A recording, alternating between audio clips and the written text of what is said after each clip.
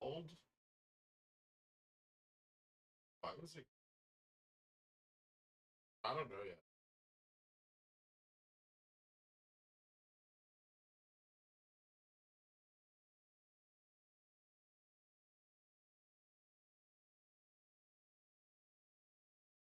Bad? Barely here.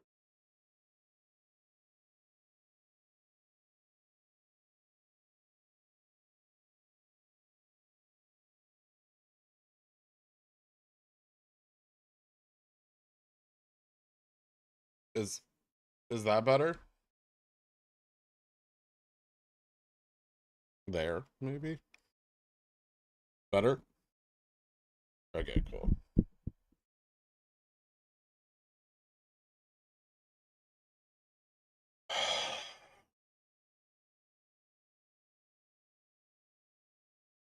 Good morning, everyone. Just Discord. Shit. Uh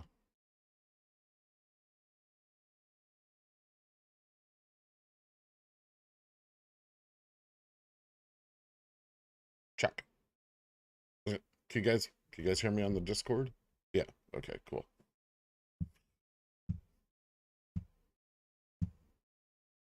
What a shit show morning. All right.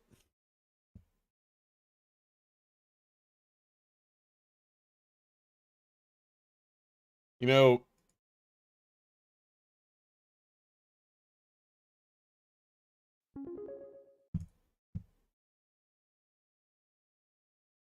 just up oversleeping. Every time you do Carl makes us address him as El Capitan. Also, well, first off, good job, Carl. Second off, I I want to make up a story for what happened to me this morning. Um, that sounds better than the truth, but I can't think of one. So I locked myself out of my apartment, going to retrieve a breakfast sandwich from a DoorDash delivery driver who couldn't figure out how to input the code to my building.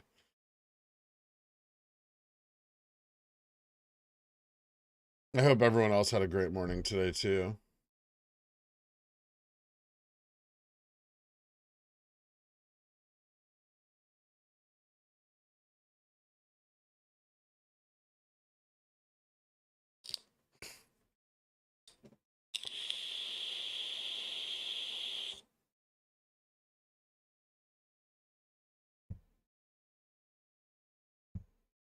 Gherkin is a secret spy. It was trying to obtain the MOASS codes from BlackRock, but BlackRock had the last laugh and locked him out of the apartment.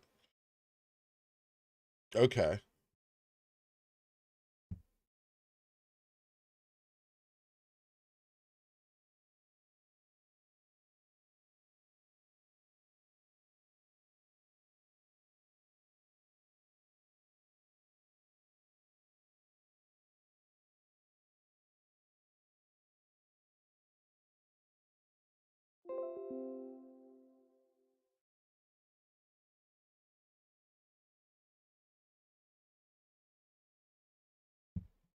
What was in the sandwich? Bacon and eggs.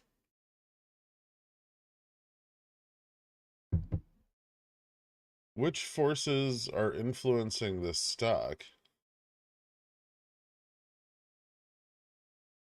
I would say that this is gamma exposure from all those in the money calls exercised yesterday, but frankly, I haven't checked yet.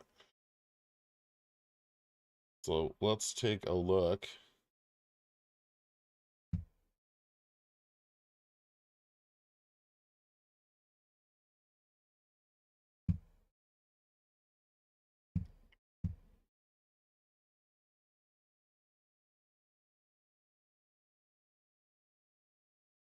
So 700,000 per dollar for Gex positive. Gex flip point at 123.05 to the downside.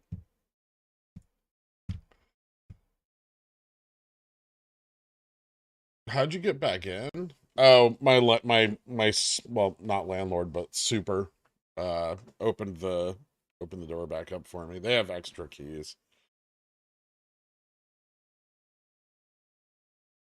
True, false. Have you entered your OPEX position yet? False. I bought some 950s though.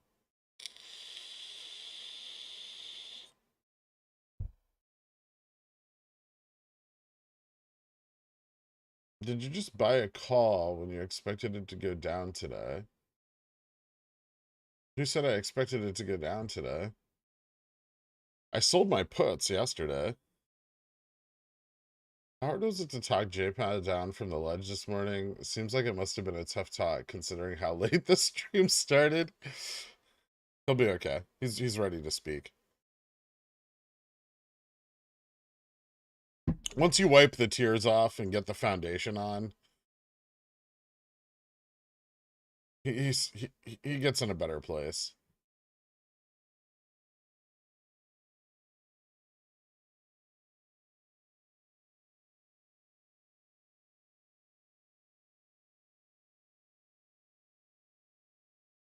Did DMG and DMGM change? We're gonna find out here in a second.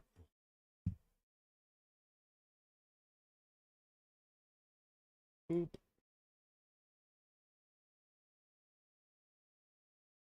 It's me.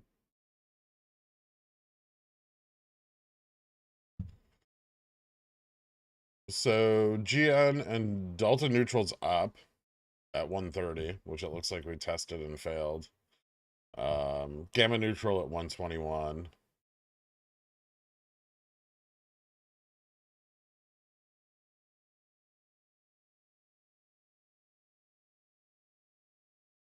So I got 6 hours of hearing about the August chain being opened. I'm so excited.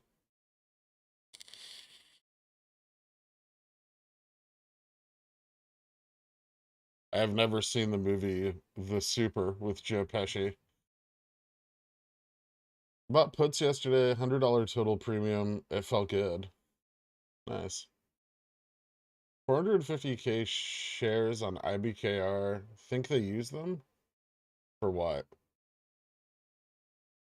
To stomp on the price? I mean, probably not yet, no.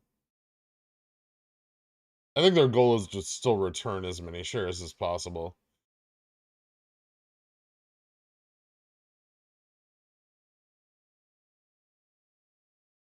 GameStop is buying shares back through the exercise of call options to force holding these prices, as well as save the buyback announcement for OPEX run pre-split announcement. Change my mind. They currently only have a buyback agreement for $100 million, I believe.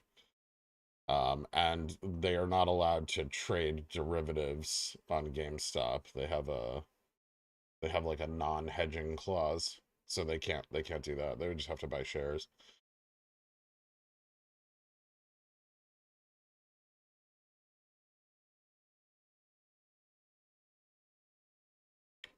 If market price in multiple 75 BPS hikes going into today, if the Fed does 0.75 today, market could relief rally up kind of hard towards 4,000 again over the next couple days. I don't think the market's priced in multiple 0.75 hikes. I think the market's priced in maybe 1.75 hike, but with a forward projection of 0.25. Until the Fed changes their forward projection, I don't think they're going to price in anything higher. Especially since Bullard like spent the last 3 weeks talking about how they were gonna lower the rate, like the forward rate, over and over and over again in every interview he did. He was like, "Oh, I think we're gonna be able to tune it back down to like 0.25," and yeah, I don't think so. I think that's why we got the relief rally we did, partially. And so now we're just back where we were before he said that shit.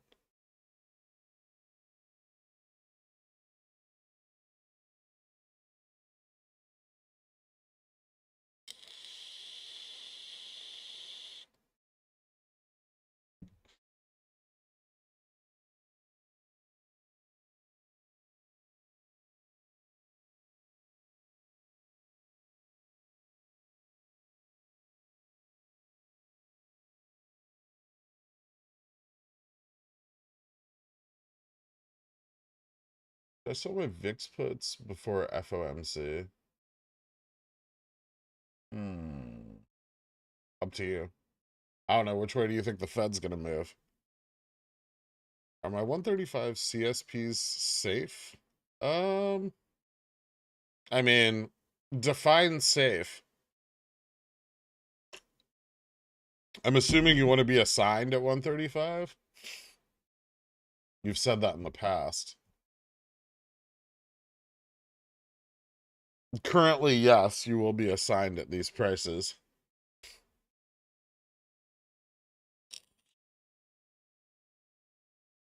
FOMC minutes are released at 2 p.m. Did anybody get a chance to see the retail report? Is that out yet? Or am I still on time to see that? What time does that come out?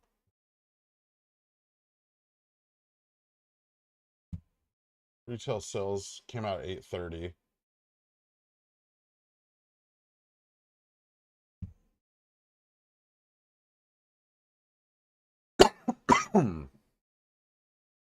You bought the 950s for an IV spike play, right? Yeah.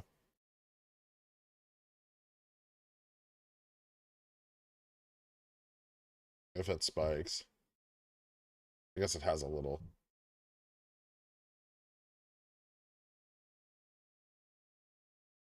The entire basket is forming a tiny bull pennant. We're ripping to 131 soon. Provided we bounce and don't break down. Please do a TA on my shit stocks. Thanks, JK. I made 300 on Bobby calls. Interesting.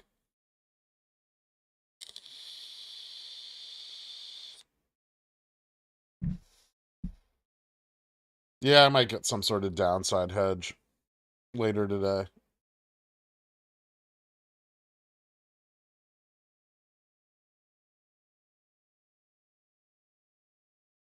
IV rising on GME for some reason. My 950s are green. Yeah, it is. It's coming up.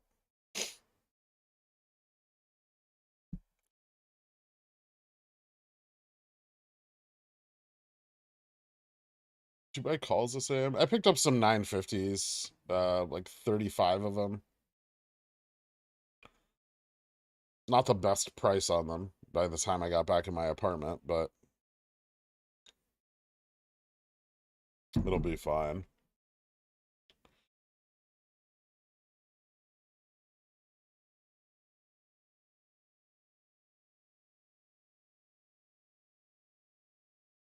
What expiration of the 950s? January 2023. FOMC bullish or bearish? I mean, nobody has any idea, right? BBY spike yesterday. FTDs. No, I think basket covering. Still no large drops in put OI on like XRT, but BBBY isn't in XRT.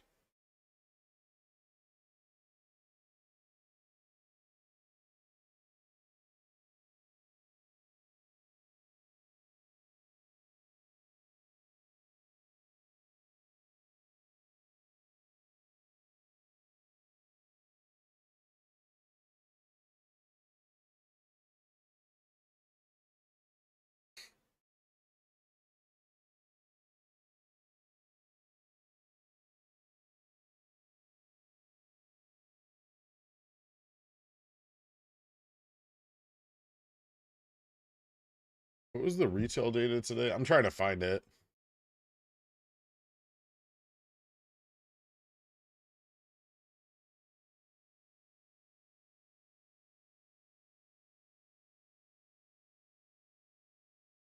Mm, 0.4, I think. Retail sales month over month.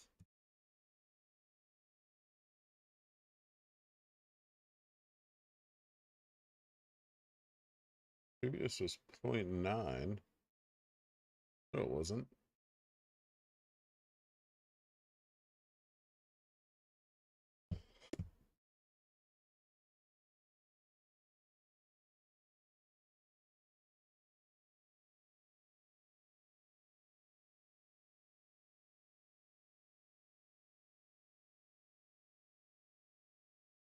Negative 0.3?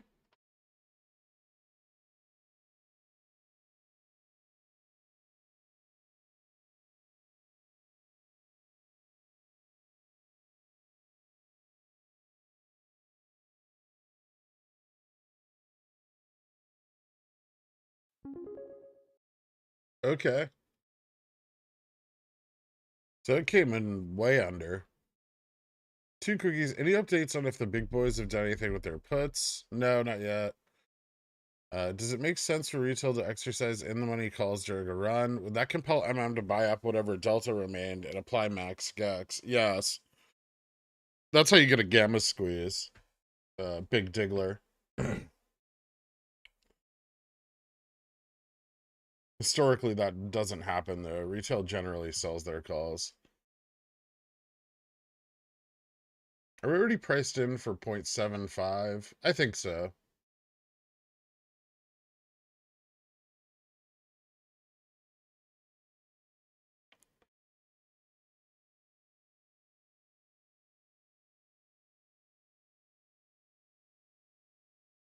Is DDS an XRT? Yes, it is.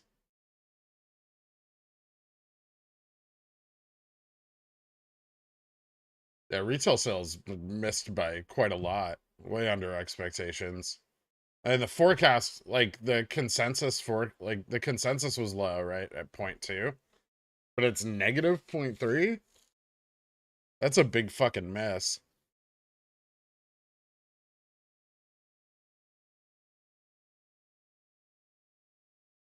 There was another Ko-Fi that you missed. Oh, sorry.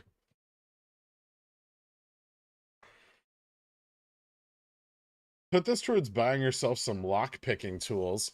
Yeah, the problem, Bipolar Bear, is I probably would not have brought lock picking tools with me everywhere I go. You think I just have like one of those like thigh strap things?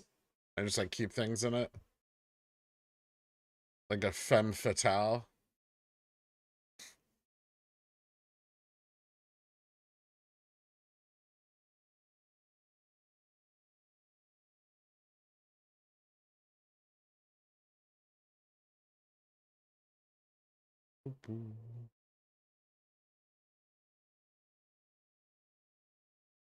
Calf strap? Okay. I'm gonna keep lock picking tools on that just everywhere I go.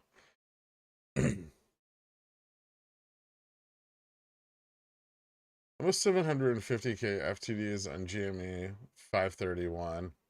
Yeah, going up. That's what I thought.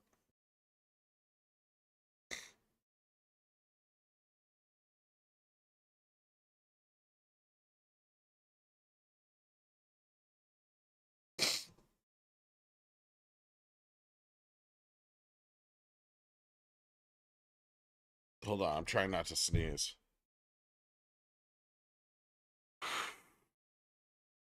Okay.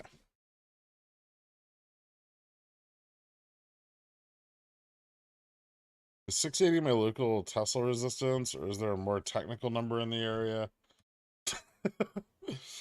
um, there is a very big resistance at 699, and then another one at I know there's another close one. 683.96. Which looks like it kind of played out today too. Yeah, look at that. Did I miss another Ko-Fi? Hold on, I'm gonna get this one.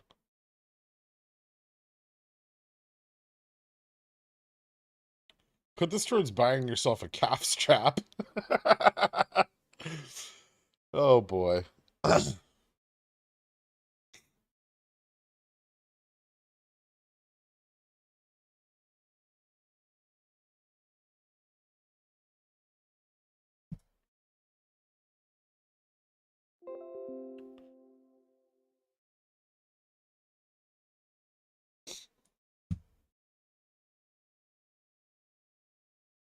Well, that looks like Gex is covered, huh?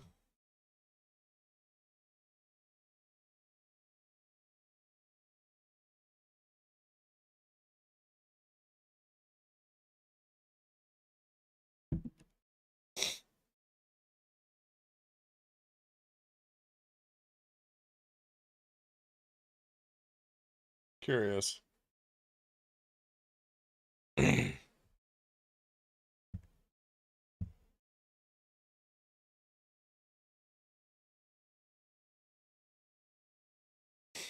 Retail miss equals XRT up 2.3%.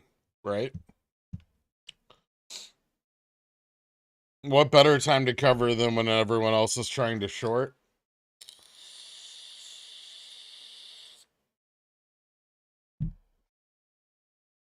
Market is priced at a 94% chance of 0.75 at this meeting, 93.1 of 0.75 in July, and 37% chance of 0.75 in September. Based on what? Some analysts report? Like people aren't just selling off equities? I mean, that doesn't mean they've priced in a Fed hike, right? Or properly hedged their positions against the increase in row.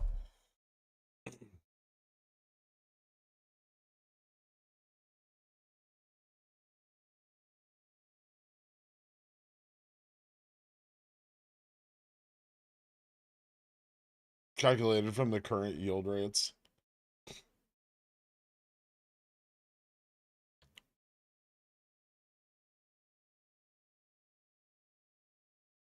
My problem is it's not going to factor in the sentiment of multiple 0.75 hikes moving forward.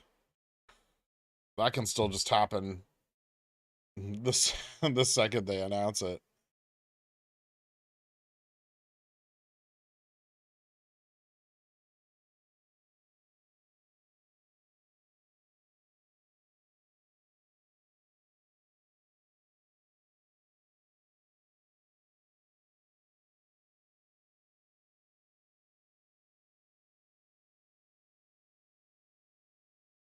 There's a case of the store being shut down and the staff all walked out. I mean, good. They have too many stores anyway.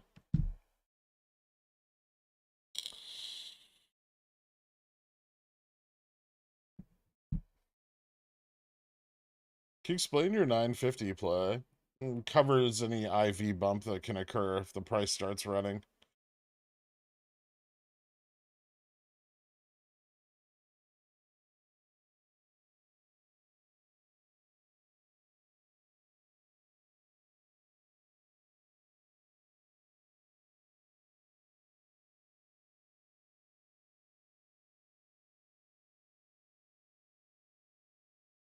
Tactical battering ram. I'll just keep it next to my door.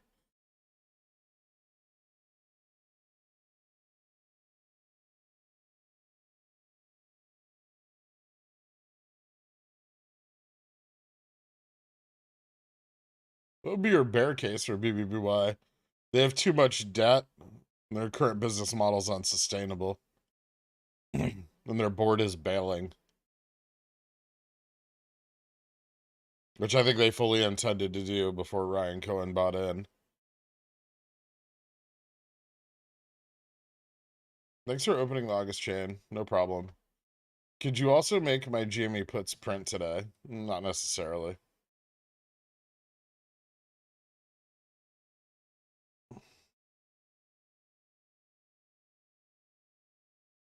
Boys in Philadelphia doing their thing again. We'll check soon. Let me catch up on chat, and then I'll check.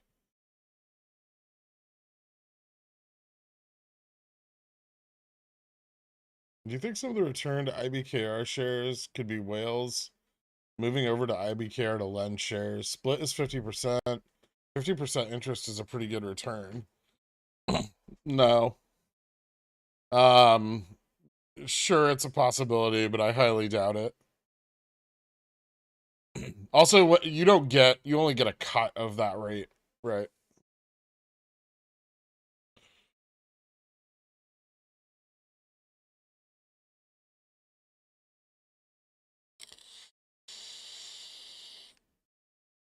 And it's not like it's per day. That's a annualized rate. So it's over the course of a year.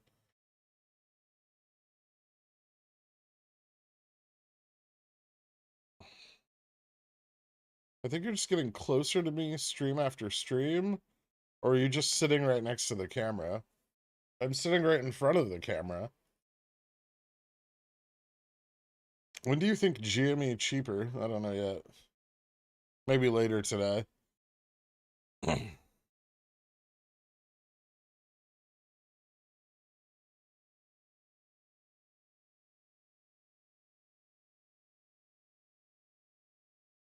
Lieutenant Dan ice cream? Thoughts on apple pie and ice cream? I'd prefer forward guidance.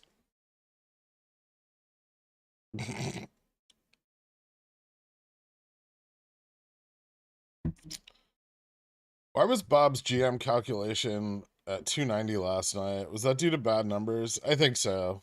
Not bad, not necessarily bad numbers, but like the the delta, like the Greek neutrals can have some very weird irregularities if they're not properly smoothed.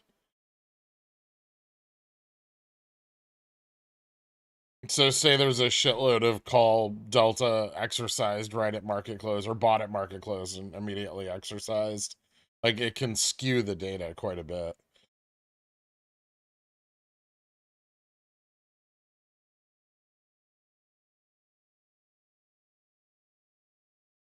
Status update? What do you mean? I don't have a daily today. I was locked out of my apartment.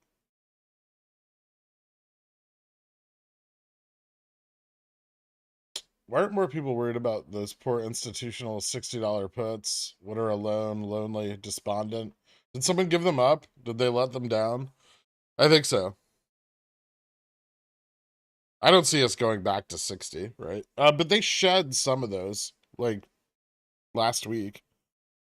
We discussed that. When the Vega neutral started rising, they cut those.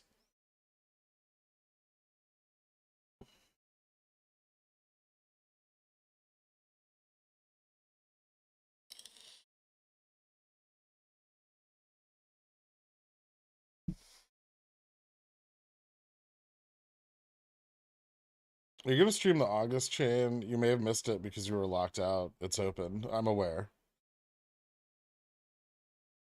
Jesus.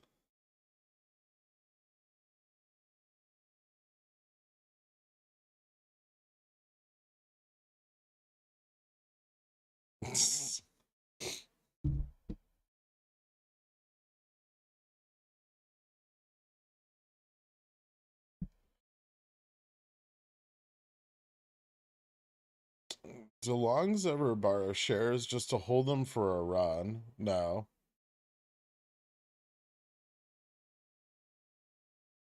When you borrow a share, the share is sold already. There's no stockpiling like borrowed shares. That's not how that works. You are borrowing a sold share with the agreement to return it. That's why it's called a short borrow.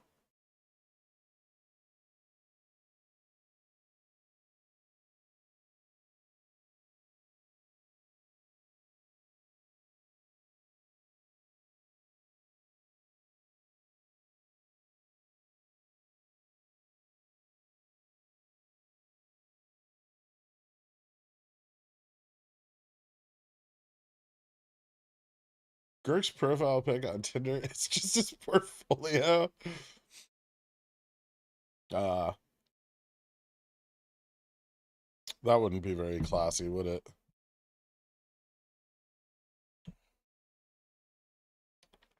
Actually, my current picture on my Tinder is this.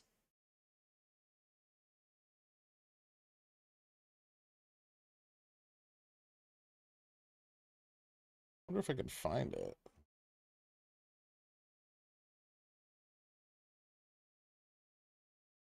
I uploaded it last night.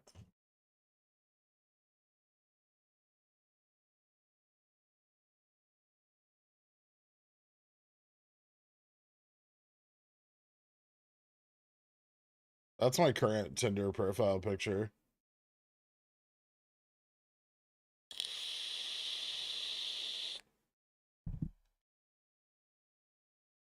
Careful. Why? You think I put my real name on Tinder like an idiot?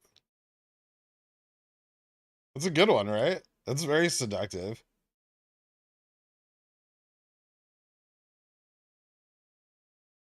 Swiping right.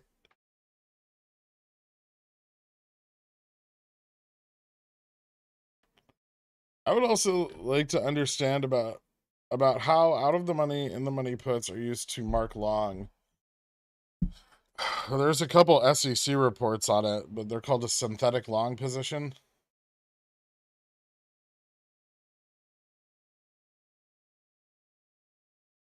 You have the short shares and then a contract with an agreement to sell those shares at a specific strike.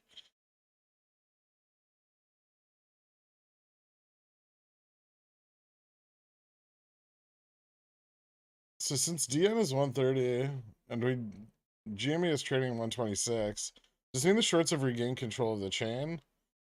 No. GN is at 121. Delta neutral is not as important for which side of the chain is in control. We would have to fall below 121 for the shorts to regain control.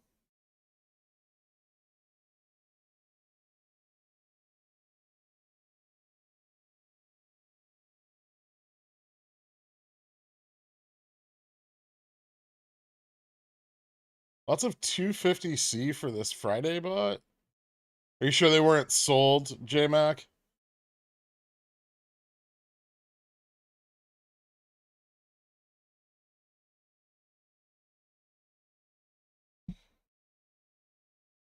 Sold would make a lot more sense.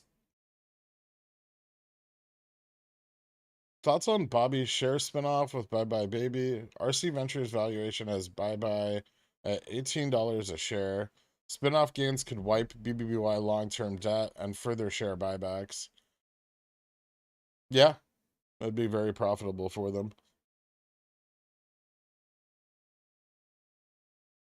Do you want stalkers? Because that's how you get stalkers.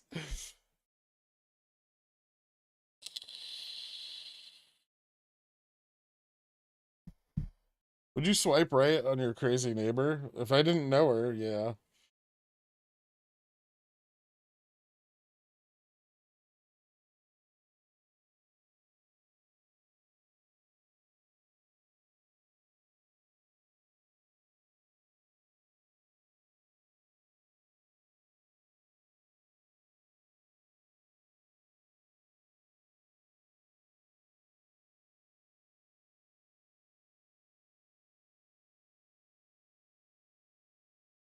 GFE seems like the kind of guy to sell his whole port above the $200 strike, because why not? Fair. Yeah, would not get called away this week selling CCs at 200.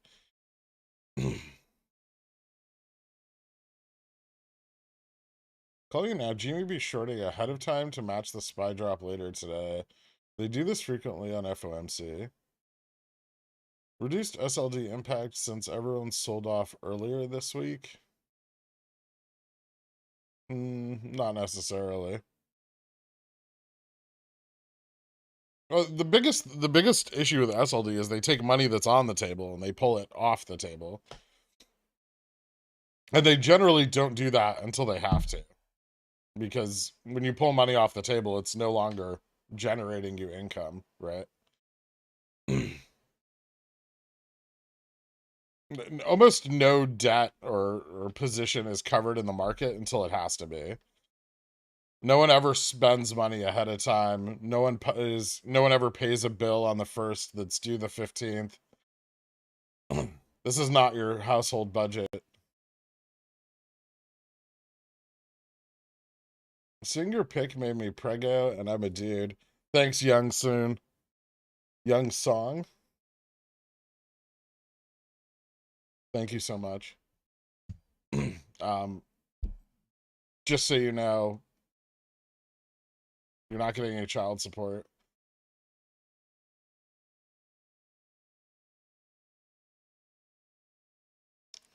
When you say an option's bought or sold, what does that mean? Aren't they all bought and sold? No. Yes and no.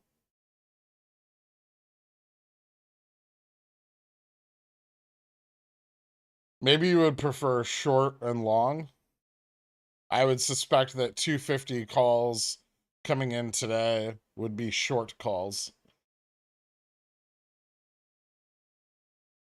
Sold at the ask instead of bought at the bid.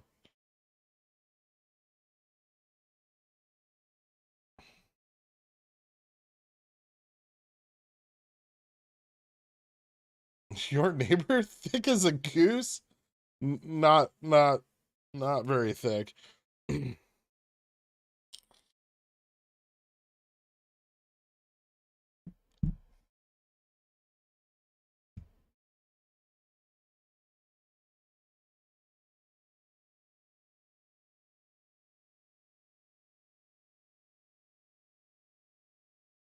Cat moving to Texas gonna squeeze? I mean, probably not. Good news for them tax wise. I mean, it could lower some of their tax liability.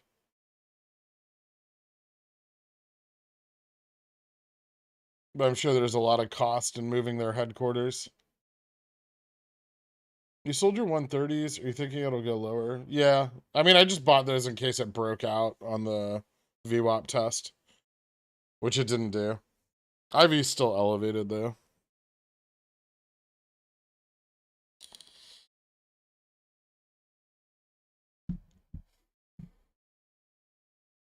If I was going to sell it, it would have been at 350, not 200. Roaring Kitty, I think he means covered calls. But I agree. If DFE was gonna sell, he would have sold at 350 the first two times.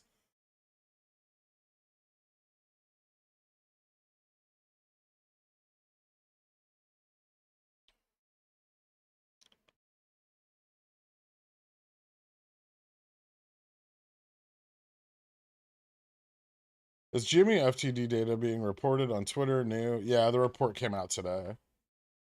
Shows a massive increase at the end of May, which is what we've been talking about, right? I mean, the FTD effect is pretty obvious on the Philadelphia Floor Exchange reversals that are trading. The possibly synthetic longs present on GameStop itself and in the daily CNS clearance, right? So we're seeing three of the big indicators for large numbers of FTDs. There's no way you drive the borrow rate up to 100% and you don't generate some fucking FTDs.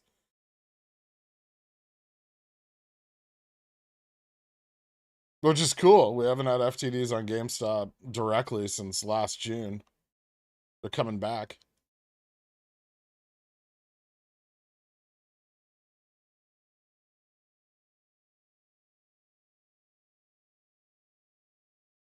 People struggle with the concept that market participants aren't buying and selling options to each other. That MM middleman thing is tough to grasp. I don't understand why.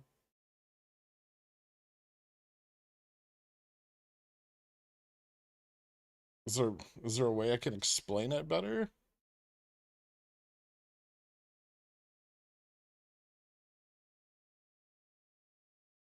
No.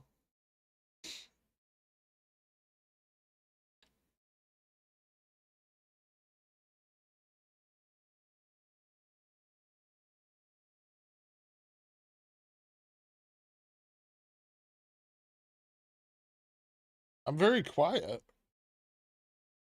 Is my mic still fucked up from this morning? I thought you guys said it was good.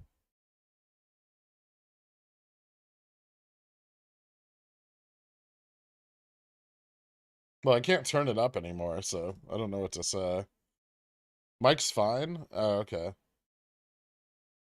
Bobby just got sniped. Interesting.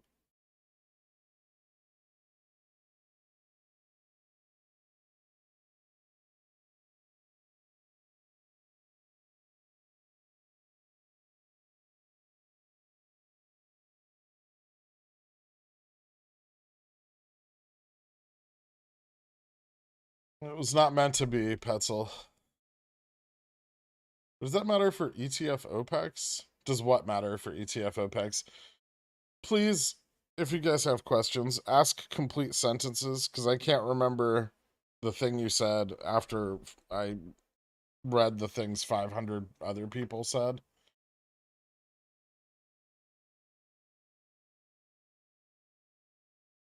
Have your quants determined if the 617 put slide on GME still remains intact, or if it's largely been rolled? It's still mostly there. They bought more yesterday. They bought more 617 puts yesterday at 130 and 125. Why does SLD not seem to be having an effect on the markets today? SLD is a 3-day deposit schedule. And the deposits don't have to have an immediate effect. The effect can be delayed. They can also just deposit everything on Friday at market close, and then we tank the next Monday.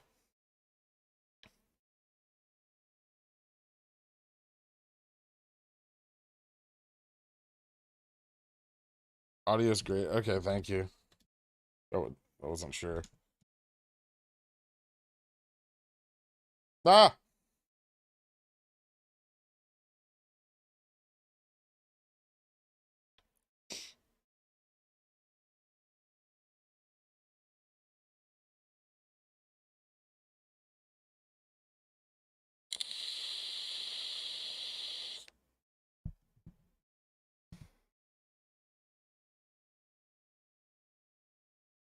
The way it makes sense to people I found, you were buying and selling your options to iTunes, not through a peer-to-peer service to other participants like LimeWire or Napster.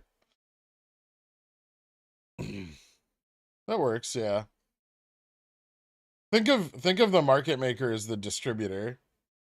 You can't sell directly to the customer. You have to sell through a distributor, like booze.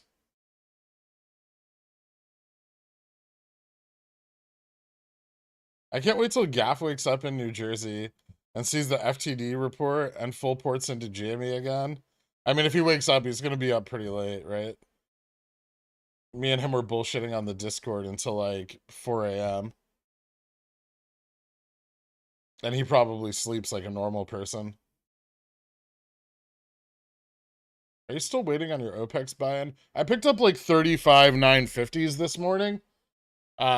Because Ivy actually looked pretty good for a moment. I missed the window that I wanted to hit, but only by like a couple percent. Are you still waiting on your OPEX? But I haven't bought the rest yet. We'll see. Maybe tomorrow, maybe Friday, maybe Tuesday. I don't know yet. Viewership up 100% this month. Is it? I don't think so. It's up a little, but not 100%.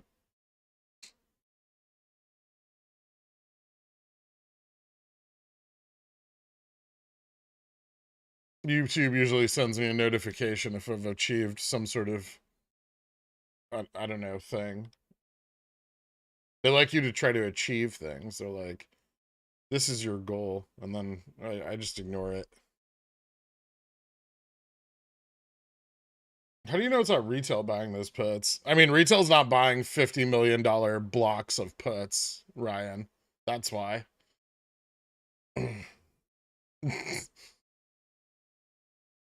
One of those orders came in. It was like 12.8 followed by another 8.9.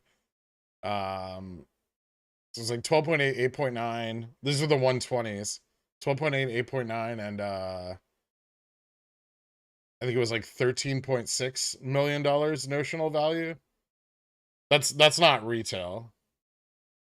And they came in within an hour when we were trading at 140. Retail doesn't make those kind of bets.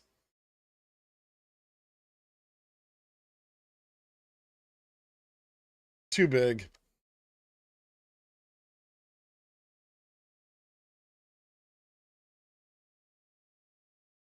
Whoever owns them is an absolute degenerate. They're acting like retail, overholding and doubling down.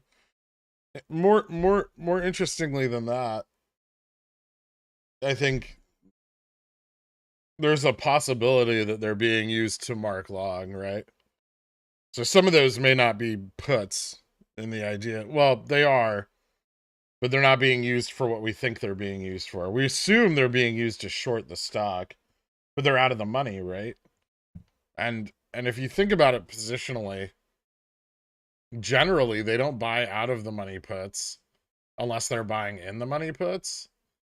And they're not buying any in the money puts. I mean, they've bought some, but very few. Because they use these to short the stock to drive these in the money, which helps them short the stock more, right? But this time they've just bought out of the money puts, and some of them are kind of ridiculous, like 90 Ps. Like these aren't gonna fucking go in the money by the day after tomorrow. I mean, they could potentially, but it's very unlikely. And by the time they do, they'd need to hit like $85 to break even. So how many of those are being used to mark long? How many of those are being used to drag down the delta and drag down GN? In the same way that out of the money calls pull gamma max up, out of the money puts would pull gamma neutral down, right? And they have an entropy swap. At this point, they shouldn't give a shit what the price is. They entered that last week. If it weren't for all those out of the money puts, the assumption would be flat trading, right?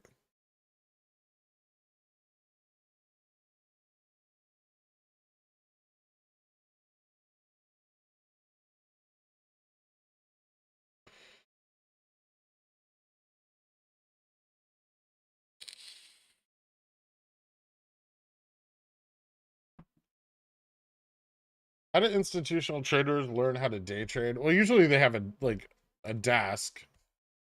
And yeah, they have, guidance from portfolio managers and stuff. You're given, a set amount of capital to trade, and you're expected to realize a return of a specific percentage on that capital.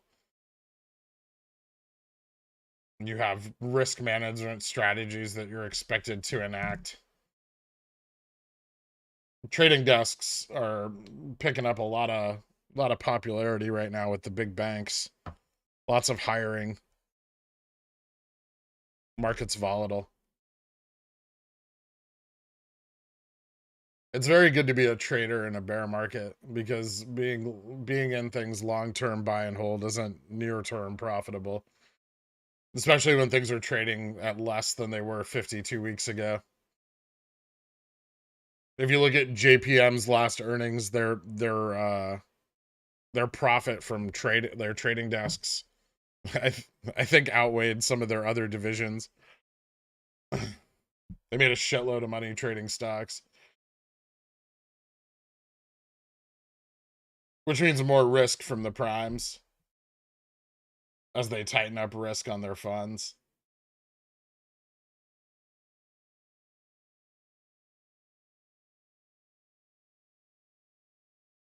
Even you said that leveraged retail could be the dumbest hedge fund in the world. I said it could be the biggest hedge fund in the world, but both are probably true. Do you track pre-market volume on these OPEX runs? Yes. Every single day, usually.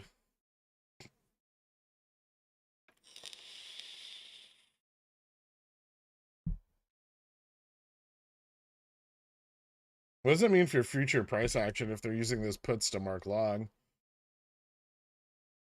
I mean, they haven't done this since before January 2021. That was the last time FTDs got high enough for them to give a shit. 750,000 FTDs reported on 531 might be the highest we've seen since early last year. You mentioned that there was about half-hour window and the IV is supposed to drop significantly and make options cheap. Current in the money calls for August show an IV around 110, 115. What IV would we be looking for when we approach this window? As close to 100 as you can get.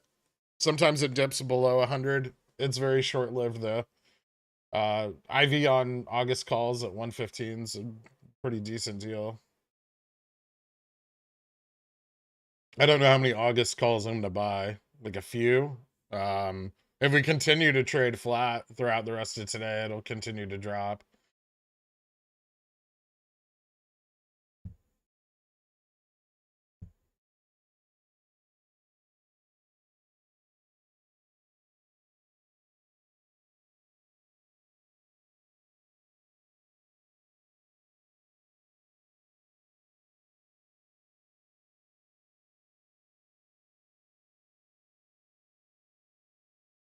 I want to ask you, is being knowledgeable about the options chain and how it can affect price necessary to day trade, or is that suited more for swing trading and investing?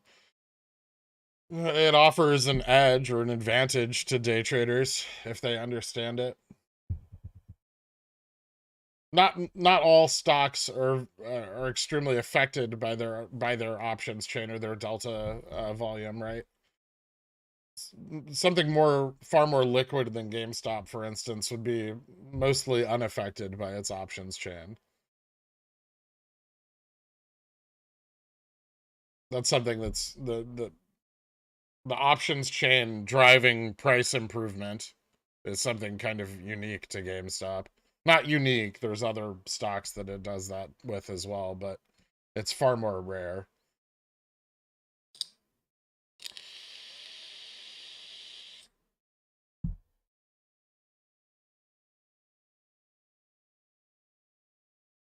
Weird volume coming in again, deep in the money again.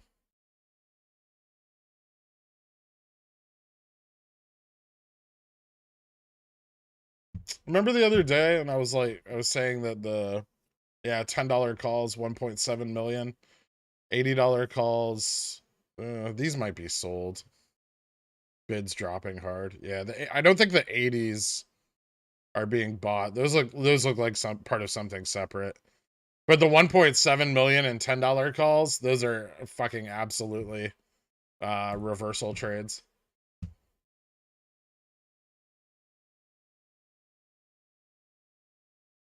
Are the numbers justifying a push down below the 120s? No. I don't think a lot is going to happen from now until the FOMC minutes, frankly.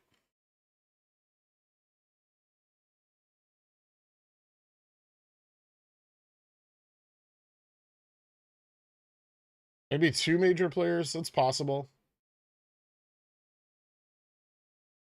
Could be that somebody else jumped in January, December, January, realizing the profit potential of shorting the sector.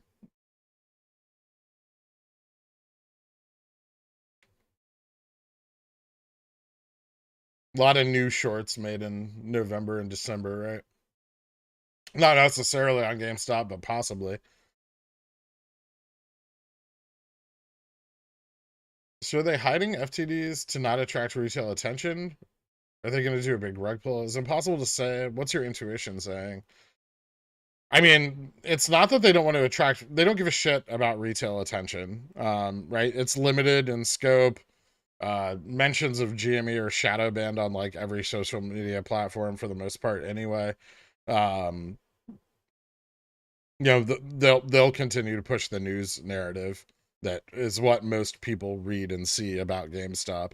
And they'll decide when they want retail to buy, and they'll say bullish things, or sell and they'll say bearish things, right? What they're afraid of is attracting institutional investment. Retail did a lot last January, but don't forget that institutions piled in too, big time. Blood in the water and all that. And GME going on Reg Show is definitely blood in the water. So can't have that happen, regardless of the near-term effect.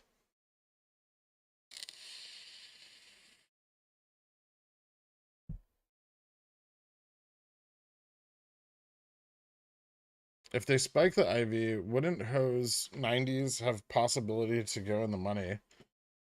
Wouldn't those 90s have a possibility to go in the money? Yeah.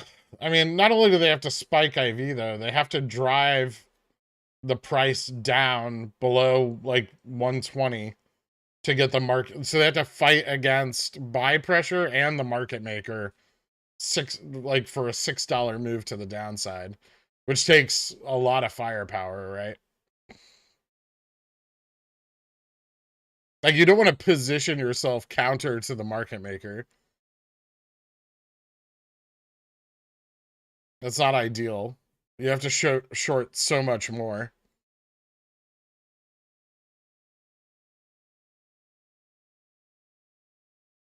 Same with B of A. Yeah. Yeah, B of A was trading a lot too. 1.3 million shares of FTD in 2 days. That's nuts. I mean, it's not January 21 nuts, but it's high. Yeah. Clearly, it didn't carry on for 5 days, right? Like, we know the following 4 days from May 31st did not have fails at those numbers, because otherwise we would have gone on reg show, right? What does puts being marked long mean for OPEX? Assuming a substantial amount of puts are being used for this. I mean, an OPEX run really doesn't have anything to do with FTDs, right? OPEX runs are the settlement of the ETF asset basket. Oh, well, we'll go with the thick one. ETF assets and gamma exposure.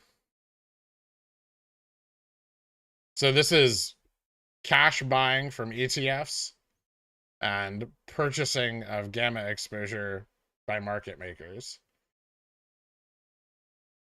It has very little to do with even though that these purchases are technically FTDs, they're no longer FTDs, right? The FTDs are cleared because they're cash settled.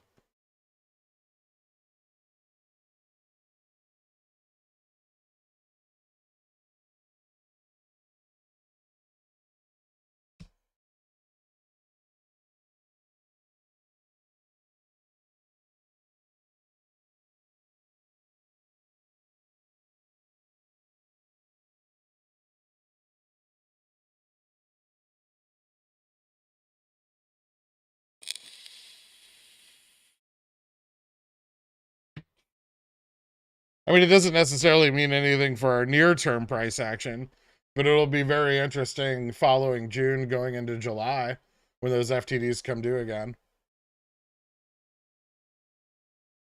See, on an ETF, and I've explained this a bunch in the past, but when you generate FTDs or shares on an ETF, right?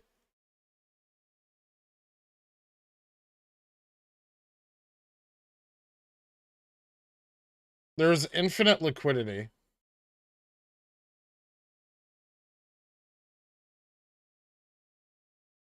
So clearing these through CNS is very easy, right? Because you can create and destroy as many shares of the ETF as you need to in order to clear all the FTDs through CNS, and you can cash settle them out. And then the ETF can use futures to balance their books, and then they can go out into the market and buy the stock on the lit exchange, right? But on GameStop directly, when you're creating FTDs on GameStop directly, that's very undesirable, right? Because then you need to generate volume on an illiquid asset, which causes huge amounts of volatility, right? Because there's no fucking shares available.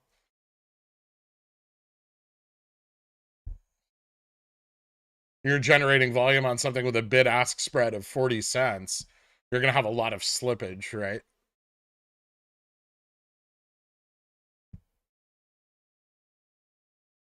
Reenact Glass-Steagall. Yeah. Yeah, they really should.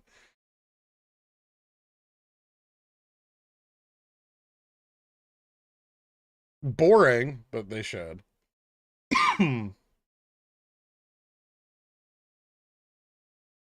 then we turn into a value investment channel.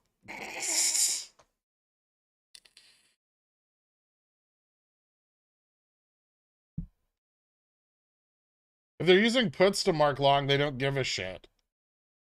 It's just the premium paid per 100 shares. And if they're buying those puts at, you know, fucking $1.50, you know, that's $1.50 a share. So as long as they can meet that arbitrage limit additionally when they buy back in, they don't care, right? How can they fail to deliver $102,200,456 worth of GME in one day? I mean, that's really not a lot, right? I mean, it's not. It's not a lot. It sounds like a lot to you because you don't have $100 million, but it's not a lot. It's a pittance, if you will.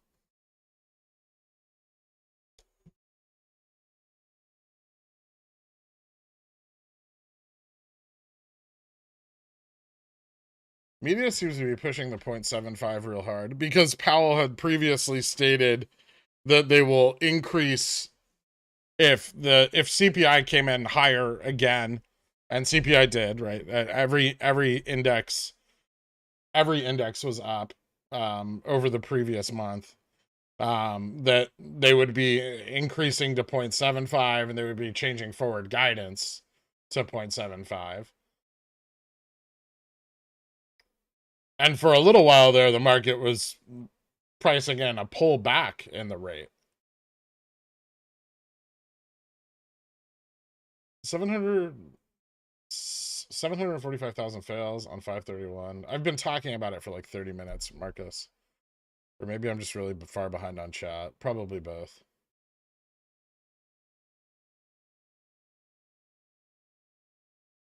They don't want to reg show GME ever. While reg showing XRT is irrelevant, reg showing GME is very, very bad for them. They will do everything in their power to keep GME off of reg show, regardless of how much that runs the price. Any way they can free liquidity, they will. It needs to fail 0.05% of its shares outstanding, or 0.5% of its shares outstanding per day for 5 consecutive days to be put onto the reg show threshold list. Did you discuss FTDs for the IWM ETF?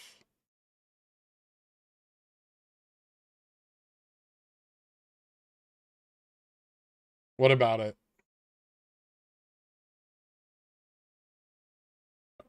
Are they high again?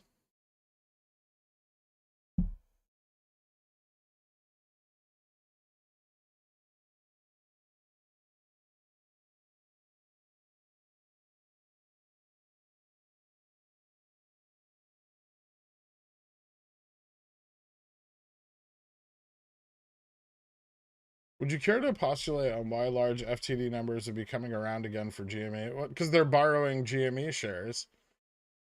The second they started borrowing, oh man, come on, kind of huge. You've been here forever. You were here in January when they started borrowing the shares, and I said if they borrow real shares of GameStop, they're going to create real FTDs on GameStop, right? That's still the case.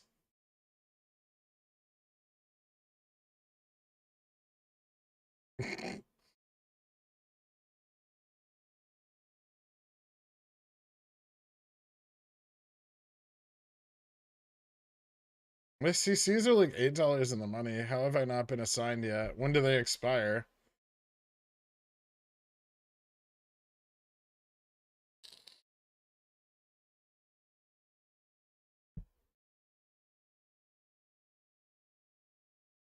Is there a certain date they have to get them by? Yeah. Yeah. The ETF has 2 days after the finalization of the quarter. That sounds very unethical and borderline illegal. It is unethical, but no one gives a shit. Borderline illegal, still not illegal. Josie, welcome to Billionaires. Thank you so much, man. Okay, without divulging our nautical esoterics, please explain in vanilla terms why VWAP is so important. Signed, the Billionaires. Well, just me actually, but I'm still a billionaire. If you don't know yet, I don't know what to tell you.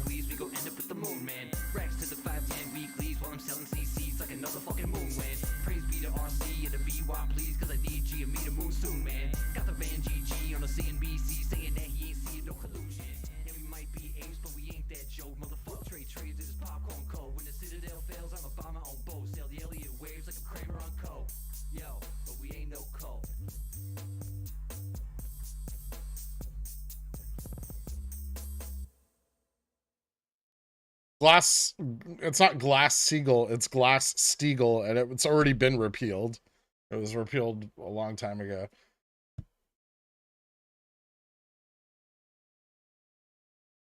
In an ideal market, would FTDs even exist?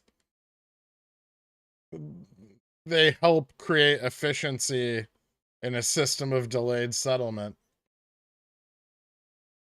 So, no, an ideal market would have instantaneous settlement. So, they would not.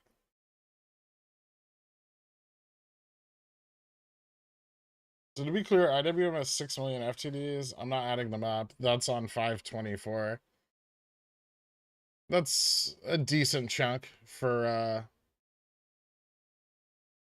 IWM. We've seen them higher, but that's a fat chunk.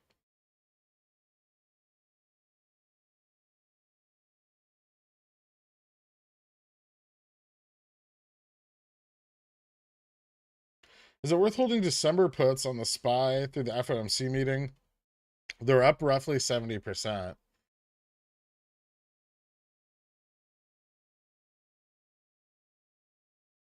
Risky. But yeah, I mean, you can just hedge your upside with something shorter dated if you want. Right? You can just get some like short dated calls in case it rallies to offset any losses.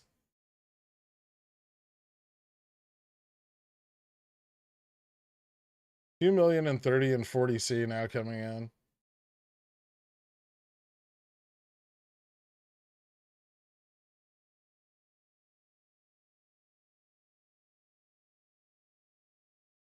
I have no idea why people are saying full 1 point increase. Maybe some people are too over leveraged on puts on the SPY.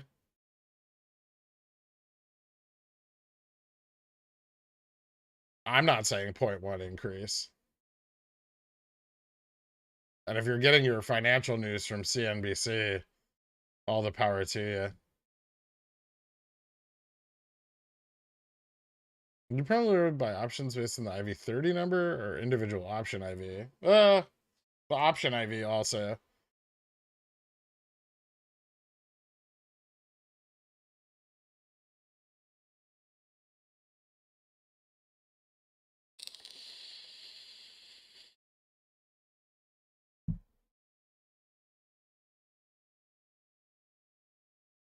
Do you think we'll get a better price than this to buy shares before next week?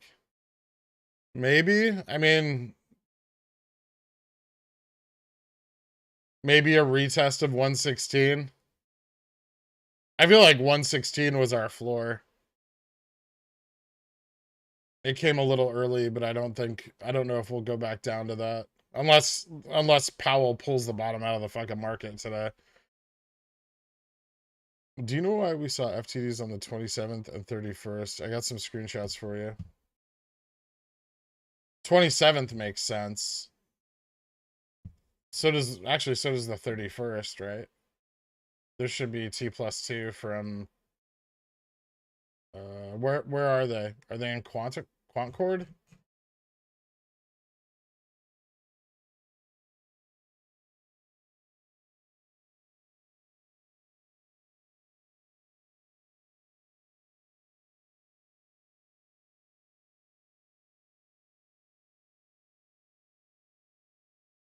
Did you DM them to me?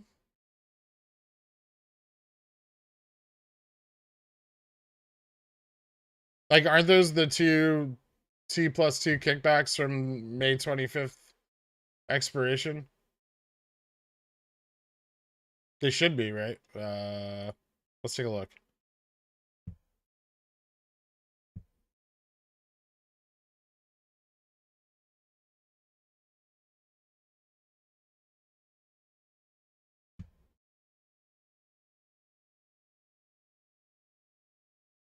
Is this gonna work now? Is that working? Why is it not showing up on my end? Oh, okay, there we go.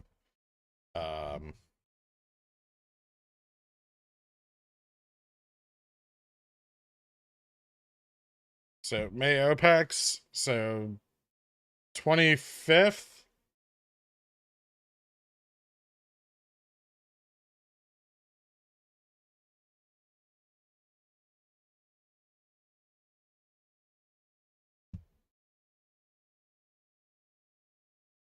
Mm, 25th is the end of T+2 for the 20th. 31st is the T+2 the following week. So it makes sense. The 27th expiry and the 20th expiry. So if we look, there's May 20th, right? 3 bars. 25th. 27th. 3 bars is the 2nd. 31st. Hold on. Is that just 3 days from that?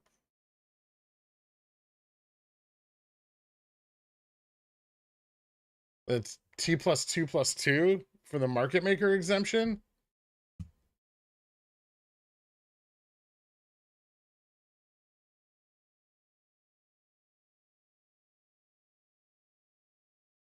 Show me your screenshots, turd.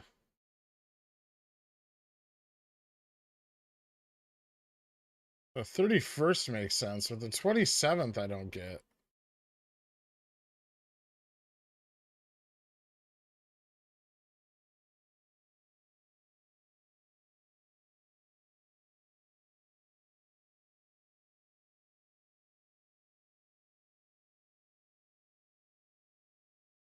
Is there 1.8 and 1.2 FTDs for T+35 for June 24th and 27th for XRT? Did those matter or no? I mean, yeah, but they're just going to be kicked forward.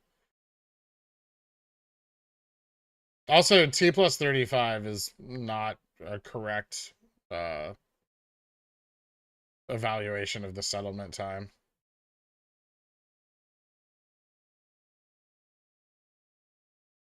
How do you monitor these quick IV crushes? You can watch the options chain. That's probably the best way to do it.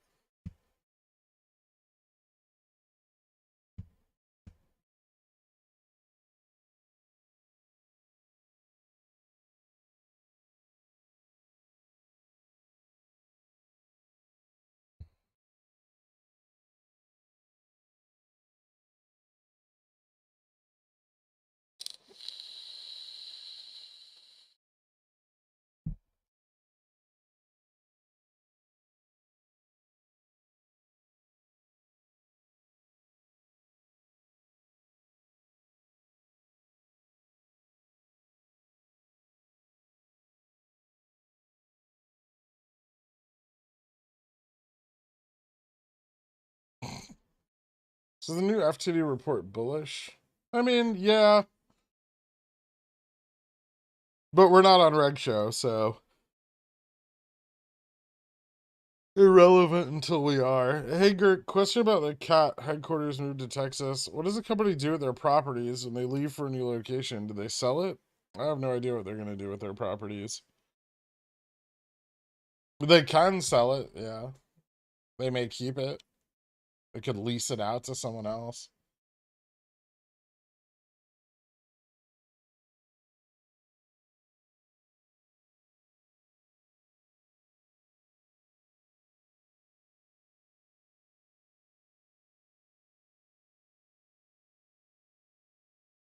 Sorry, I didn't mean to embarrass you. Kind of huge. I was.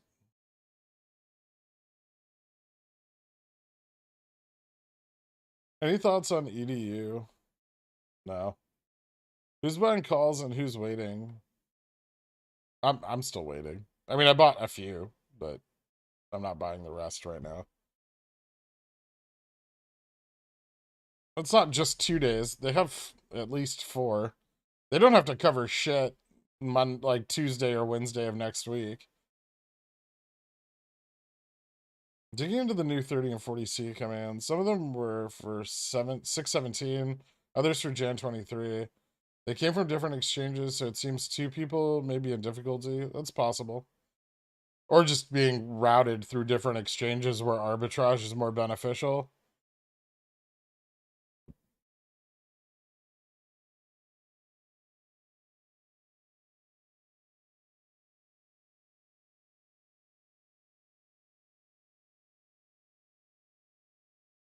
What's the sentiment today?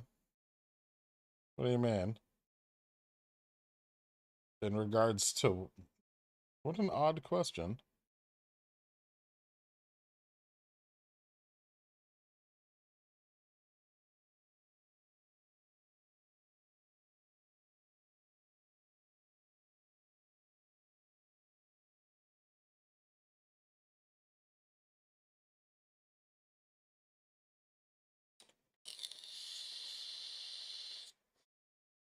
Two p.m., Trina.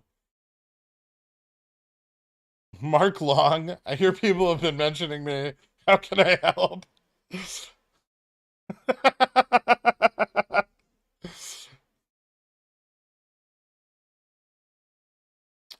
What are the odds the market rallies after FOMC? Super slim, right? But then this market doesn't make sense often. Not super slim. If the Fed comes out with a dovish projections, then or dovish projections, we're gonna move up. All these FTDs and weird options activities from Philly and high cost to borrow. It really feels like late 2020 again. There's a lot of similarities.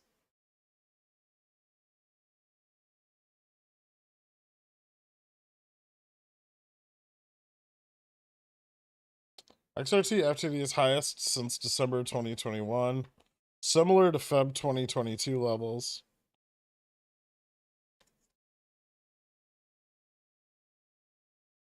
I would love $100 dip. Yeah, that'd be dope.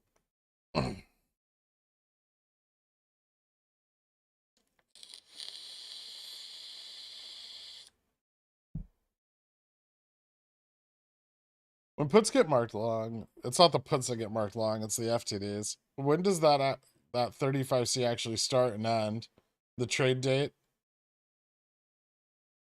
It doesn't increase the number of days, right? It's the trade date's still the day the trade took place. Even if it's marked long at the end of its settlement window, it just extends the window.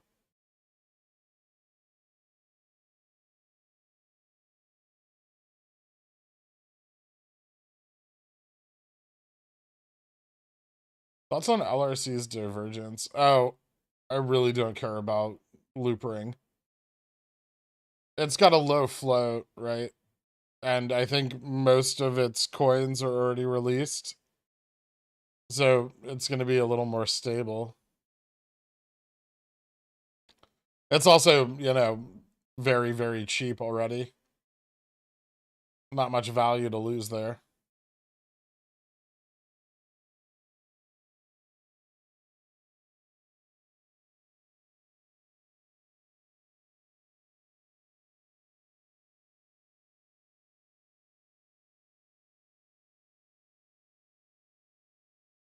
Oh, here we go. So I want to look back at the call side of XRT for the dates of 5/24/25. Looks fairly interesting. Large call side trades. XRT at the 71, 70, 65 for June 17th expiration. Okay, 50. I mean, the 5200s is a big block. Auto match. Auto execution. 5,000, 3,000. Those are in the money.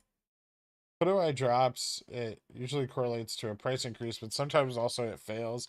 Before on the fails, we saw increases in borrow rate and utilization. Now with those capped or no shares available, they're forced to go to the worst case scenario, which is direct FTD on GME. Yeah, that began in January, like on January 7th. 4 or 5 times bigger. I mean, yeah, it could be. 520 drop in calls and puts, then big ass increase in call open interest on 524, 525 on XRT. 520 drop in calls and puts.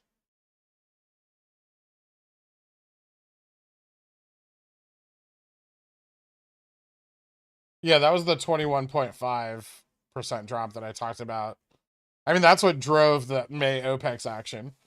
They also have dividend X date June 21st, record date 22nd, pay date 24th. Yeah. And the S&P index rebalance, right? So it's going to be more than just XRT. This creation can't just be on one ETF. Even though XRT is super complicit. I mean, there's no way that they're not doing this in IGA, like IJR and the other like Vanguard ETFs and stuff.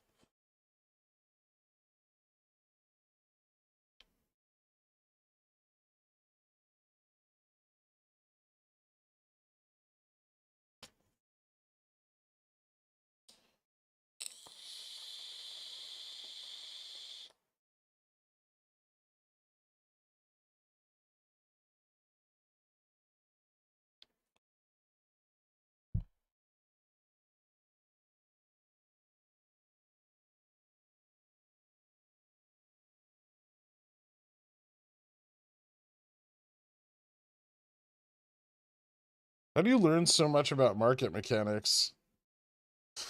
I think I think in the last year and a half, I've read Jesus upwards of like more than 100 different academic papers, trade reports from like Barclays, Jeffries, JPM.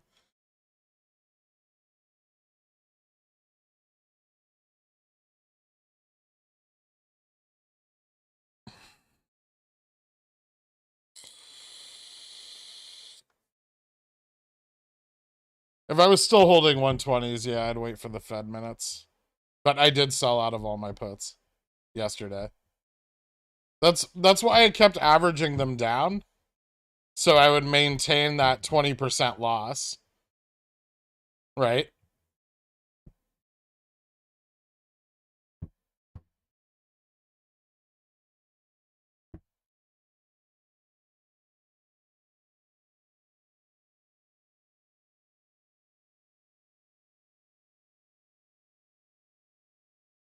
Which wasn't so bad. I 3x'd some of my puts on Monday, so, and I had a lot more then.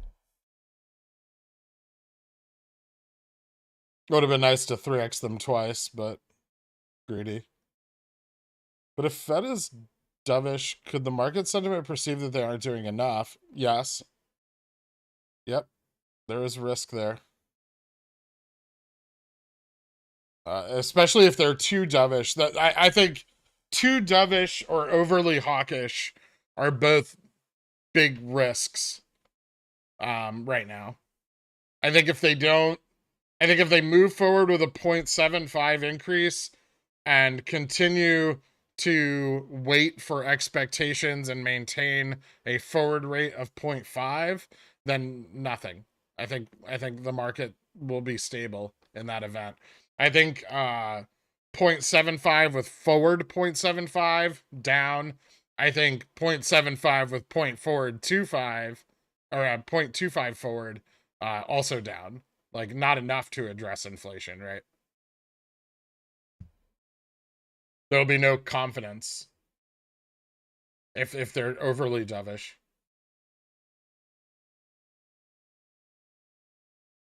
Are you a millionaire? What? No. I mean, no.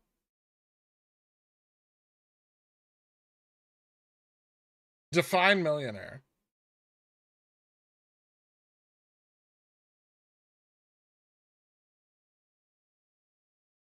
Can you add the best academic reports to the reading list? Oh, Jesus. Maybe. I had a bunch of the PDFs saved on my old hard drive, which I have yet to repair.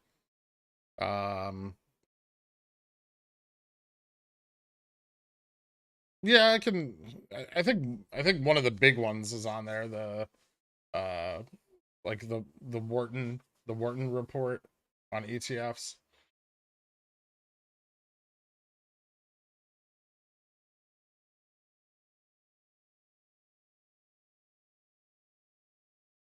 When's the SEC gonna arrest you for finding an infinite money hack?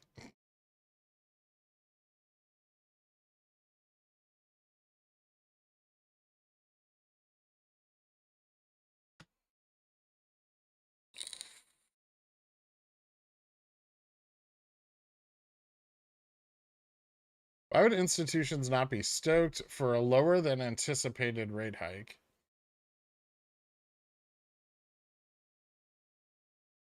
Why would institutions not be stoked for a lower than anticipated rate hike? Because the Fed's not doing enough to combat forward inflation.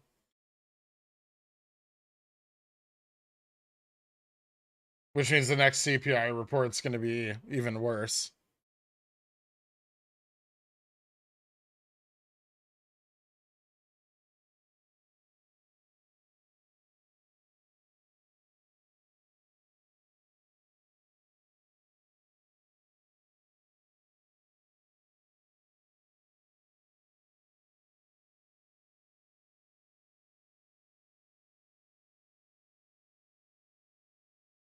Millionaire, million in tax, million after tax and assets.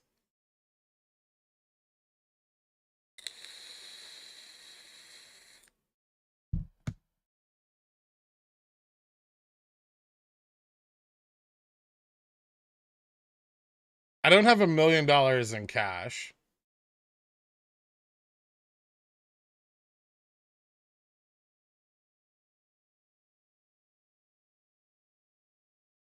Unrealized gains.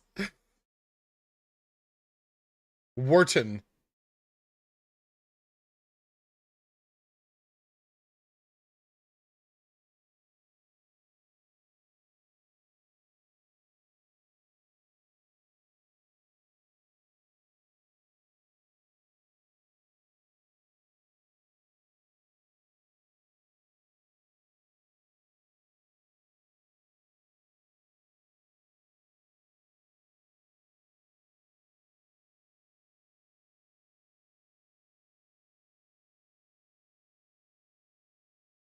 Can a layperson understand those papers? Some of them. Yeah, some of them I think are very, plain English and not too difficult to understand.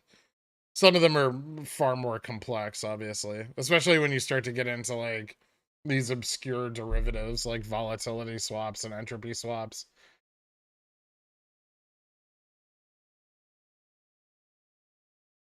It's just minutes. I never really stream it because we get the minutes 30 minutes ahead of them doing their presser. Reasonable IV target for OPEX call is still 100%. October's around 105, 106, and anything newer is higher. Octobers are a very reasonable price right now. Yeah, the Julys I think are still around 120. So I'm not a huge fan of this. This is still a little bit high. Those may remain elevated. Augusts aren't so bad. No, those are climbing up a bit too now. Fuck. I have October. Oh, those are puts. October calls at like 122. Where are you seeing them at 105?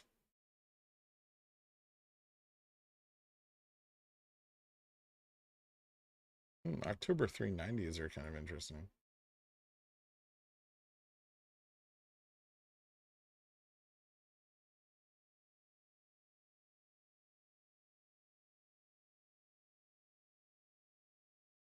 Do you keep the big golden BlackRock check for the cover calls next to your nightstand? No, I cashed that shit.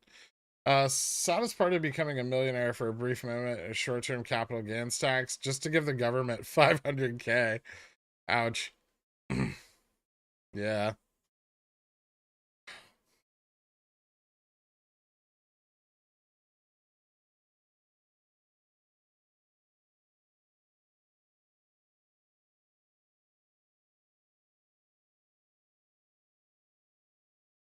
When you look for IV, are you looking at the money? Yeah. IV 30, 60, 90. Why not buy cheaper July calls? I am buying July calls. I'm not buying October calls. I never said I was buying October. I had October calls before, and I sold that shit when we ran up to $150. Fidelity, SST, CCB past 200%. Eh.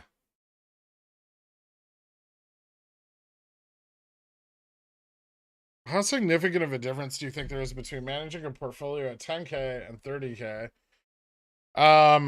The difficulty in managing a portfolio over 25,000 is that, you know, you have constant access to funds. And psychologically, for some reason, I don't know why, but people will enter more shitty trades because they're able to. So like when people, a lot of people blow up their account when they hit that you know, when PDT falls off and they hit that limit, they'll blow their account up because they keep trying to enter trades. They're not taking as much caution with their entries as they were before. Because they can just repeatedly enter one trade after another after another. And so what ends up happening is they take on a lot of really bad positions and burn their account out. That's what happened to me. Yeah. What do you got, average Joe?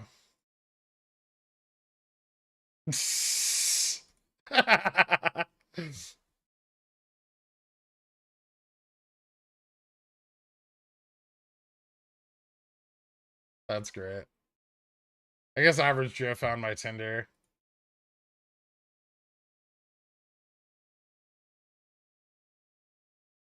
45? Fuck you, dude.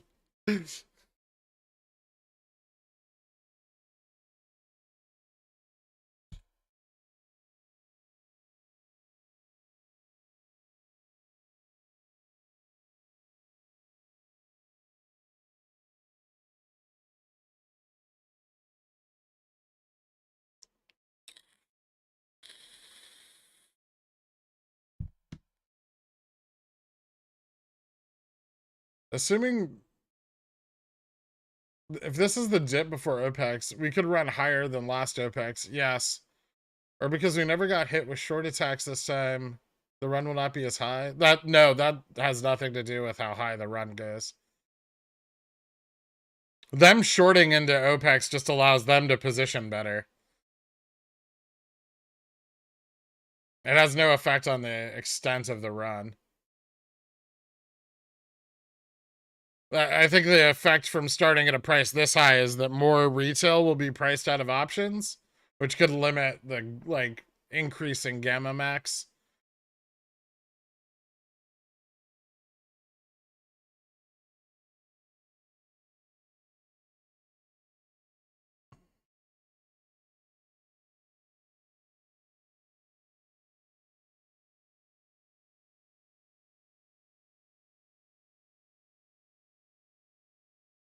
Are you currently bullish, fairly bullish, or not so bullish about the June OPEX run? I am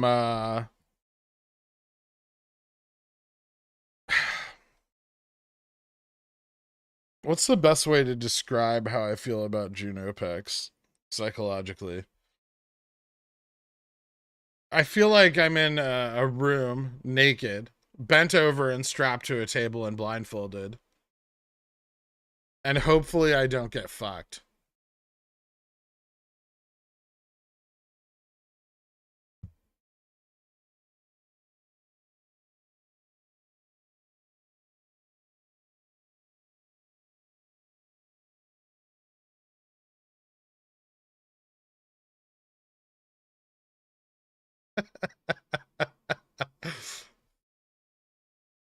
You could have just said full bull. Probably. I'll take those odds.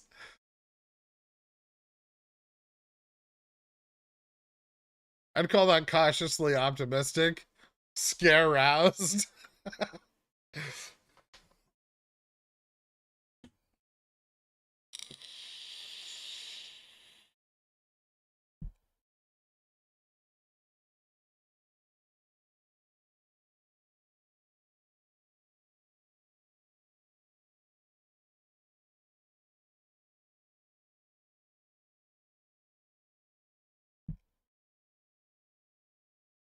What's the alternative? Well, it's just a prank, bro.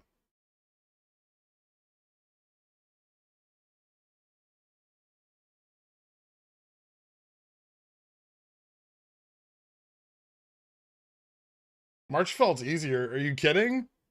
March wasn't easy at all.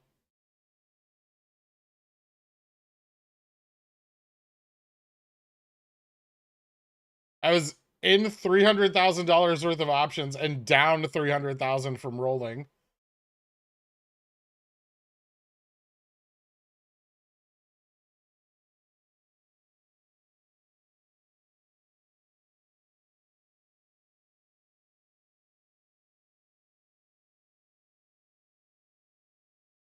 Can you say something a little less frightening before I dump 100K into calls?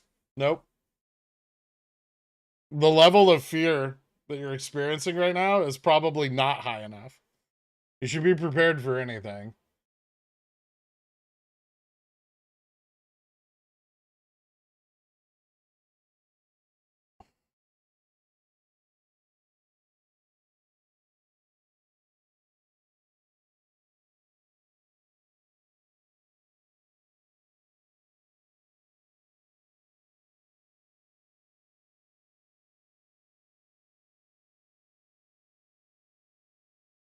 People forget March VUP started with Freg's Day.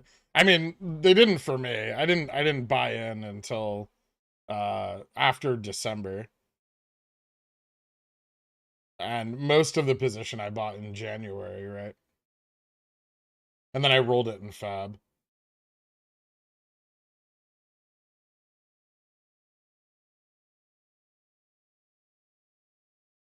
Not a millionaire, owns a million espresso machines. I only own 2.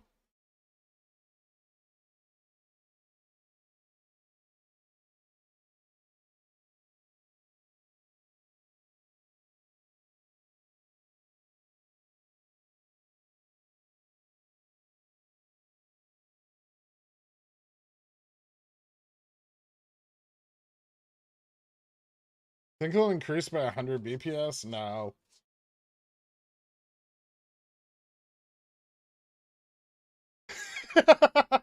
Gherkin is a billionaire if you account for the present value of future cash flows.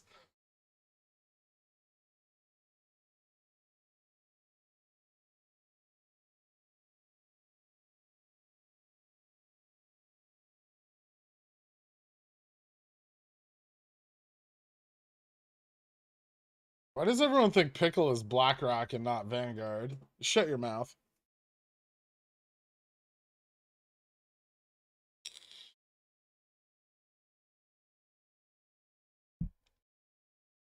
Yeah, don't use Yahoo Finance to get your fucking stock data, first of all.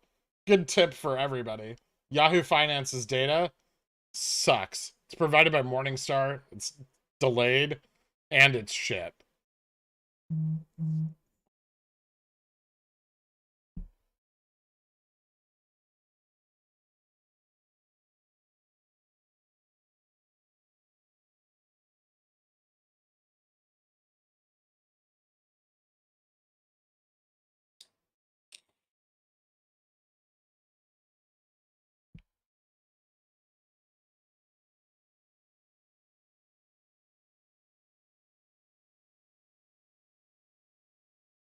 What should we use? What should you use?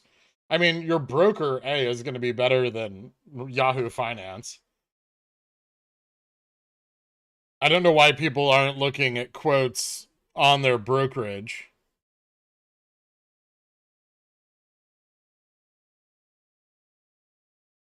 Like, why the fuck would you use do you trade stocks through Yahoo Finance? Do you like Ader? Absolutely not. It's a big steaming pile of shit.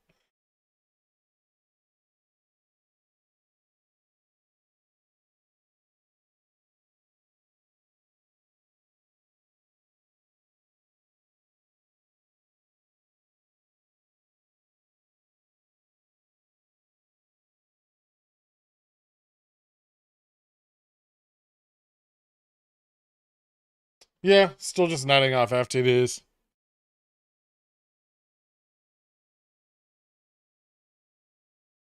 Yep, I did, JJust. I'm aware.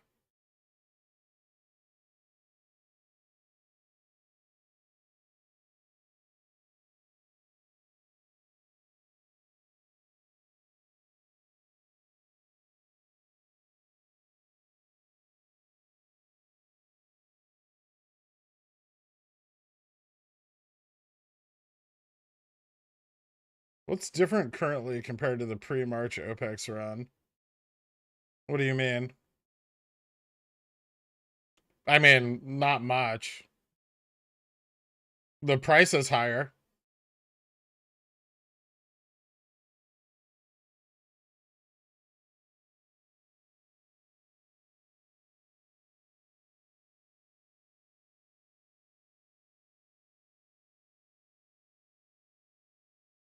Can those be used to net off short FTDs, or have I misunderstood CNS? If you buy 1,000,000 shares all at once, then CNS has to compete with the order like the order book ask, right? Jettle. So some of your purchase will be satisfied via CNS, but not all of it. And this is why buy pressure on the underlying from things like active funds and stuff, it makes it more difficult for CNS to net off volume, right? Because it's now being contested for that volume by buy interest. And that's why we outperform when we have external force external buy pressure on the underlying, because now you have like one bid and you have an active fund going for it and CNS.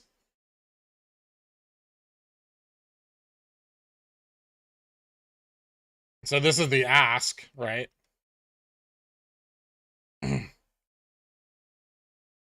and if the active fund wins, then now CNS needs to buy a share still, right? And they internalize a lot of the volume in order to prevent that from happening. So if you go to your brokerage and you place like an order for 5 shares, they're going to internalize that order until they're ready to use it to net off CNS obligations. But if lots of orders come in, they can't internalize everything, right? And if institutional orders come in, it's harder to internalize because they're going to be coming in directly to the exchange. Floor orders are very difficult for them to internalize because it's just the order's immediately placed.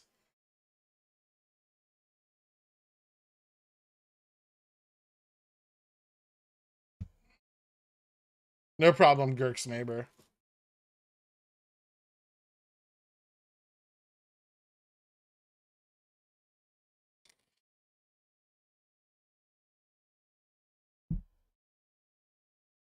Is it possible we're moving towards having monthly OPEX runs? Yes.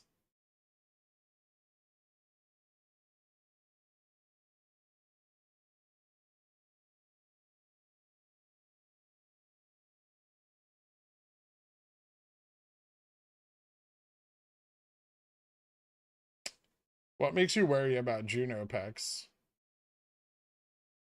The fact that there's always another trick up their sleeve. I mean, I'll be okay. I'm not holding my calls more than 4 days. If OPEX is unrealized, I'm just gonna sell them. Whatever loss I take from that, I'm more than willing to absorb for the opportunity cost. I'm actually fine with whatever happens for OPEX, right? I'm not really nervous or anything like that. I don't know if other people are going to manage their positions in the same way. I hope they do. I hope that people are taking minimal risk.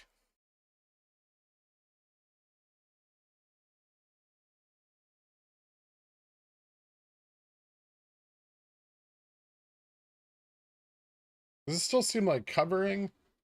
It's not that they're covering, it's just they're churning through shitloads of in the money calls. They're very crafty little buggers.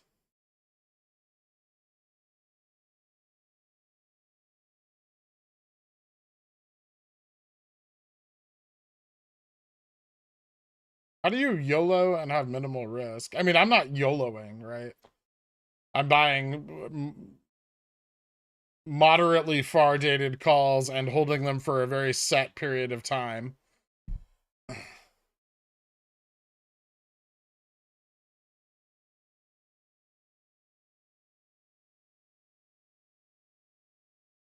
If Jamie goes to $60 next week, that would make you nervous? I don't think Jamie is going to $60 next week. That wouldn't be a good thing. I mean, except that you can buy GameStop really cheap.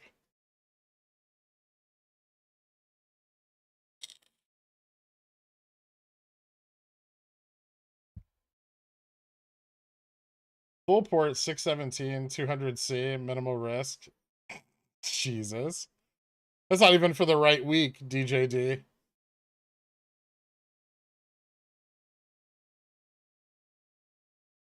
New speculation on FTDs. When do you think the best entry for OPEX calls is? Later today or later this week? Today's not terrible because IV's kind of low. Right? Very low volume, so IV's kind of crushing a little bit. We're not moving up significantly yet, although we may into the end of the day.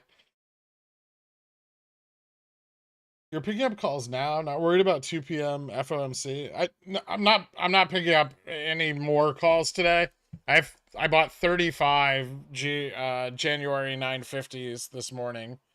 I'll maybe buy some more, but they're still up like 8%. 8.25%, 6.52%. So they're still up. IV bumped this morning. And now it's kind of dropping a little bit.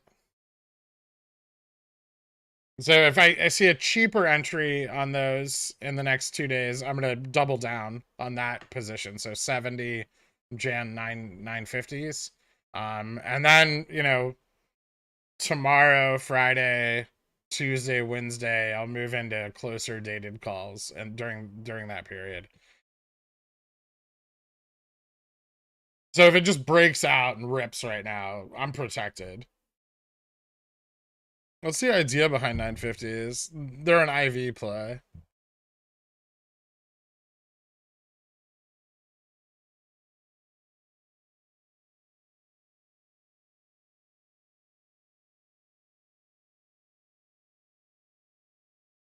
How do you look to exit the 950s? I usually sell them as market orders while the price is running up.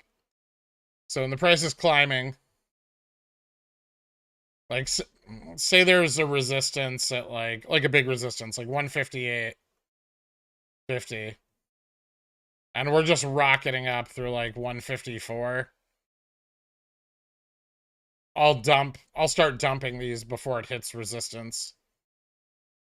Some portion of them. Are you gonna straddle the SPY? Yeah, probably. Depends on what it's trading at. Going into the minutes, we still have like an hour.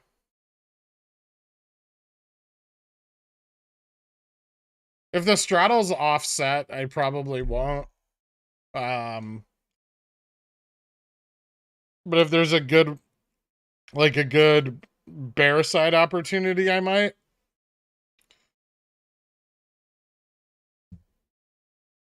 So like, what's it at right now? 377.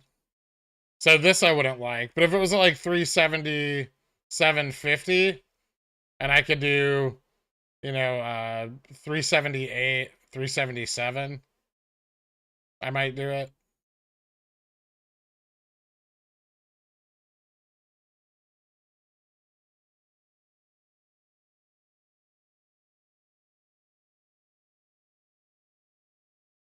I don't like it. I don't like it at like when it's at an even number,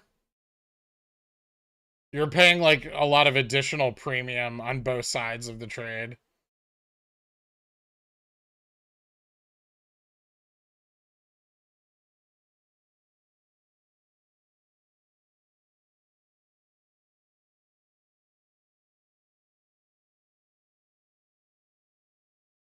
I wonder if we hit 135 today.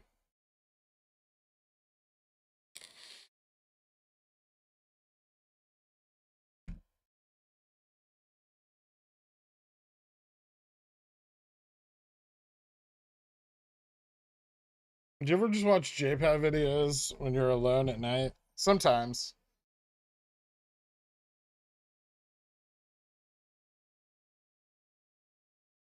What's up, DV?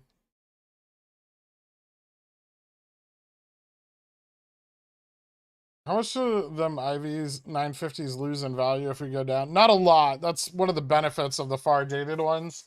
Is that they're not as volatile as like a nearer dated far out of the money call.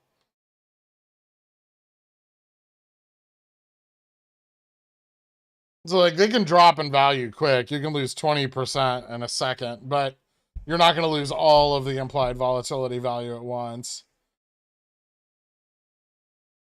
Which is a risk you take with like shorter dated far out of the money calls. So like say you were getting like July 1st 350s or something. These won't hold value as long. So on a rejection, these might go down like 50%.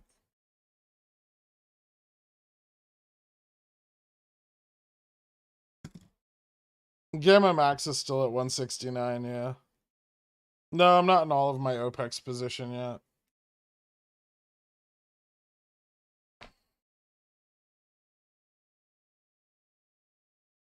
I have some of it though. What to look for in implied volatility? Low percentage. I mean, if you're buying calls on the outer edge of like the IV smile, IV is going to be very high on them already.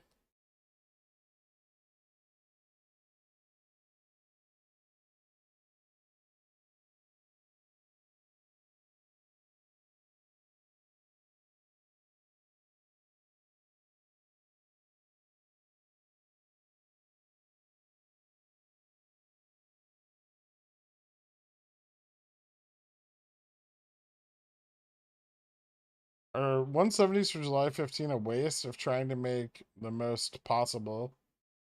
No, but I don't like buying all of my calls at one strike. That's up to you. It makes the position harder to manage.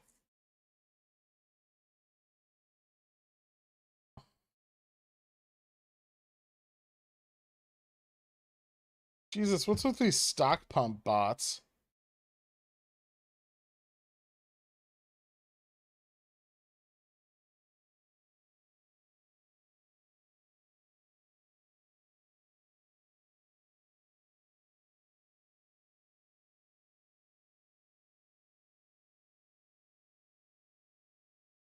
Can both SPY and UVXY go up after FOMC? Generally not. I mean, VIX is inversely correlated to price, right? No, I sold all my puts last night. You had another opportunity to get out of them this morning.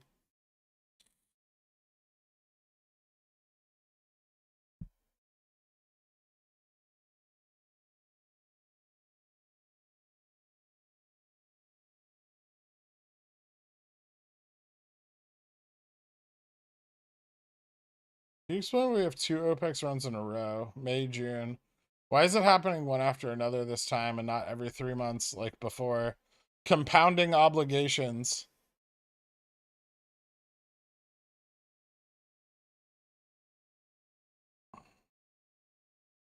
In the words of the great Justin Timberlake, what goes around comes back around. I thought I told you. Yeah.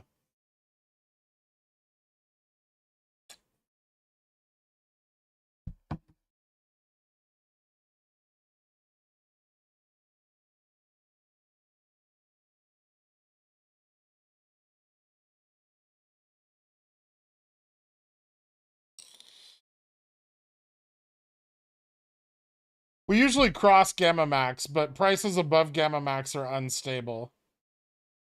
Unless Gamma Max rises.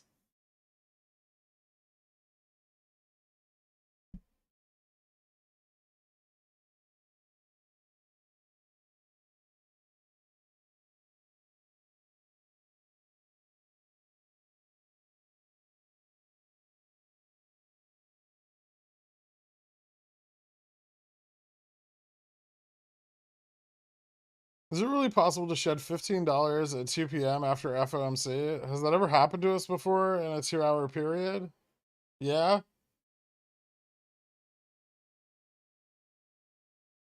Yeah, we've dropped pretty hard before. Not necessarily due to the FOMC minutes, but we've dropped. The last two FOMC minutes were kind of bullish, right?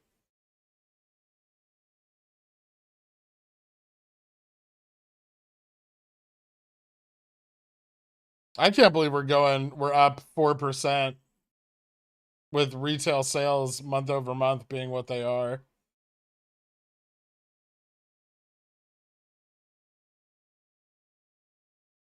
See, that's one of the other reasons I bought out of the money calls today, right? Was because if the price drops, they're going to be mostly unaffected by it.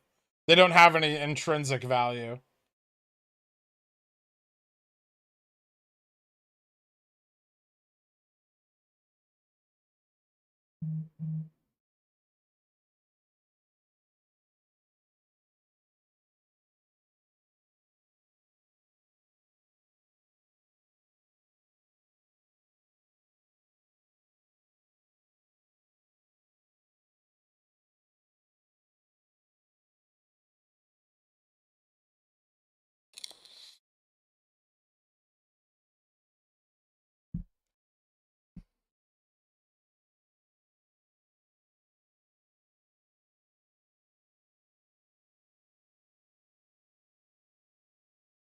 What do you think about 100 million FTDs from May 31st? I covered that extensively earlier in the stream, Gregory.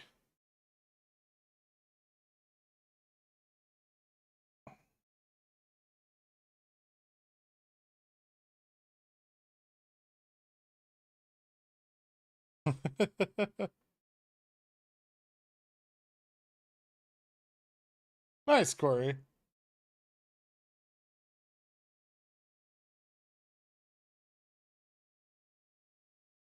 What makes a credit union superior to a bank? Are they?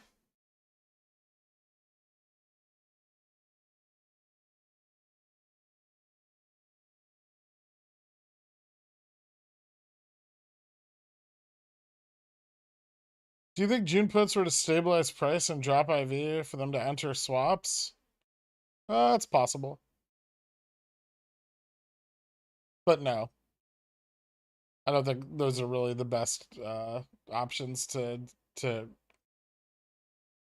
well, yeah, I don't positionally that wouldn't make a lot of sense. The puts didn't really ever pull the price down. They still have in the money puts right now though. Is this computer share buy day? It is, isn't it? Don't we have one buy-in today from them? The 15th, it's like the 15th and then the last day of the month.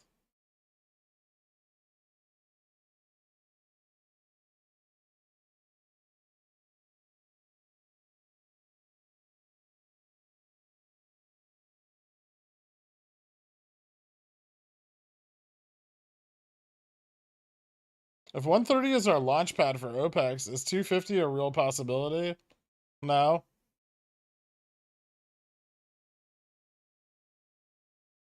$250 is like way the fuck out there and would require a significant amount of FOMO.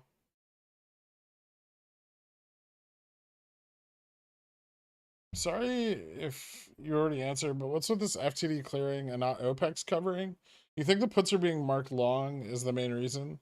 No, I think the puts are being used to mark FTDs long.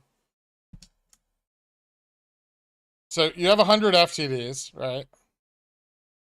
And you've reached T+2 or T+6, depending on where they're coming from. And you buy a put that it grants you the right to sell 100 shares at the chosen strike.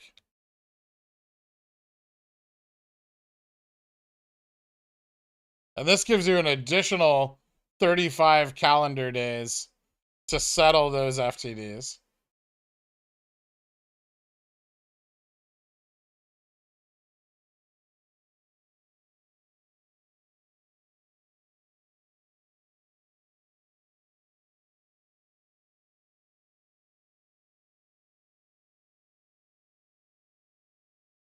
Could they be letting us run in hopes retail FOMOs into calls and then crash us down? Yeah. That's why I'm not buying anything near the money right now. Do you see us testing 116 today? I mean, the Fed minutes are going to have to be really fucking bearish. Hard drop. And then also, they're still exercising in the money calls, which props up our price action a lot.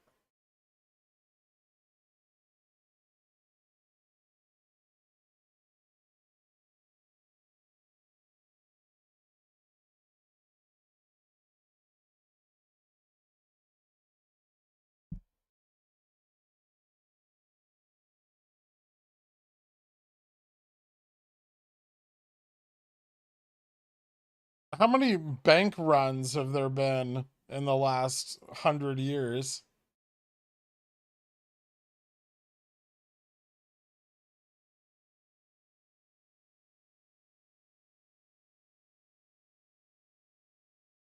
Probably already mentioned, but CTB is rising despite more shares becoming available. We're approaching OPEX. Cost to borrow should be rising. It'll rise until we peak, most likely.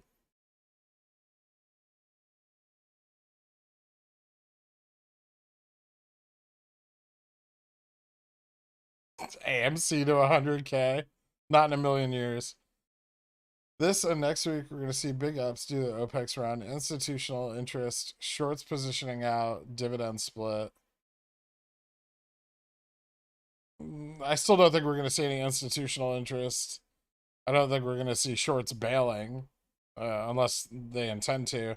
And there is no announcement of a split, although the best opportunity for a split definitely comes when the price of the stock is running up. If 200 is our launch pad, is 250 reasonable? Yeah. You know, we ran from these prices last year. Like in the August run, we started at 151 and we peaked at 233.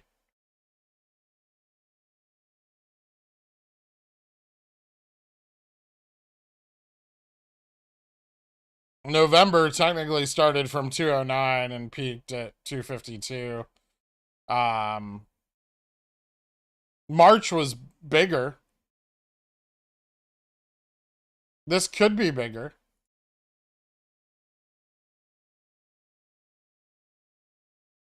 See, what this reminds me a lot of is this, right? Where we ran up in the December expiry and then started running again in Jan because obligations were compounding. So, you know, we went November, December, January. I'm not saying that obviously we're not seeing that kind of volume or that kind of interest. The price is much higher. It's not the same, but there's some similarities, especially with the FTDs rising and synthetic longs being used. I don't care if what AMC does. Hopefully it runs back up to $40 so they can all get the fuck out.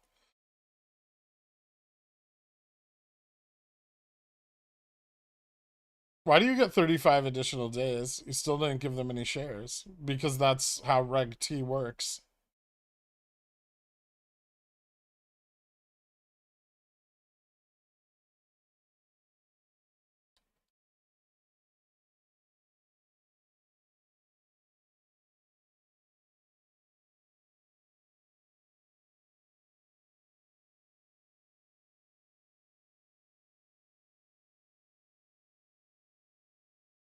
So my puts on the lower end, 150 to 110 for 617, isn't as safe as I thought they were.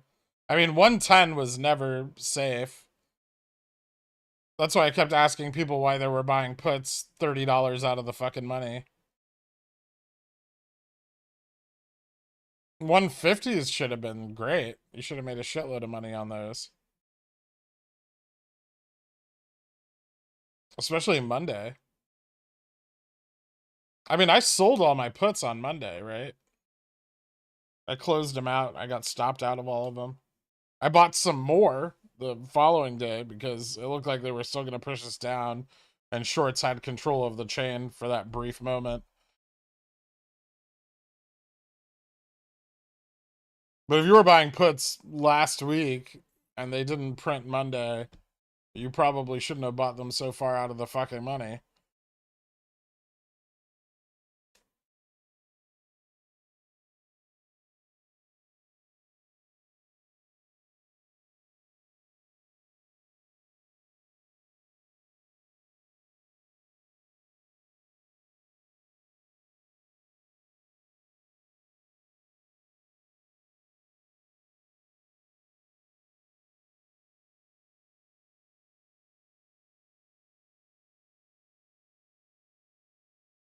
Still think there'll be a dip opportunity to buy calls? Yeah. I mean, we're dipping right now.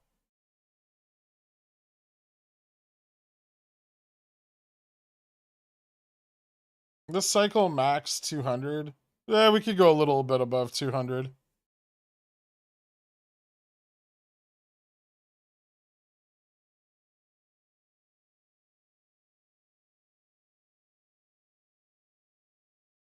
Do you know if buying calls affects wash sale rules on the same underlying you sold shares at a loss on? Are they treated the same? No. Just if you sell calls, don't buy calls back at the same strike. Like the same strike at expiration.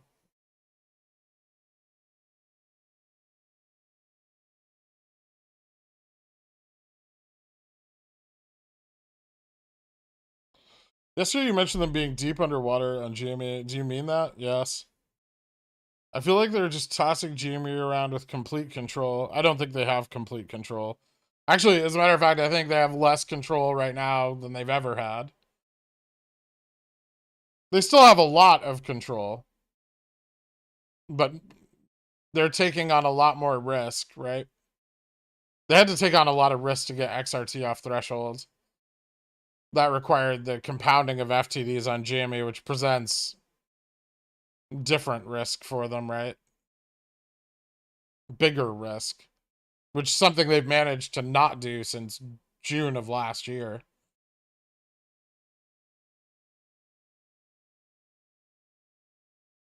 You know, Cohen gave him a get out of jail free card with the share offering, and they shut down their FTDs and then decided to continue to manipulate the price of the stock afterwards.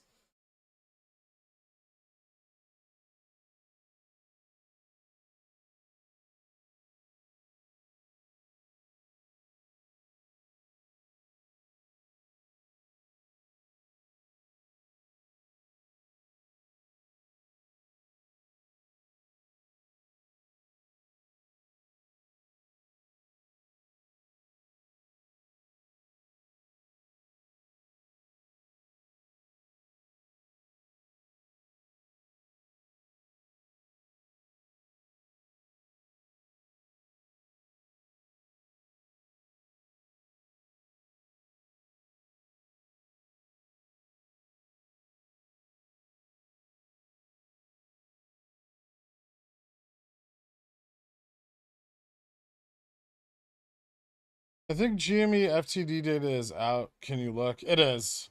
Yeah, we'll compile it later. Unless it gets done today, but it never gets done the same day.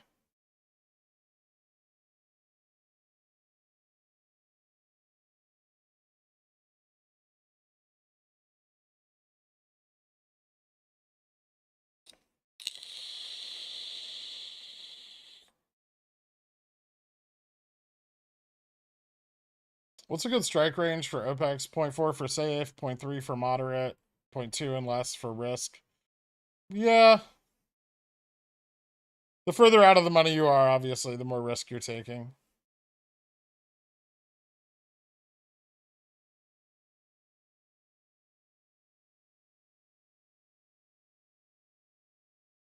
I've entered some OPEX positions. I have 35 Jan 950 Cs. Jan 23. 950C at an average cost of 3.4.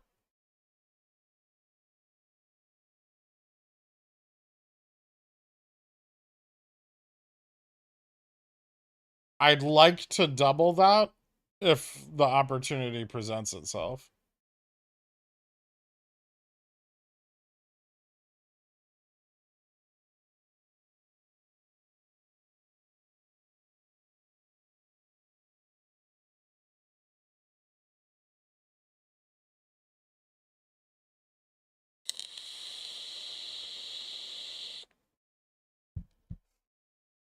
You can use an options calculator, Jeff, like optionstrat.com.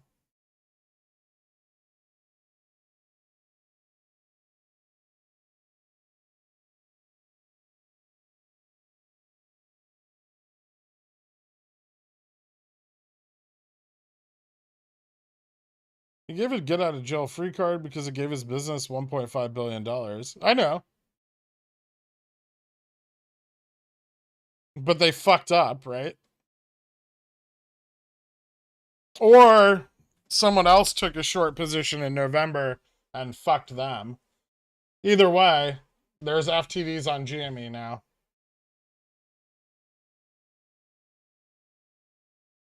And they're compounding, as is the borrow rate.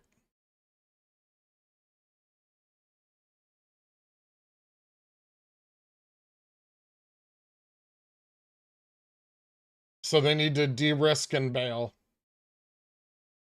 or it will get out of their control.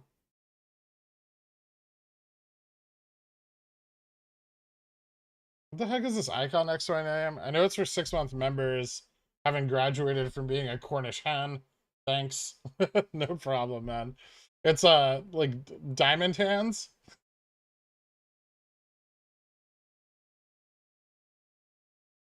When should I short FOMC hard? Because shit is drifting up with no volume. You still got what, an hour, 2 hours almost? Hour 45.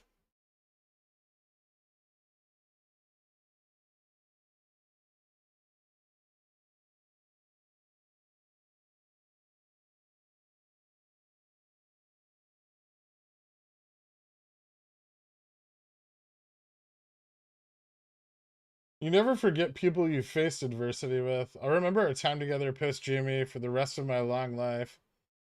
Trauma bonding. How many FTDs? A lot. 750,000 on the 31st. I managed to lose $2 million on paper trading today. Well, at least you don't lose 2 million real dollars.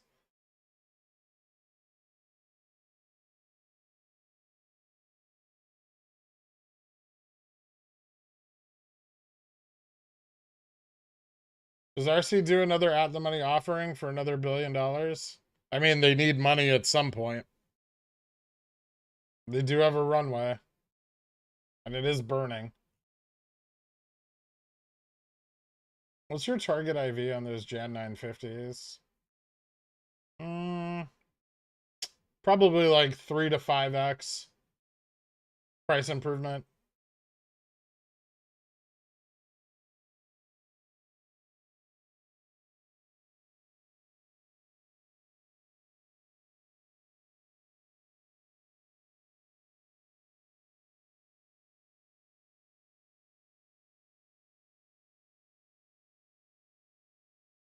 I'm gonna immediately forget all of you as soon as I'm rich.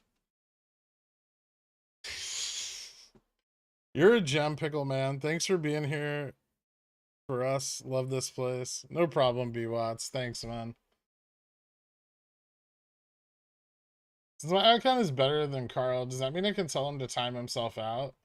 You can try, but he'll probably just time you out. Looking to buy high Vega sensitive options and just set a limit sell at Gamma Max. As I look at option strat, what sort of IV should I expect? Jan 23 950 calls during a run to 300%. Volatility is a lot weirder out on the outer edge of the smile, but if you look at the chart for those Jan 23s, obviously they had higher intrinsic value, or well, higher extrinsic value back in the last run. Here we go.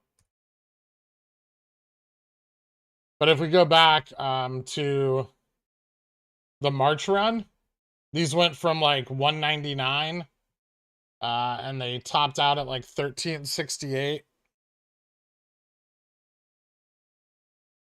at their highest point.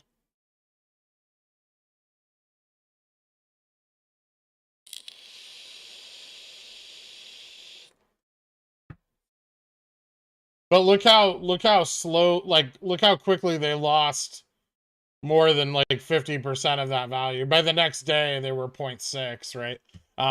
Whereas if you go to like something much nearer the money, say like 150s or 200s, see how many more days they stayed stable in that range. So like these went from like 10 to 70.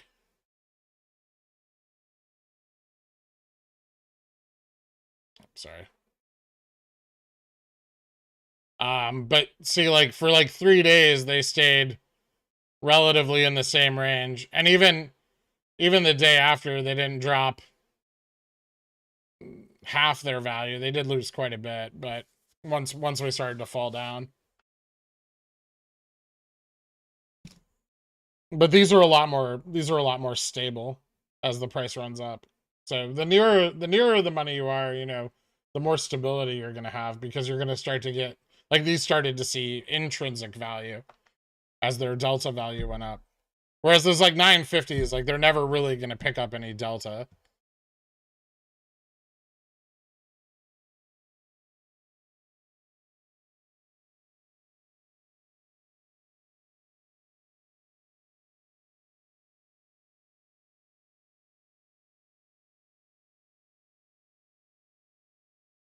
Is Amazon a good entry point now, or wait?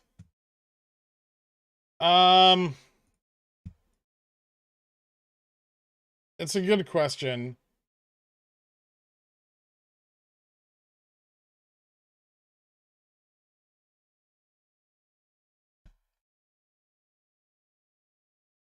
Its previous price would have been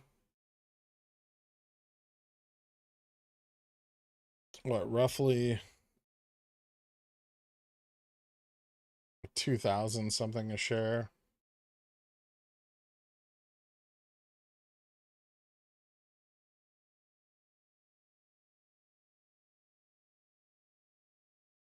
So it would have been at like 2130.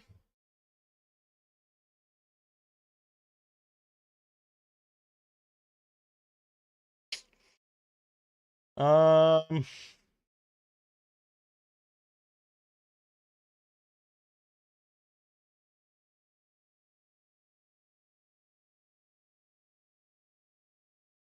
it's at a good resistance. If you're patient, you may be able to get it under 100. You may not, though. I would probably look in this price range to start DCAing. Like if you want to enter a long position, shoegaze. And then, you know, just buy in slow and see if you can get a better price. I think if there's more pain in the markets, this can drop. And if you can get in like the $80 range, maybe even like maybe 70s, that's insane, right?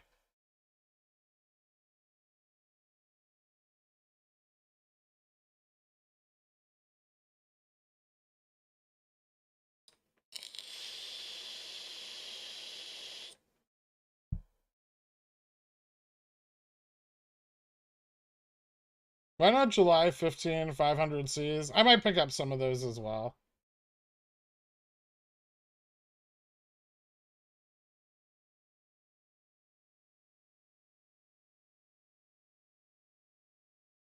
That would be equivalent to holding like June 17s on the May run, right? So that would be like, we can see how high those went. June 17, 500s on the May run.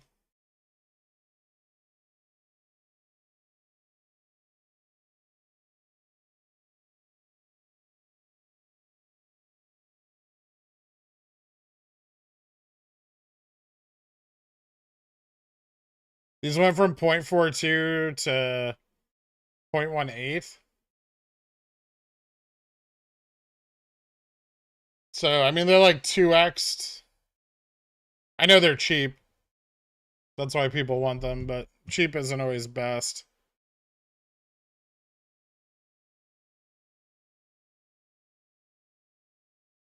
Ooh.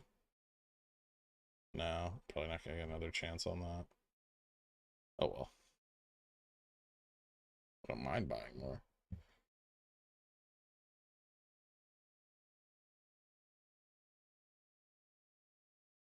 1021 390s look good to me versus Jan 950s. What's the selling points on Jan instead of October far out of the money? They have higher Vega value.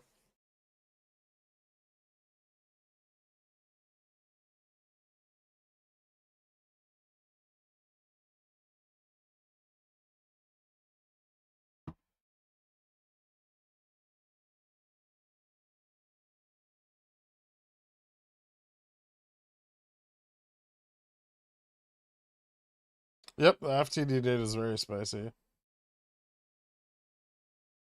2,136. Yeah, okay. That was close enough. 2130. June 13th will be a 1-year anniversary of DFE's. The Roaring Kitty's last tweet.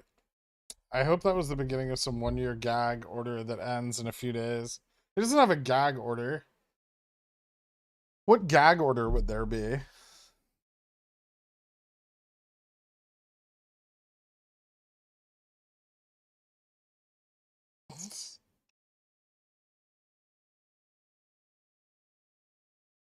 More entropy hedging coming in?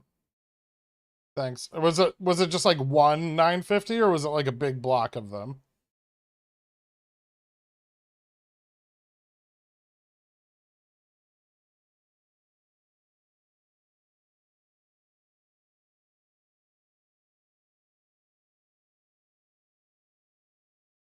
What Jimmy calls have a good balance of risk to reward for this OPEX run. Thanks. I don't have too much money, so I don't want crazy risk. Like 0.4 and 0.3 delta calls with sufficient theta.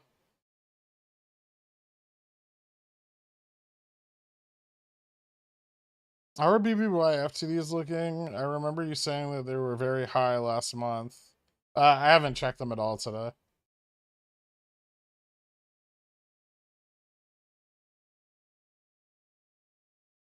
DFP just selling the top of the chain CCs, making millions a month, doing absolutely nothing.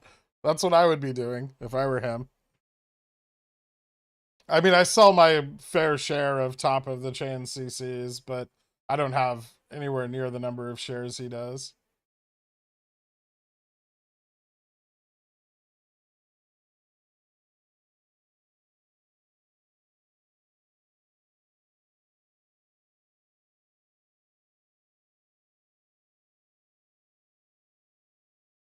I hate how hedge funds are constantly trying to hedge things. Thanks for all you do. Just a few questions I don't think you've answered enough lately. Have you entered your positions for OPEX? What will BBY do for OPEX? Do puts cost him like shares? I have plenty of BBY positions for OPEX. I have August, let's see. I have August 10, 15, 20 and $25 calls. I have 20, 20, 30 and 10. for August.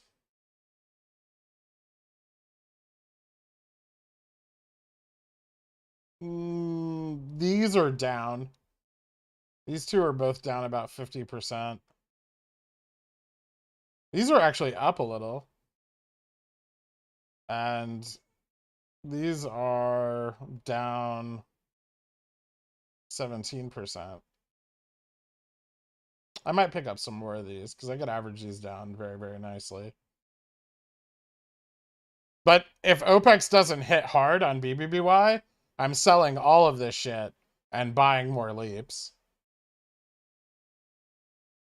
Just buy credit iron condors on GME right now. Nice. What range?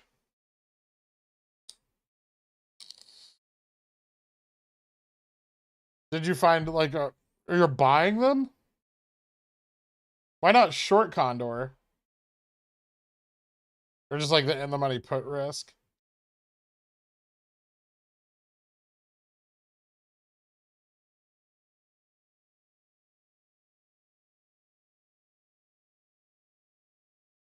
What's the biggest reason people who have lost money on OPEX runs? The biggest one, overholding. The second largest one is buying short dated calls too late or panic selling them on a small dip.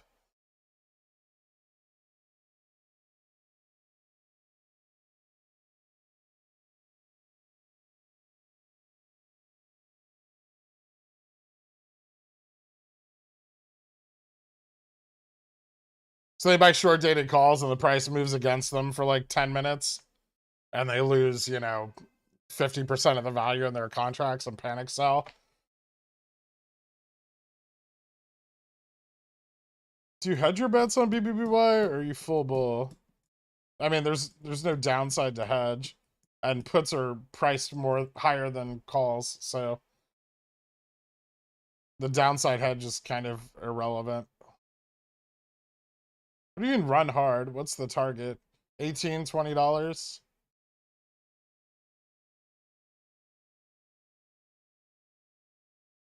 Do they have to exercise those puts to mark them long? No. The ownership of them is sufficient. Will they exercise them? Maybe. Short condo for June 17th. Oh, okay. Smart. Yeah. Is it risk free? I'll just look.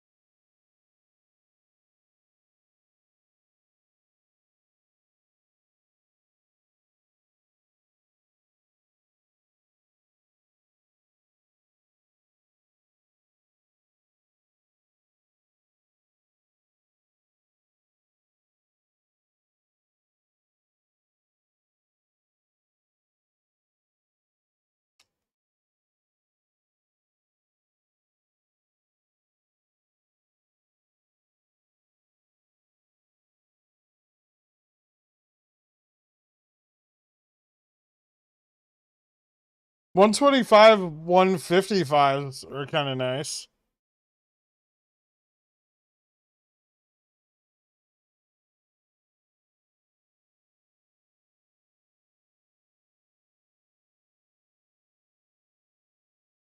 Ooh. What the fuck?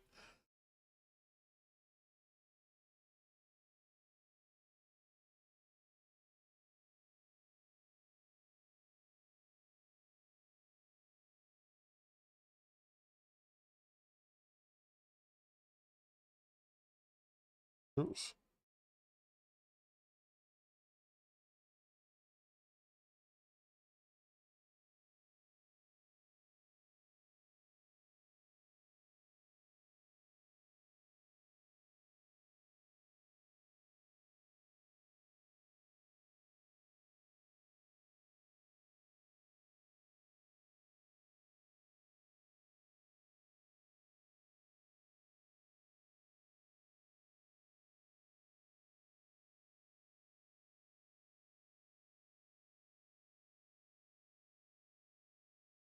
Huh.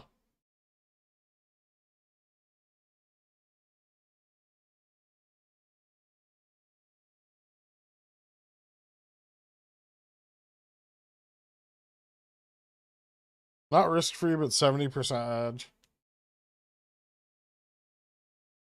I wonder if you sold it wide enough, if you could hit.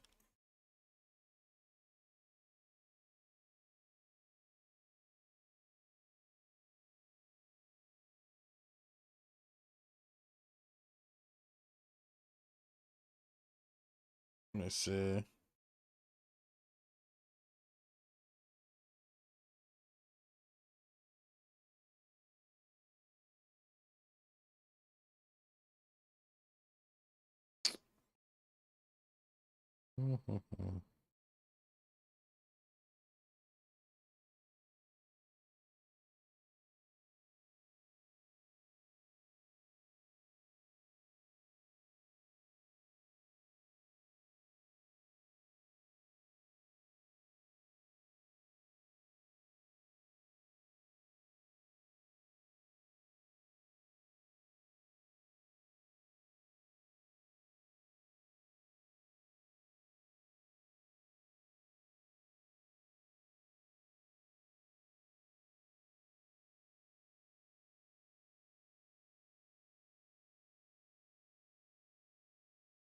So like 120,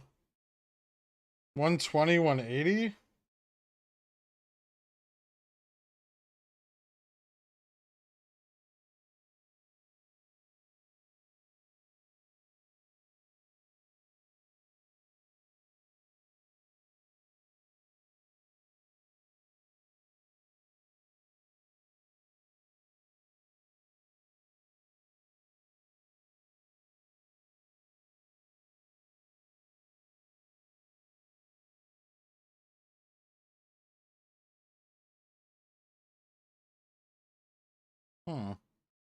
Maybe.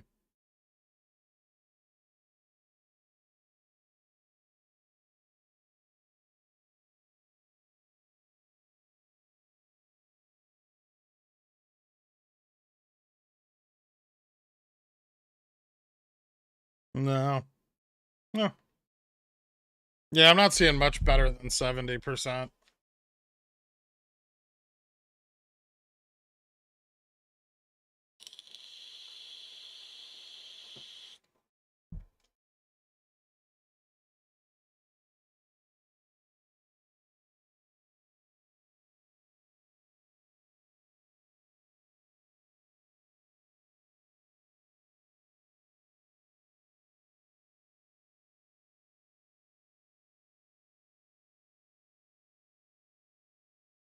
Is it safe to say tomorrow will be red? If I buy October 130C on Jamie, is that too much theta in your opinion? Cautious in case they're able to pull something on OPEX. I don't think that's too much theta. Like, I mean, the only risk you're taking with too much theta is less leverage, right? So can you be greedier? Yeah, especially at the 130 strike. But do you want to be? Is probably a better question. That's because of all the in the money call exercising. Sorry about that. I was trying to see if I could find a better edge on the short condors.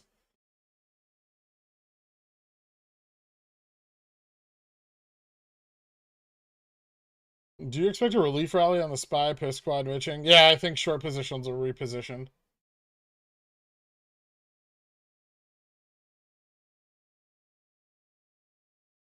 TRS fanatics are pushing their narrative onto the AMC board much more than ever before now. Poor AMC holders don't deserve any more beating up. Oh boy. Yeah, gotta keep the CS profits churning, right? I've been entering my position for OPEX slowly this week because I missed it most of the ups by buying it on Friday back in November when it ran on Thursday. When can they start covering OPEX? After tomorrow, they'll have a pretty good idea of where their gamma imbalances on the chain. So we can see them start covering as early as tomorrow.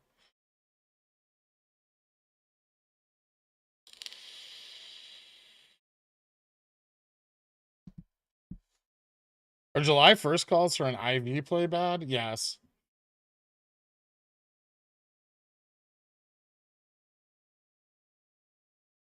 I've never been timed out until today, and honestly, I hated it. I also now hate Carl.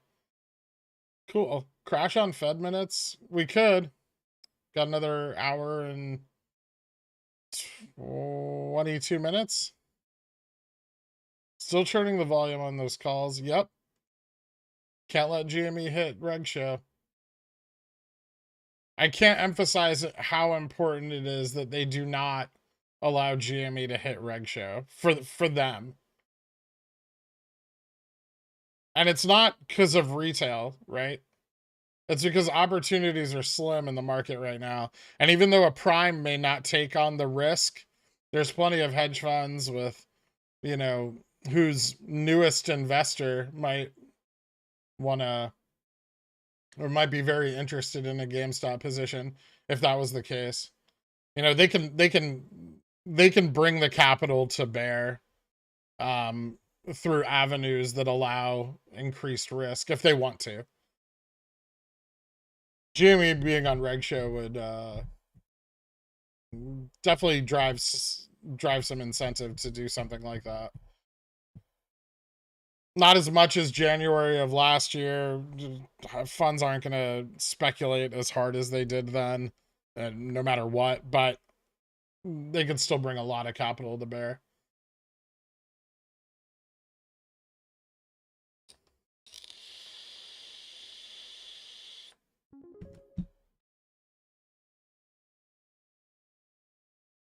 Also, I didn't start the stream on time today, so everyone should have known we were running. A Bull Mayo guy put their pickle in my jar. At Carl. Dick.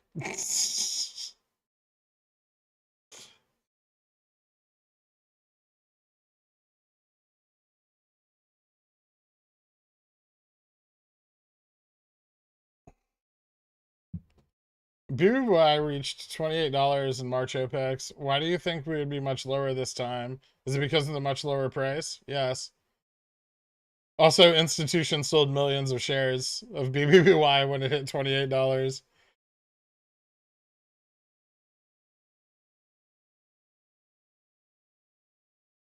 Yeah, I think it'll come right back down afterwards. Mike G. Unless it starts to gamma squeeze, which I suppose is possible.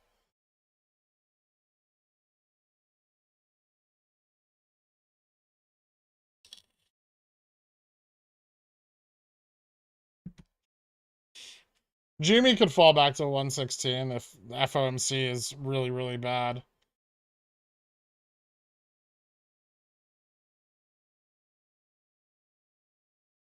But I don't think the Fed's going to be that bearish.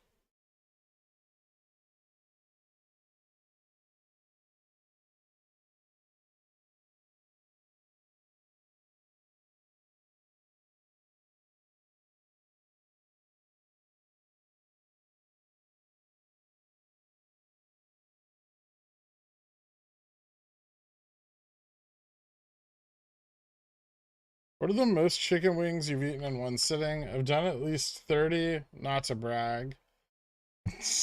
I have no idea. Maybe like 8.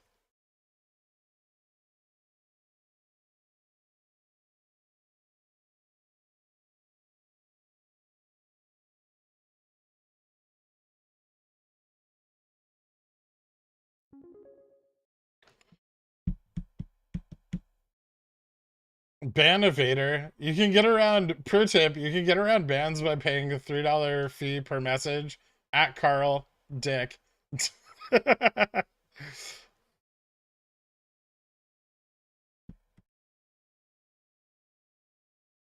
you still expecting downs before OPEX ups? We could see some. It depends on the Fed meeting today.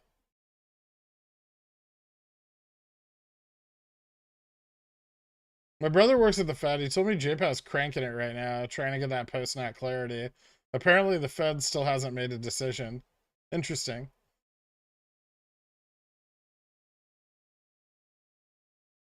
How dumb is it to buy puts to unlock the value of held shares? to buy calls for OPEX. Sell puts?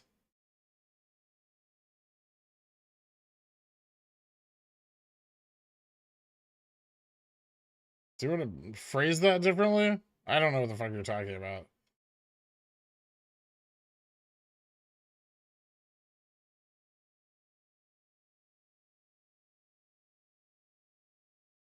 Can a split dividend force lenders to recall? No. It can incentivize a recall.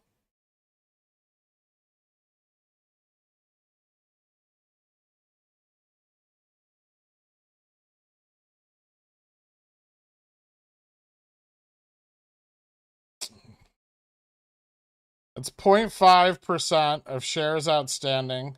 GameStop, it's like 360,000, I think. Something like that. For 5 days. 5 consecutive days.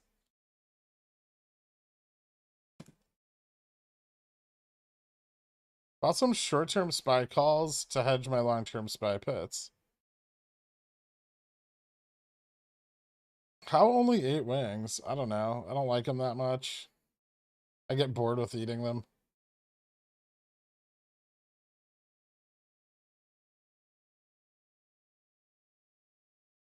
I don't like the drumstick ones.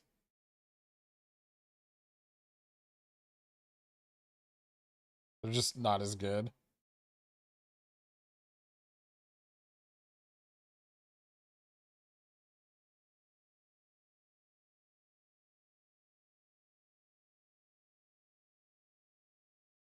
Did they roll this week's puts? No.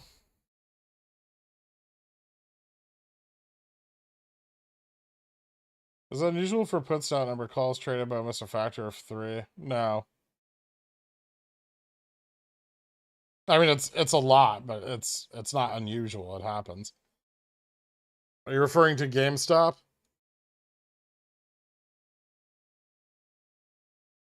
BTC nuclear meltdown incoming. Did it break 21 yet? Yeah. Like I said, I've still got my buy order open at 11. Have you ever had Nanaimo bars? No.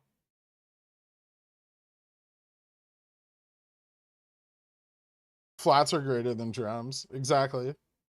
For reg show, is it 0.5 total for 5 consecutive days or 0.5 each day? What? It has to be 0.5% of the shares outstanding failed per day for 5 consecutive days. But if lenders do not recall, are they not receiving shares back worth much less? I mean, they can just cash settle.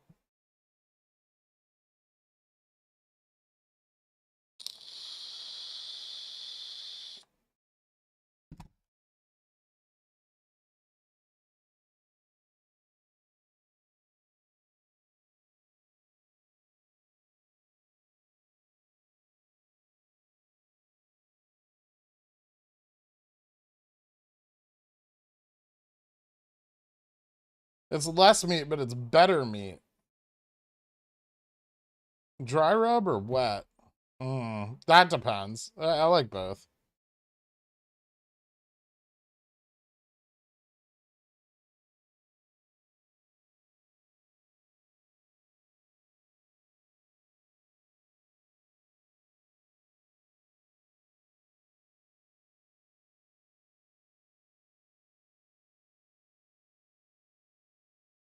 Threatening to mod a Dan would have been a great way to blackmail the pickle.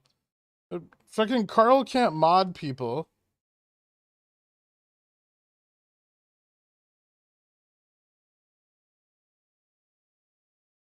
If Big Pun called you up and was like, let's go out and get drinks, would you? Absolutely.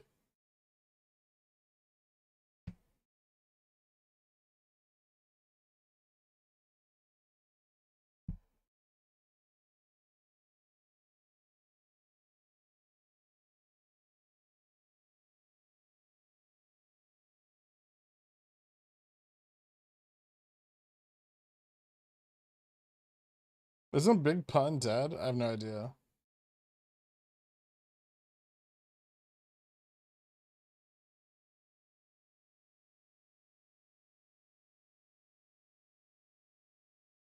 Think it's good to DCA crypto right now or save up and wait? I mean, I'm not buying at these prices. If you think it's a good deal, then you could. Top 3 drinks. Gin and tonic. Vodka Red Bull.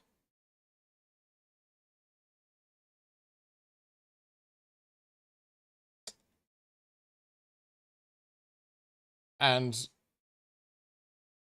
this is very specific. Pina coladas, but made with fresh coconut and pineapple.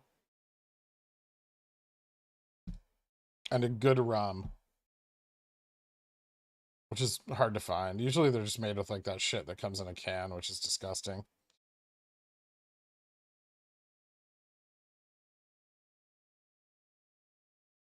Big Pun is very dead. Even more reason to go for drinks with him.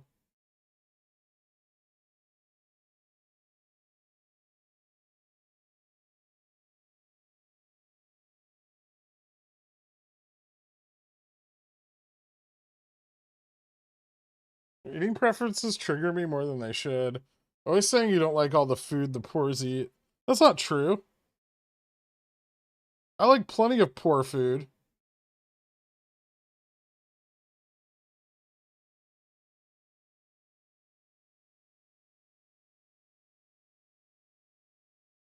Have you had Budweiser Clamato? That shit's disgusting, okay?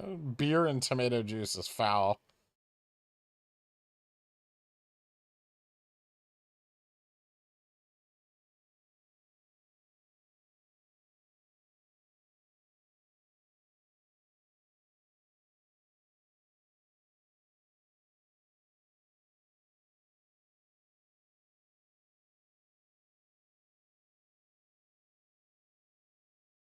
That's an even AMC getting over 20% borrow fee in the May run. Wouldn't think that was close to being as illiquid as GME in any manner.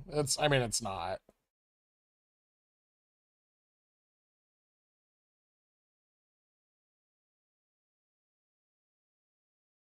It's about 1/5, right? They have about 5 times the float we do. A little more. Or shares outstanding.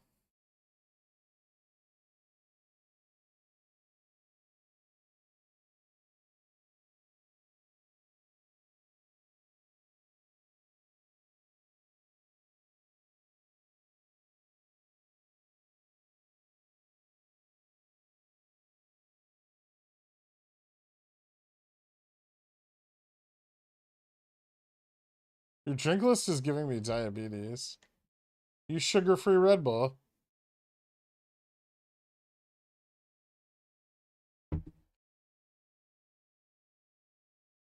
Name one poor food. Grilled cheese and tomato soup. One of my favorites.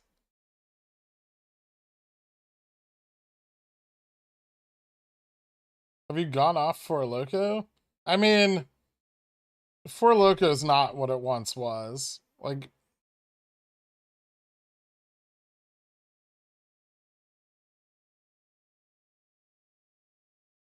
yeah, I mean, you can straddle the spy if you want to.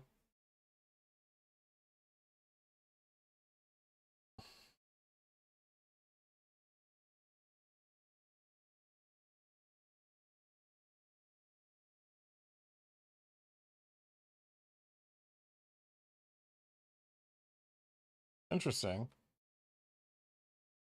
I tried re-asking about using puts as collateral against your shares to increase buy power, but chat's moving too fast. So you're trying to margin puts?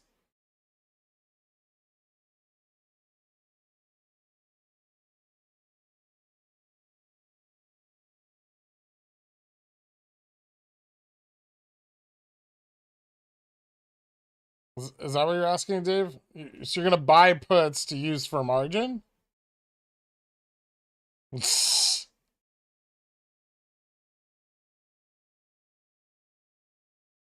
Yeah, I wouldn't fucking do that. Those puts are going to decrease in value when the price goes up.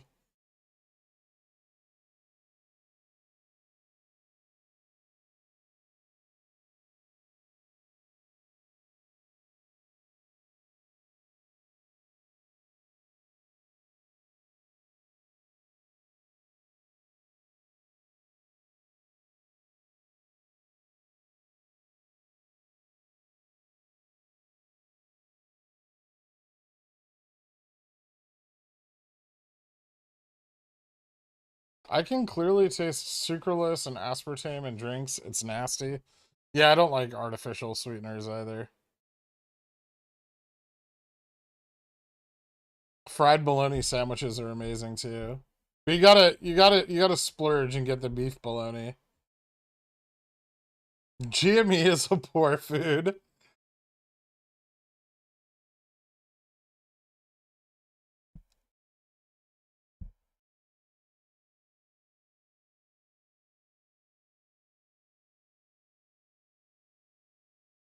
I don't play earnings.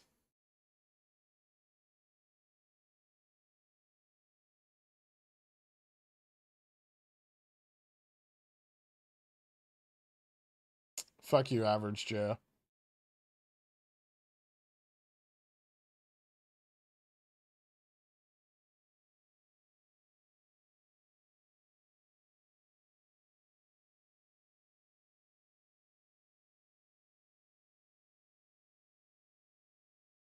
Yeah, I understand how it works, Dave. It's still a terrible idea. You could do it if you want to. But if position moves against you, you're gonna get fucking margin called.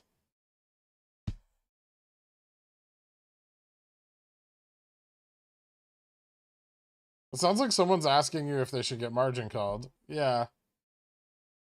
I don't know how to answer it. If you want to.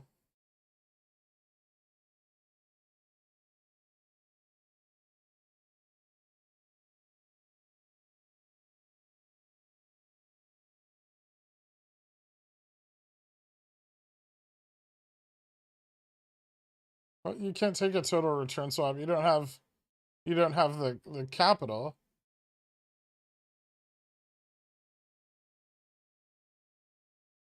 You need an ISDA to trade swaps.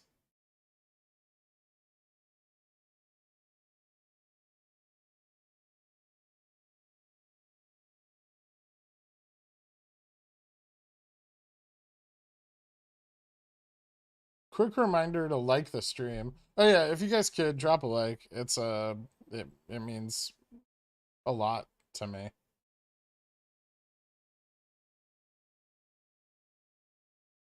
Yeah.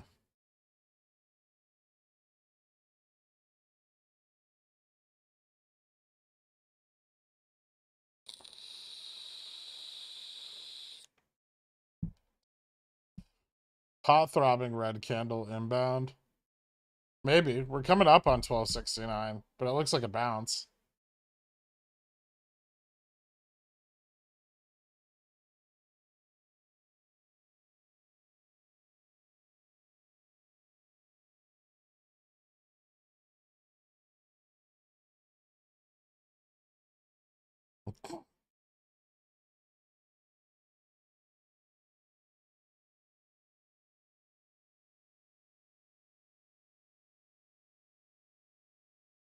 Can you do like black market total return swaps without an ISDA?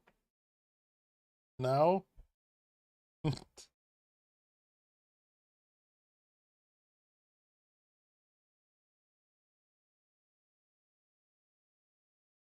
You made it weird.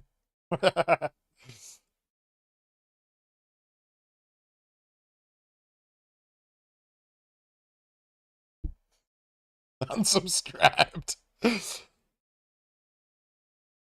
I'll like the stream if you can explain, like on 5, what all the BPS is about and how it affects us. No. Just dislike it and leave. I'd prefer that, Matt Davies.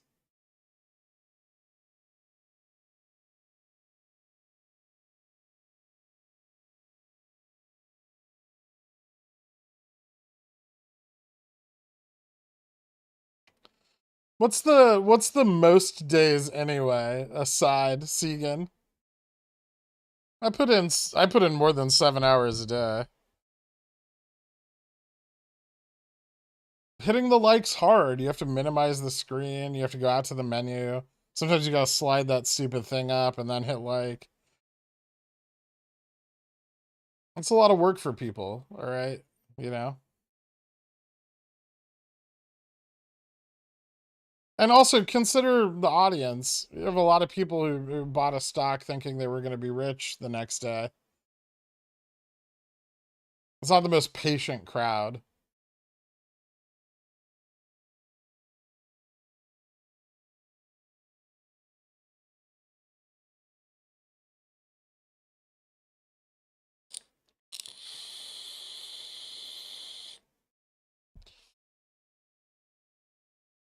I don't have classes till the fall, and I'm not sure if I'm going back.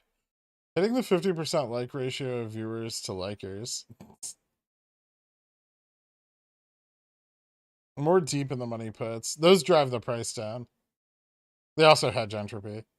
50K, I'm at 50K BBBY. Sure, Bart.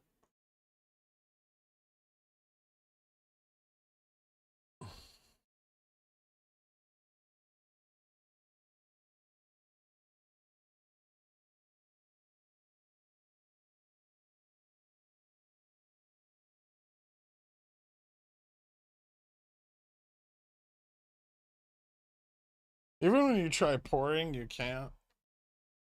What makes you think I won't make a grilled cheese with just a craft single, Jason? I live an extremely frugal lifestyle. Not like Warren Buffett frugal, but frugal.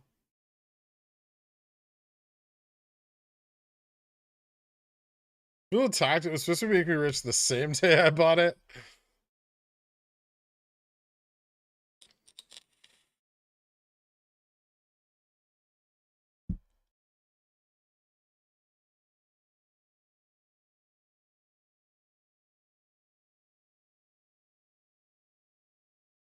I like that you're the voice of reason, but you genuinely smiled at the first thought of Dave's degeneracy.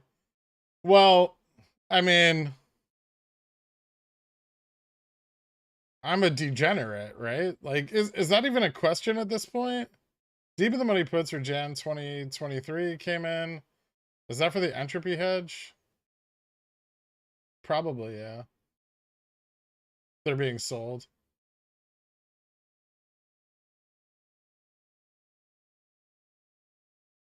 You know, it sounds like a nice, easy, stress-free job. Having a meeting whose outcome leads to exchange of hundreds of billions of dollars in a matter of minutes. That sounds chill, right? It's not your money. Why would you give a shit? What's up, man? I'm here to tell you the SPY to 355 end of week and shirtless Gherk next week. Let's fucking go. Thanks, little Gherk. I have an alarm clock. I locked myself out of my apartment. I was up on time. And then I had to wait for the super for like an hour and a half to get here and unlock my apartment.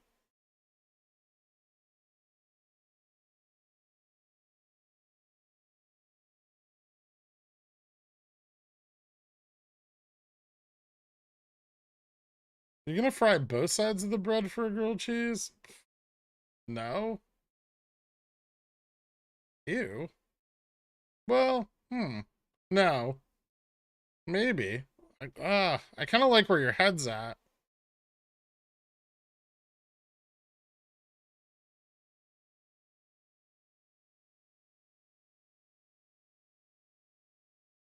You were not frugal. That's not how you spell frugal.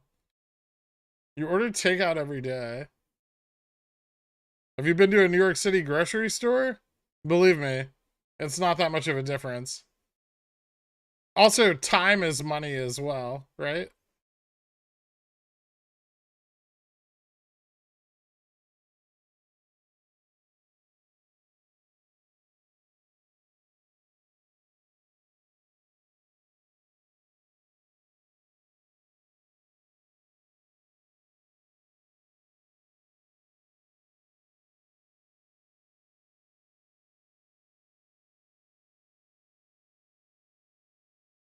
About 20 August 130C, 10-140, 20-150, and 10-170.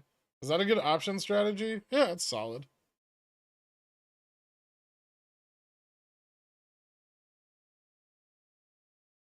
Would you rather some Jimmy shares or Jimmy at the money July calls?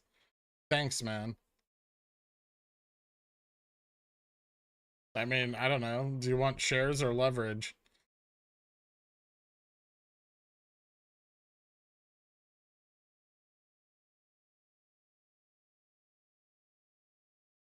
I didn't have my phone.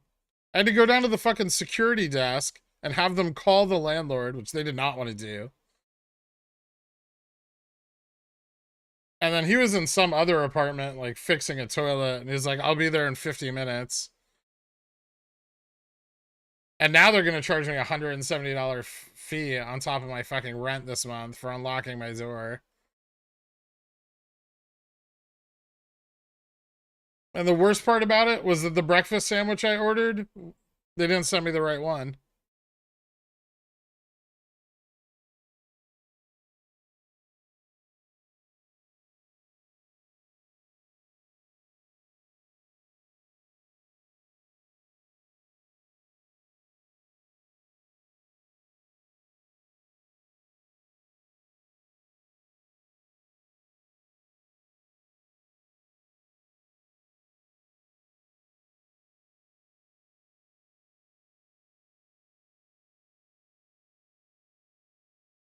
Softened butter or mayo as bread toasting oil?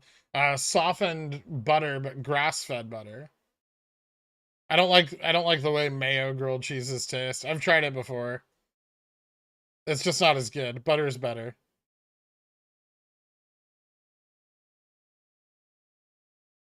Gherk, my wife makes the best grilled cheese. If I make a bunch of money this round, I'll let you be your boyfriend.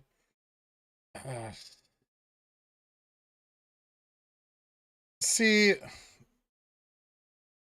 no.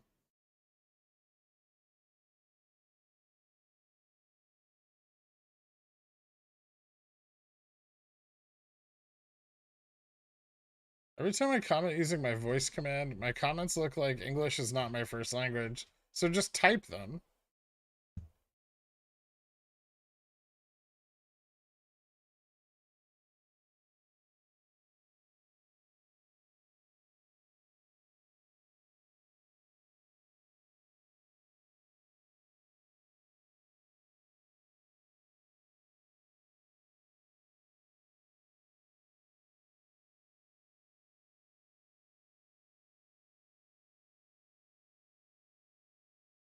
Get fucked. Yeah, pretty much.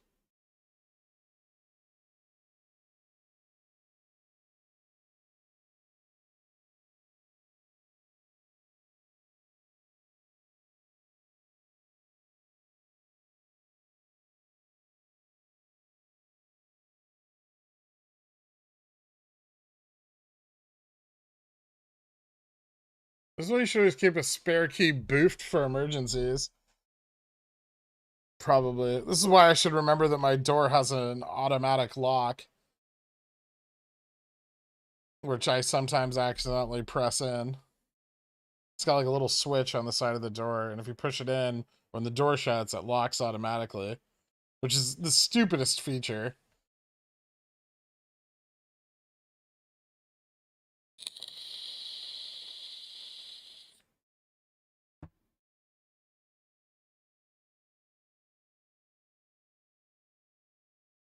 It's not even a key service.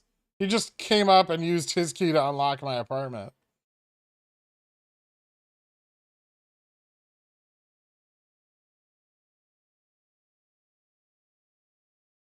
No need to lie. We're all friends. You know, I thought of a lot of different excuses for why I was late this morning, and I figured I would just tell the truth because everyone is fallible and it humanizes me.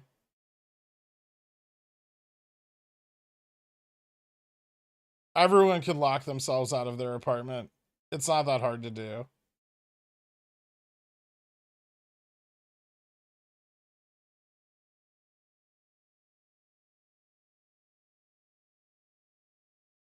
You know you're a good edutainer when people are offering their wives to you. I guess.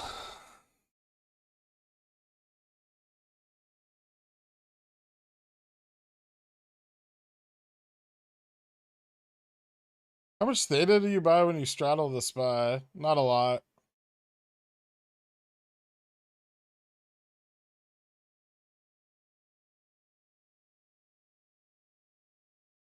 You explain in vast detail 1269 for us. It's happening right now, and it's probably a dark pool dump.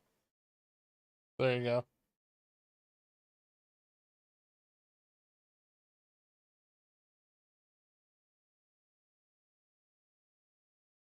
Generally, if dark pool utilization is high, it will generate a rise in price. If dark pool utilization is pretty low, then it doesn't do much. Could just be them dumping internalization in the middle of the day, too. It doesn't necessarily have to be a dark pool dump, right?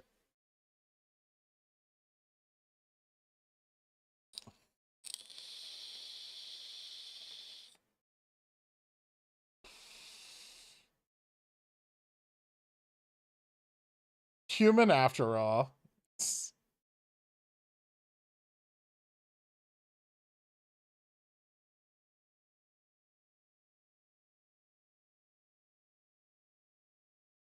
You said that like a serial killer. Get a fake rock to hide your key in, place it in the hallway outside your door. Nobody will see it coming. Okay, you do realize that there's no nature outside of my door within which to hide the... So it'd just be a rock on a tile floor. That doesn't look obvious at all. Great idea, random.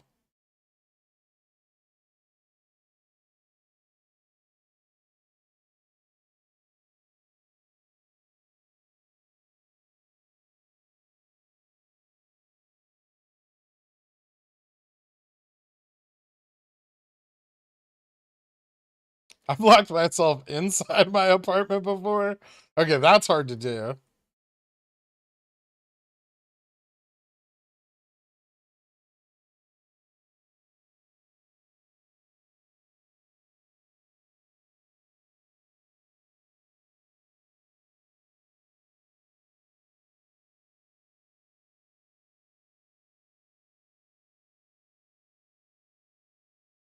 That's not what fallible means.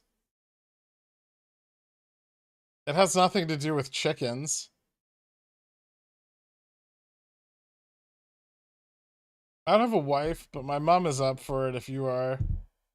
Huh. Nah.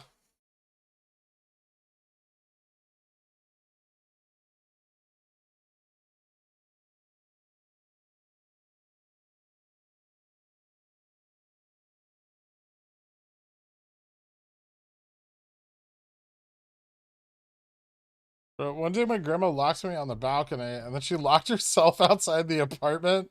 That sounds fucking terrible.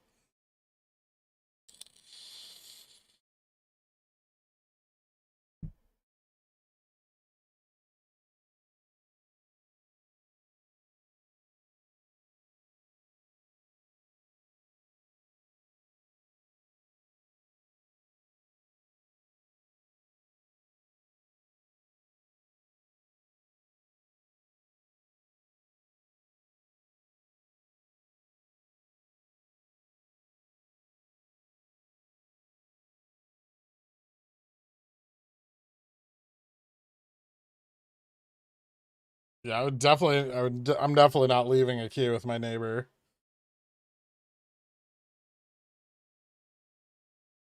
Have you considered collecting your thigh sweat and selling it in jars? I know I would pay a considerable amount for such an item. No. But you can hit up my DMs, we can talk. I could probably find something to fill a jar with.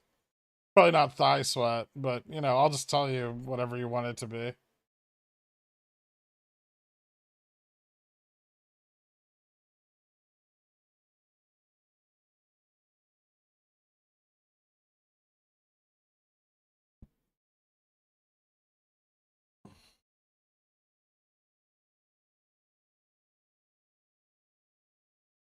Put the rock by your neighbor's door. The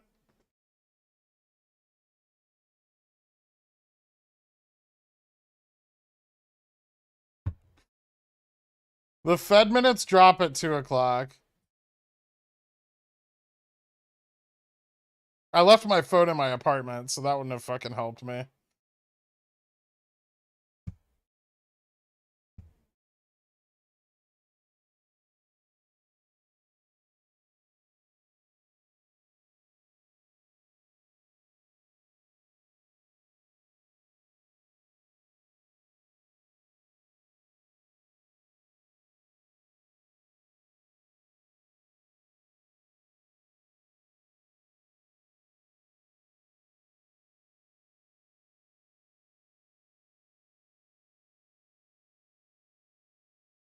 How am I so far behind on chat when everyone's just talking about nonsense and how to hide my key? I lost someone's shares to 100 cc's. I lost some shares to 100 cc's when we peaked over 150 recently. Buying a bunch of out of the money October and Jan calls could net more profits on this run than just buying shares back. Correct? As long as it runs. That's the risk, right, Cooley?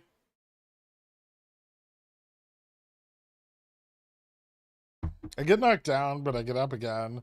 No, you're never going to keep me down. Okay.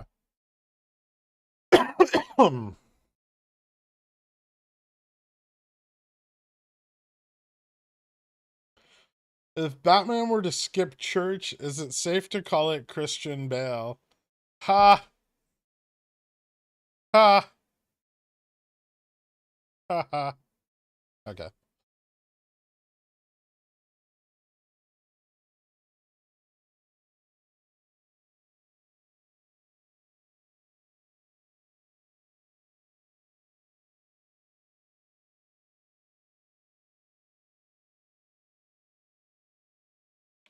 Thanks, Bradistonk. I appreciate the offer of your ex-wife. Women, not property that you can freely give away to other people. This is not like the 1600s. Not cool.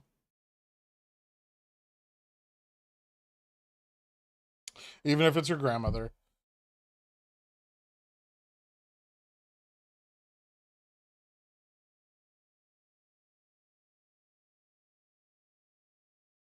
In your opinion, what's easier to trade during GME VAP? Jan 2023 950s or October 390s? Easier to trade? Neither?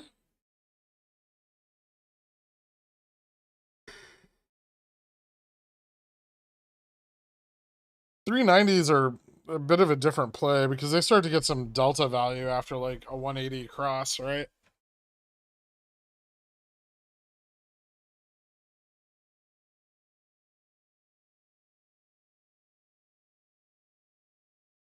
Are most of your calls going to be in the 0.3 range, or are you going to evenly spread from 0.15 through 0.4? The concentration of my calls will probably be at like 0.3, 0.2. Like the highest concentration.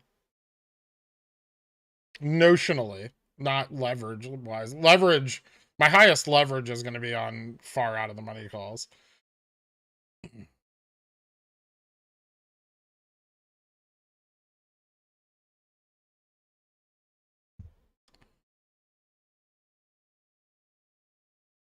They're returning shares. Why would they borrow them and use them?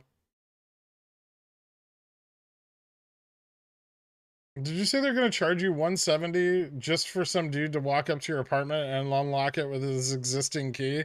Yep. They absolutely will.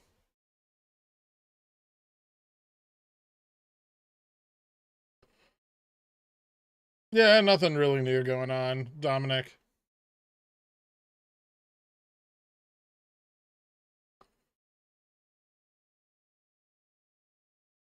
I like apple pie and apple pie and ice cream.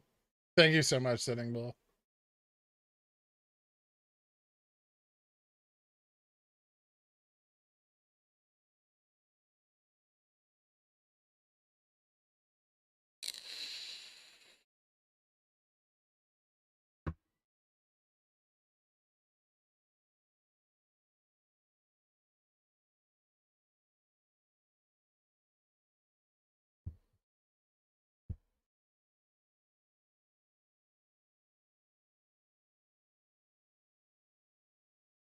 Are you saying I didn't have to give my father-in-law my prized goat in exchange for his daughter's hand in marriage?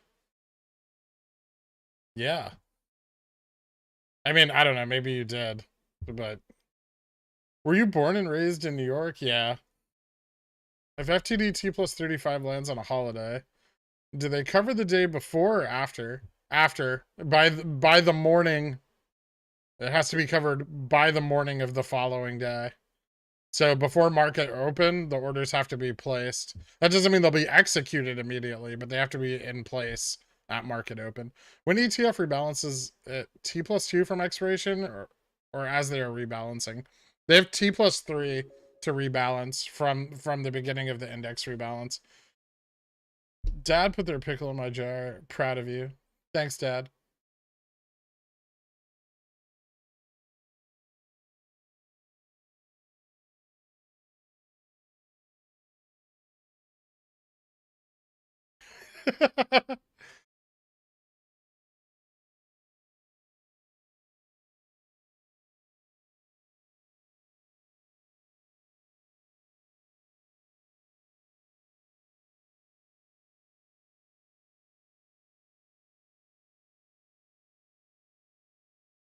I can't help but feel like they're going to slam the price again. They're probably just waiting for me to buy my OPEX calls.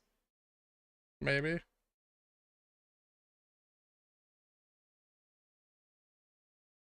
Will you roll calls if positive price action doesn't happen next week?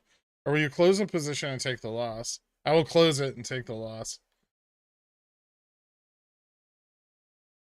You mind explaining how Jan 950C can make money other than the price running past 950?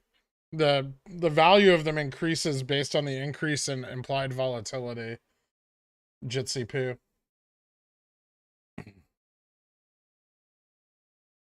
So their extrinsic value goes up.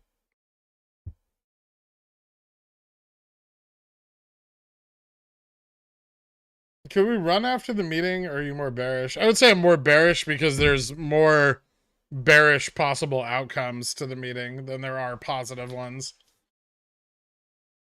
Do you agree that strange women lying in ponds distributing swords is no basis for a system of government, and supreme executive power does not derive from some farcical aquatic ceremony? Yes. And yet, here we are. Why did you leave the apartment with no key or phone at 8:30? I was barely awake. It was 8:15, and uh I had like a food delivery scheduled. So I woke up and I was already like 5 minutes late to get my food. So I kind of ran out of the apartment without thinking, and I was not really fully awake yet.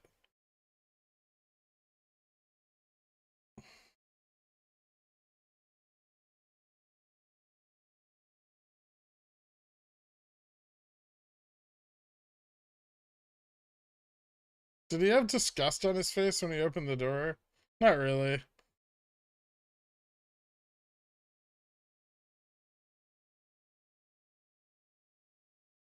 I don't like Super Smash Brothers very much.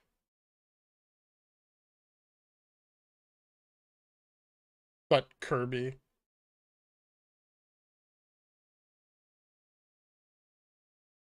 Looks like institutions are massively negative delta on the SPY today, both regular puts and vertical spreads.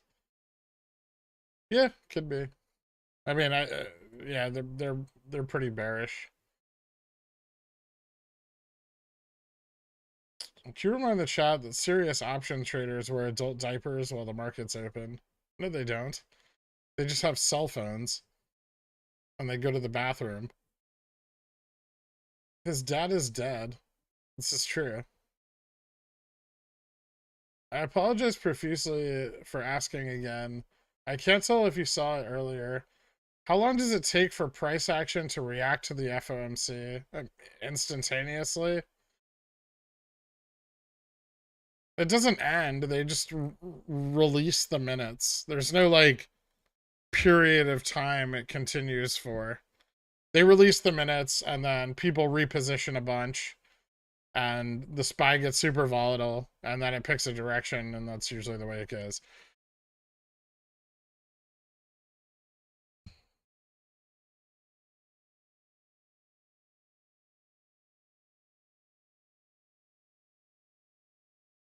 Do you think we've seen the low before the OPEX run?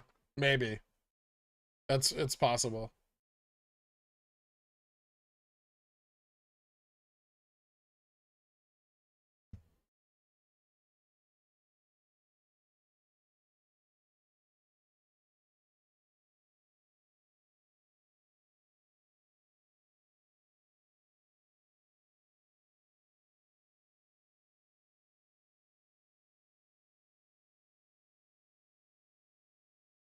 This is suitable strategy. Wait for gamma neutral spike, then sell 10 to 15% higher than gamma max value for that day. Historically, GME VUP seems to always run about 20% more than gamma max. Historically, but that can change, and there are instances of us running far beyond 20% above gamma max. And gamma max can remember gamma max isn't static, Stefan. It continues to rise.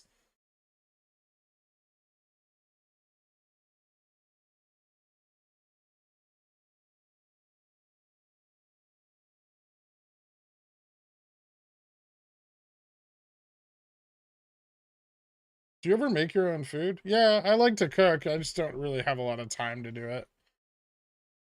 Were you wearing pants? Yeah. Well, not pants, but I had like pajama pants on. Not like pants. Like, you know those like cotton fucking flannel pants? I was wearing those. Were you in your pajamas? How embarrassing. I really wasn't very embarrassed.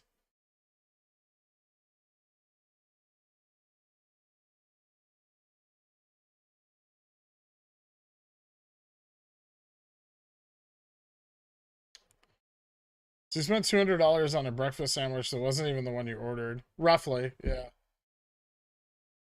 See you later, Nesquik. It's good having you around, man. Ooh. But yeah, in regards to Street Fighter 6, hold on.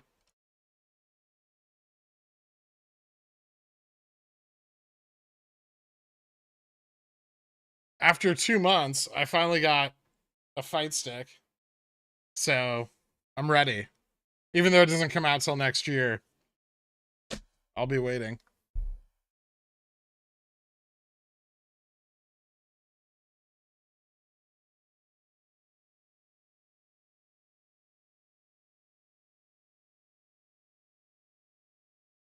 Do you think high frequency trading is racist? Not directly. If you live in the New York area, isn't it a given that you know how to pick a lock? No. I'm not going to pick an auto latching deadbolt with, you know, my pajama pants and a breakfast sandwich. I'm not fucking MacGyver. Are the DNGN GMVN numbers on the screen from today? Yes. Why else would they be there?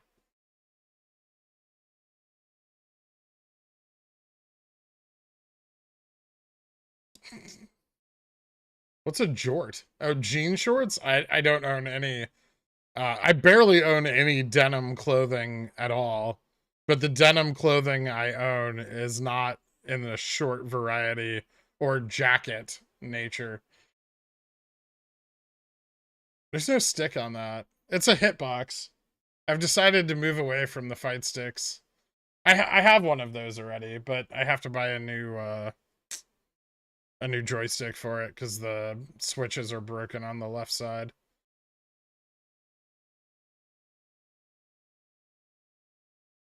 Hitbox Master Race.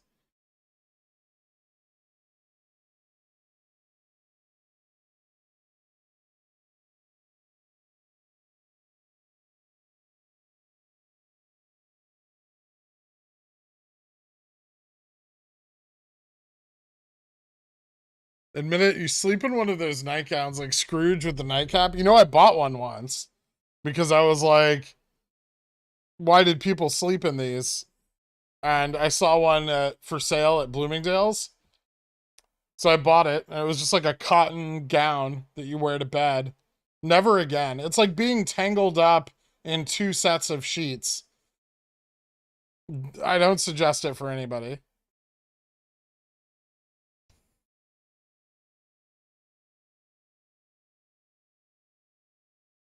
What do you look for in a good pair of sunglasses? I don't really know if I own any sunglasses.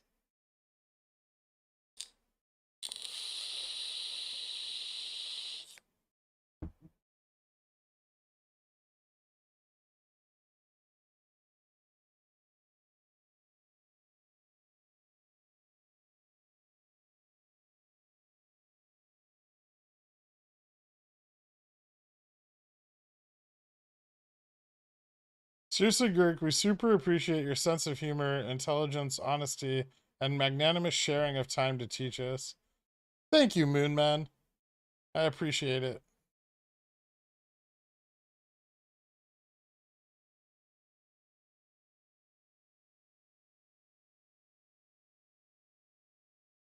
Squaregate or Octogate? Oh, Squaregate. I don't play Zangief.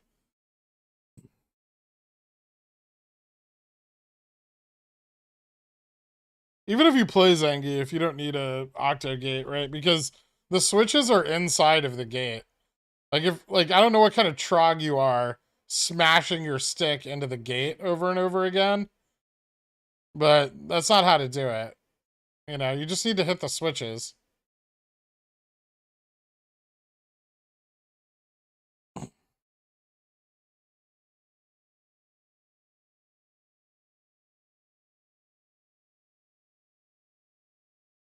I mean, the Street Fighter game doesn't come out till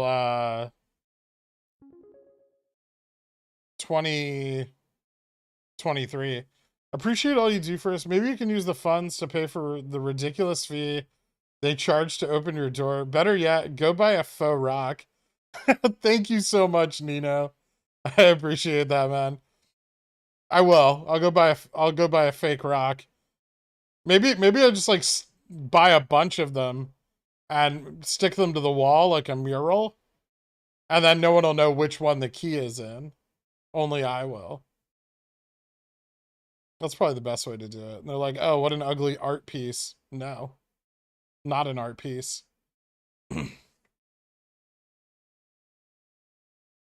If we don't see a $15 dip after FOMC, will you buy and wear denim hot pants for the stream? No. Daniel Groves, donating to your Jort fund. I won't wear denim shorts ever. Not in 1,000 years.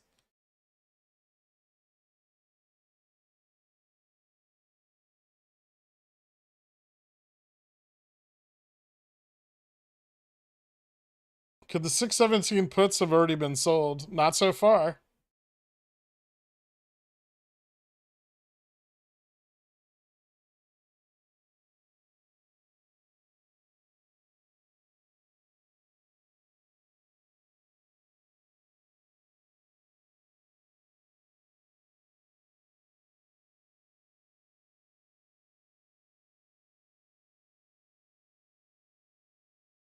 No chucker shorts? No. Who the fuck doesn't own sunglasses? Someone who never goes outside. Also, there's not a lot of sun in New York, right? Because, you know, you're on the street and the buildings are tall.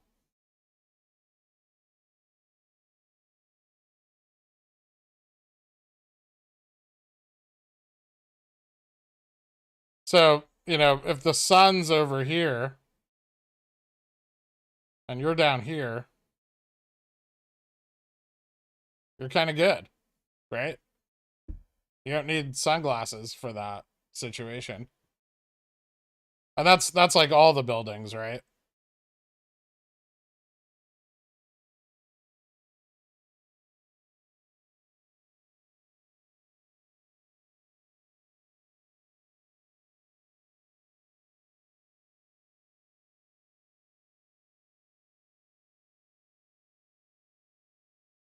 Even if they mark them long, wouldn't they want them in the money as well? No, the premium cost would just be divided up over the arbitrage realized on the failure to deliver. Are you streaming FOMC meetings same as earnings? No. I mean, I'll read the minutes and then that's it.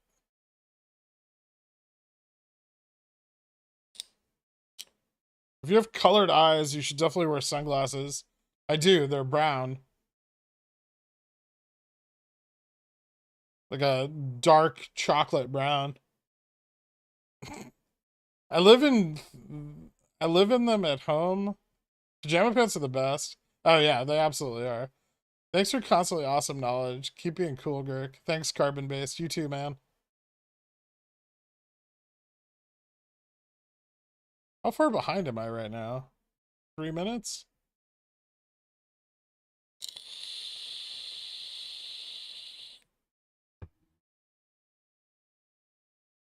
If FOMC is bullish, will you buy and wear denim shorts for $5,000? No.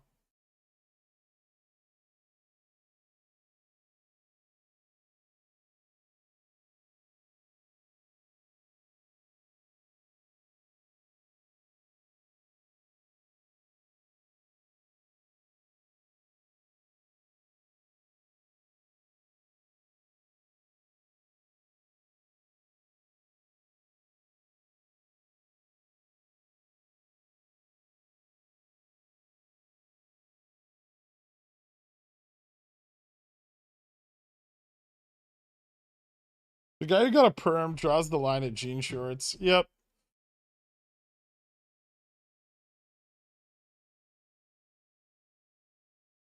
I don't own sunglasses. They make your eyesight inferior. Okay.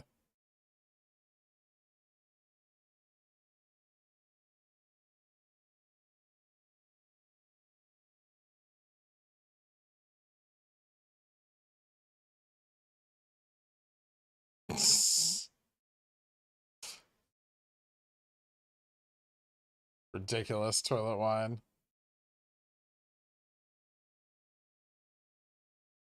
That art degree's paying off.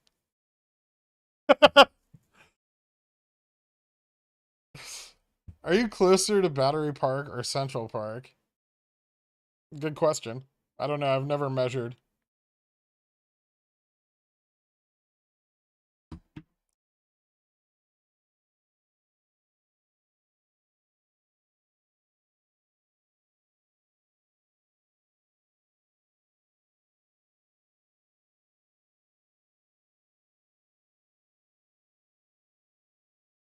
Nope. There is not quick name. You don't, there's no number of days you have to hold it.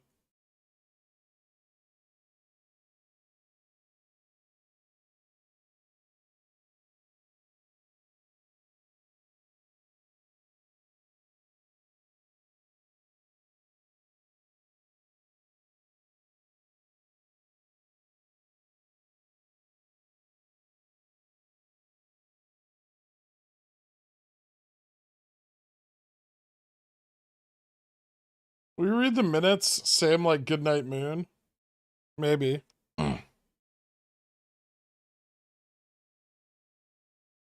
Cheekers? I don't know what the hell you're talking about, Trina.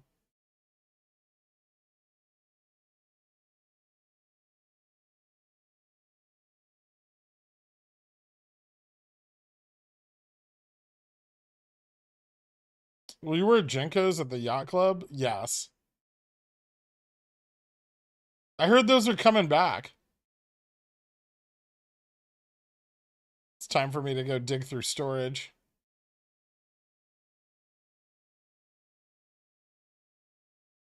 And lose 50 pounds.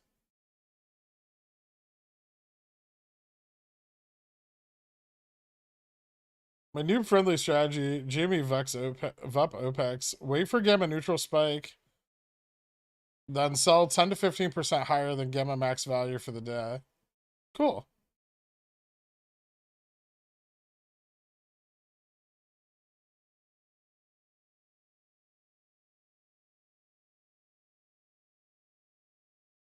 I swear to God. If you wear cheekers, then the stream will implode. I don't know what that is.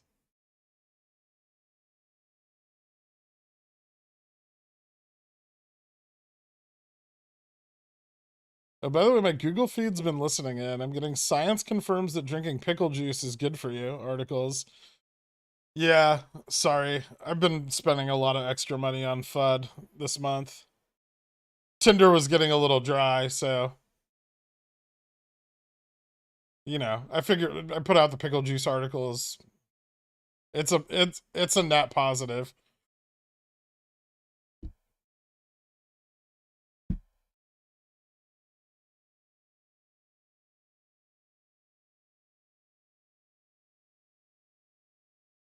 Cheekers equal Daisy Dukes. Oh, I do have a pair of Daisy Dukes. That's a different story, though. It was for a bet I lost. That's all that's going to be said about it.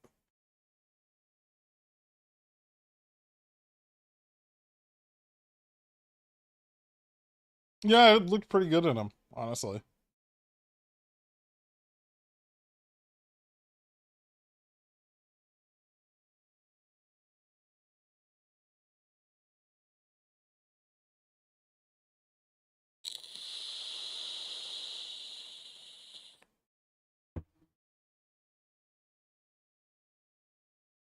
Did your Gurk fall out of the Daisy Dukes? That part was difficult. You know, double-sided tape helps for about 20 minutes.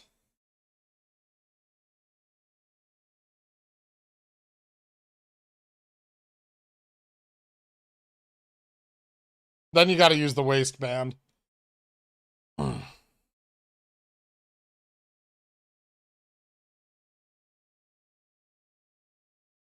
Who am I? You're Mark Long.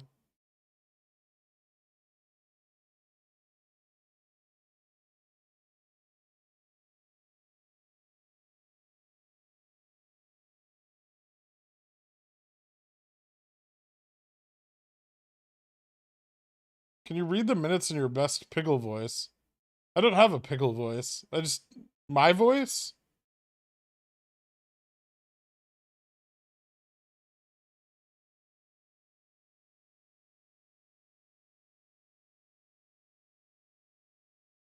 Can we change the subject? It's almost lunch.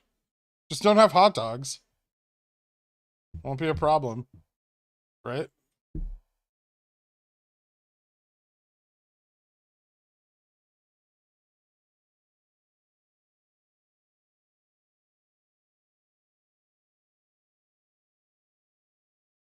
Is this the last of the economic data this week? Oh no. The Fed's got a really fun day in store for everybody, actually.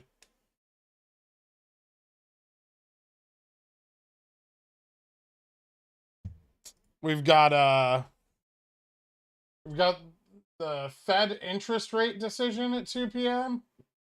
and the FOMC minutes. Then at 2:30 we have a Fed press conference. Then tomorrow we have housing build starts and building permits. First thing in the morning. So for new housing. That'll be pretty big.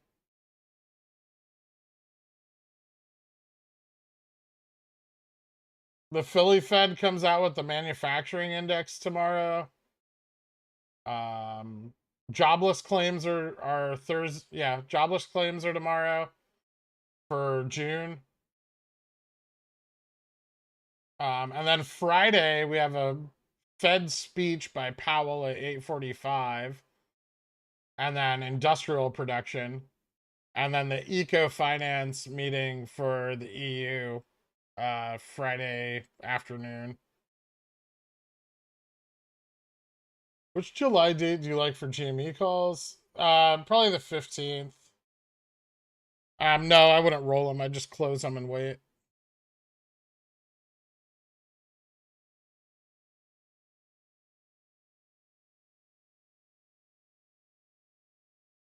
Last time they raised rates by 0.75 BPS was in 1994. Yeah, and the last time inflation was this high was 1981. So you're saying hold on to your puts.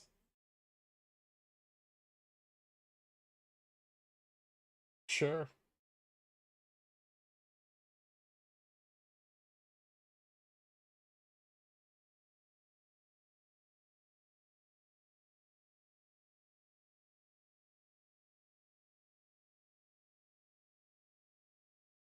I posted it in the Pickles Picks, Carl. Safe to assume this whole pickle theme is just a code for Megadong? Good, because that's what I'm running with. No, but whatever makes you happy. I just thought it was a funny screen name when I was 17. It's stuck.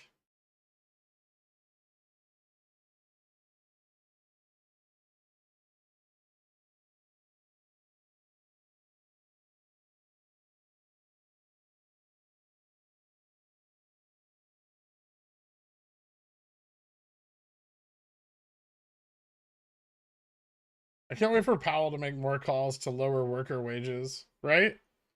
Not enough money flowing up. Gotta fix that. It's a problem. Gurk, you ready for what I'm about to do? Confirmed with JPOW. He says, make it look graceful.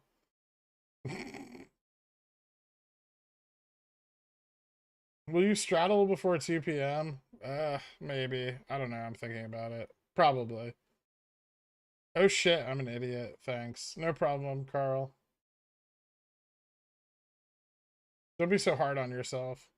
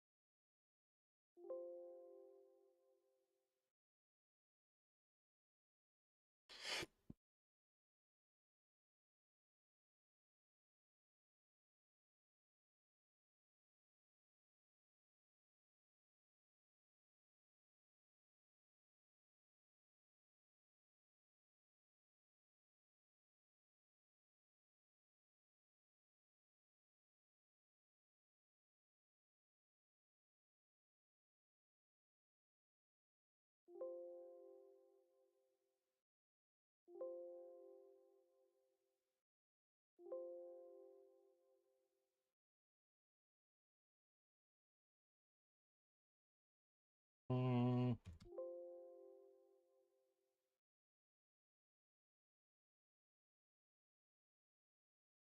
shitty Phil.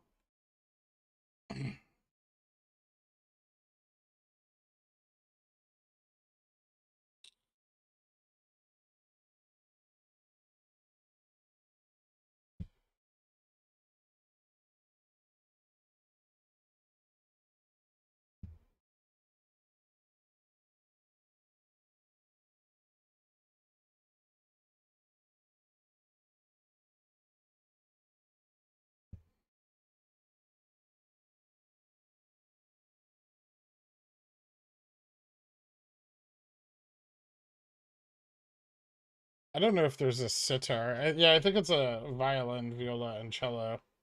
I don't think there's a sitar. Who said there was a sitar in that song?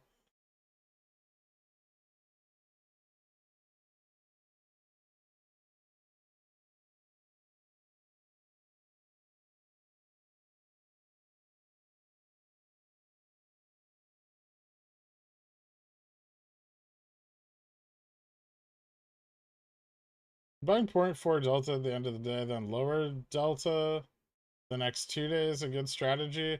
I don't want to miss a huge rip and be priced out, but I don't want a huge dip after buying.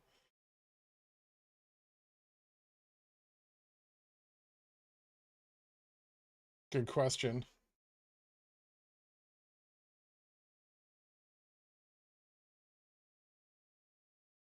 Where will the rates be announced? On the Fed website? I don't think so, Dylan Lyle. You would want to buy the highest delta soonest or last, right? Because you want to buy it as close to the money as possible before any price improvement occurs. But you don't want to be exposed to like fluctuations currently before a run.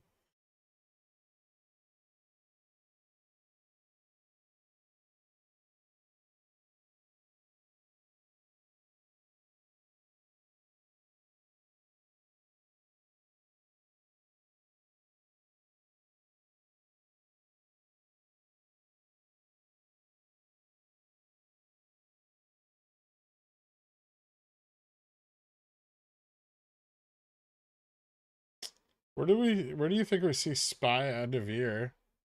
I mean, the current trend, like in the low 300s.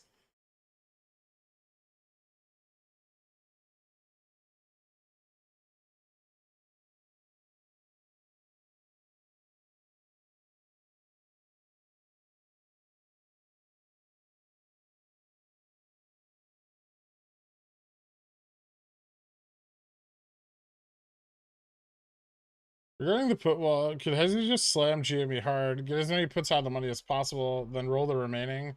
Why roll all of it? Why are they rolling anything? I don't think they're going to roll anything forward.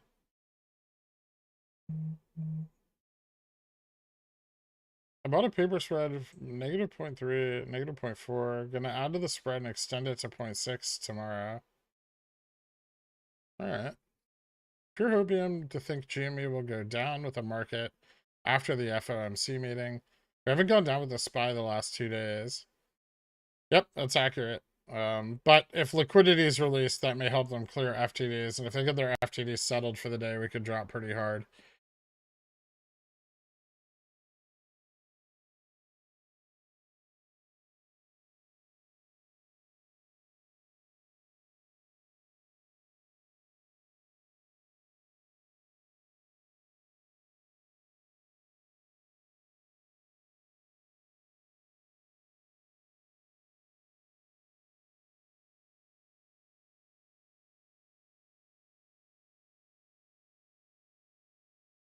Have no copies of Catcher in the Rye.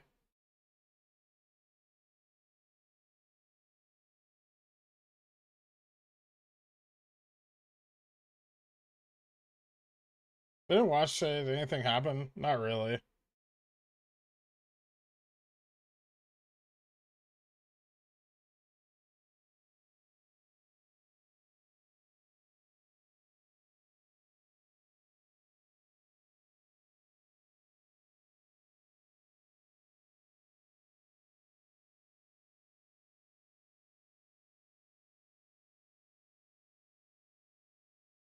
FOMC meeting is at 2. Give me 1 second. I'll be right back. I'll be back before the meeting.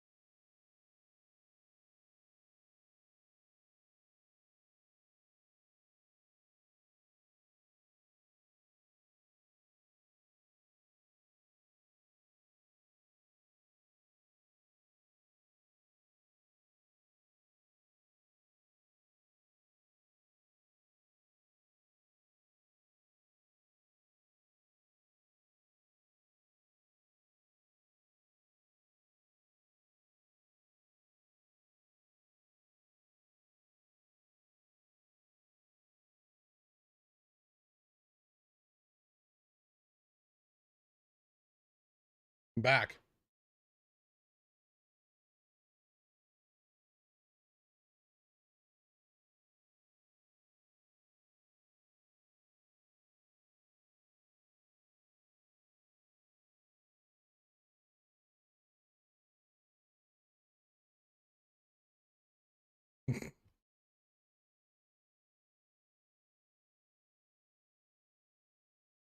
Thanks, Stevie.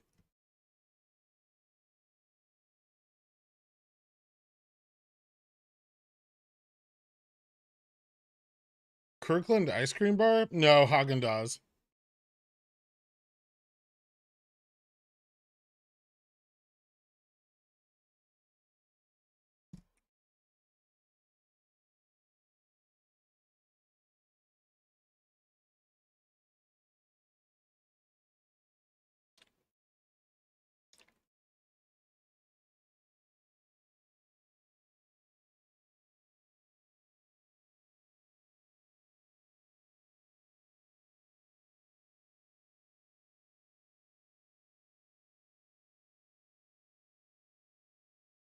Calling it now. J-Pow chickens out and doesn't go full Valkyr.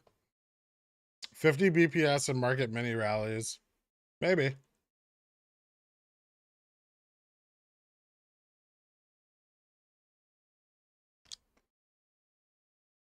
I think 7.5 now, forward 50.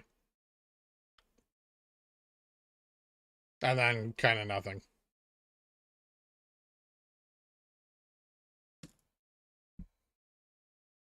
Forward 50 with the potential to raise or lower as conditions are noted.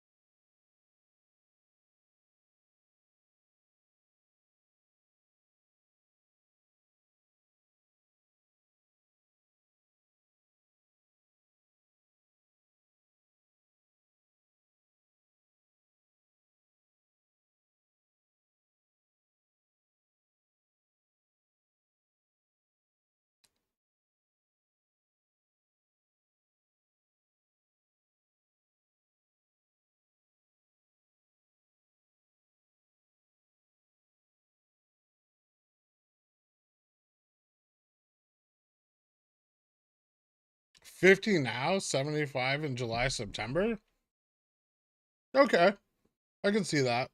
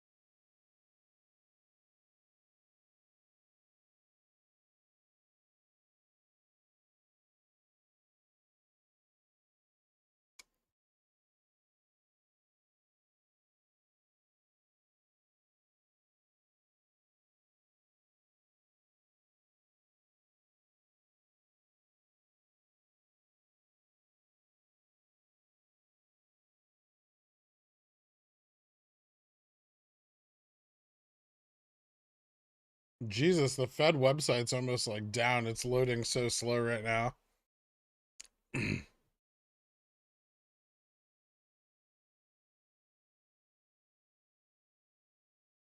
I should just played the VIX.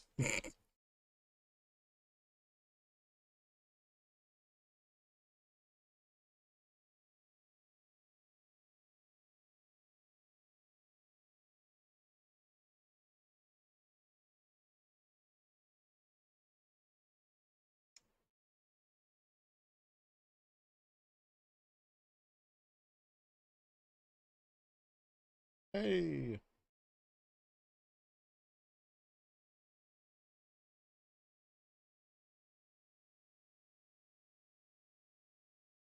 The fucking update.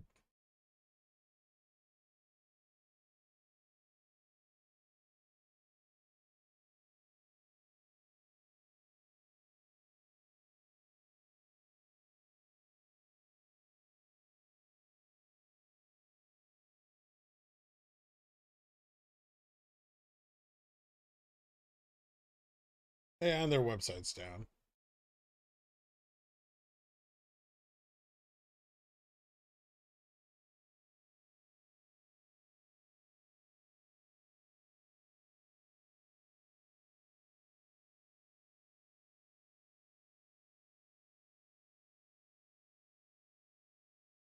$75?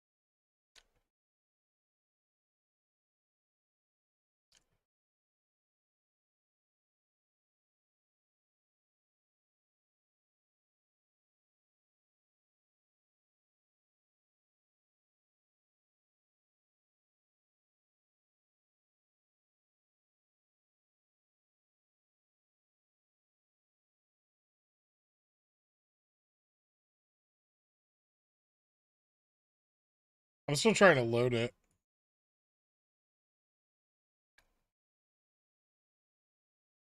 There we go.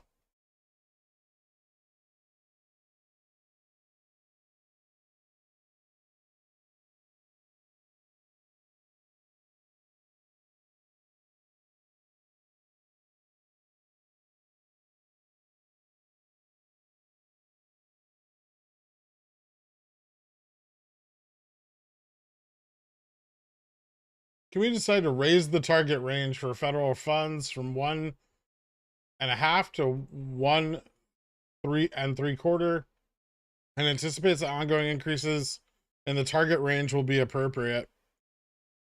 Fuck. So 0.75 and 0.75 forward.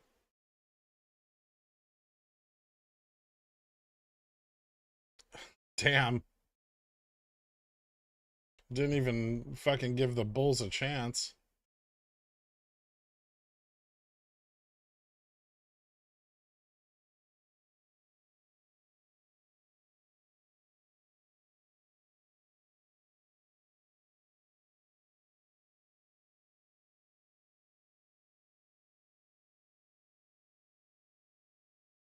Reinvest into agency mortgage-backed securities. The amount of principal payments from the Federal Reserve's holdings of agency debt and agency MBS received in the calendar months of June and July that exceed a cap of 17.5 billion per month. I guess that's a little bullish. And related, the board of governors unanimously to approve 3/4 percentage points increase in the primary credit rate to 1.75% effective June 16th. And taking this action, the board approved the request to establish the rate submitted by the board of directors, the Federal Reserve Bank of Minneapolis.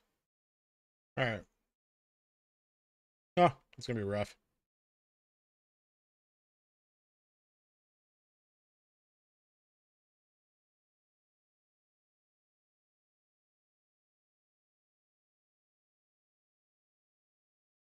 No, I don't think the forward rate at 0.75 was priced in.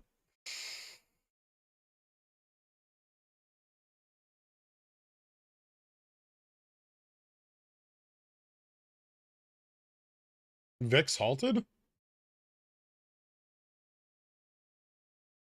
Oh shit.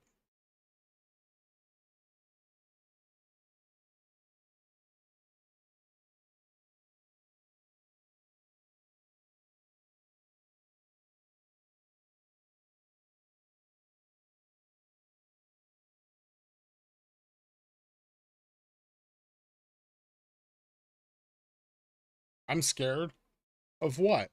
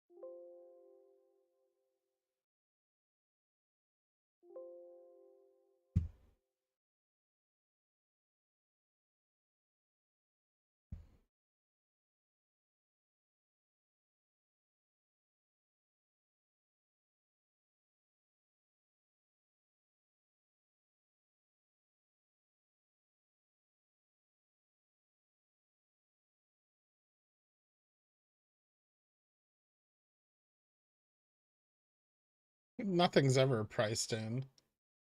Not really.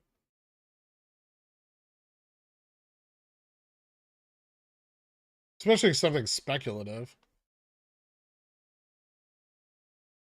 It's the biggest rate hike since 1994.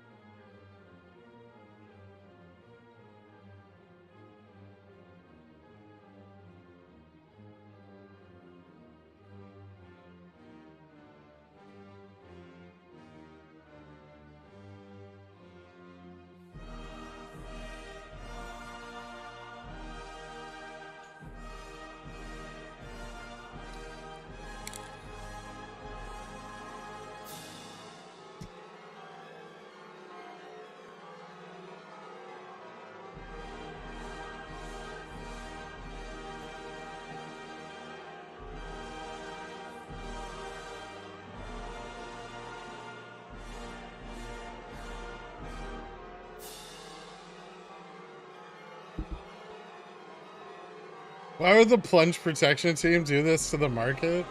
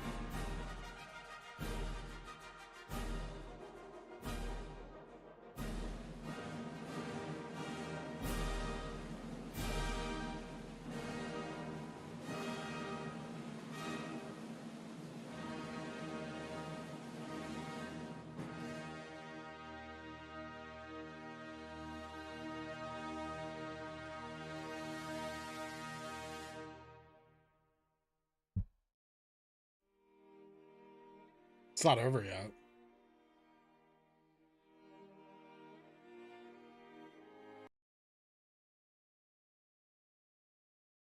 Load cannons. All right, hold on. I gotta play Popcorn Trader full bowl. Because he remembered.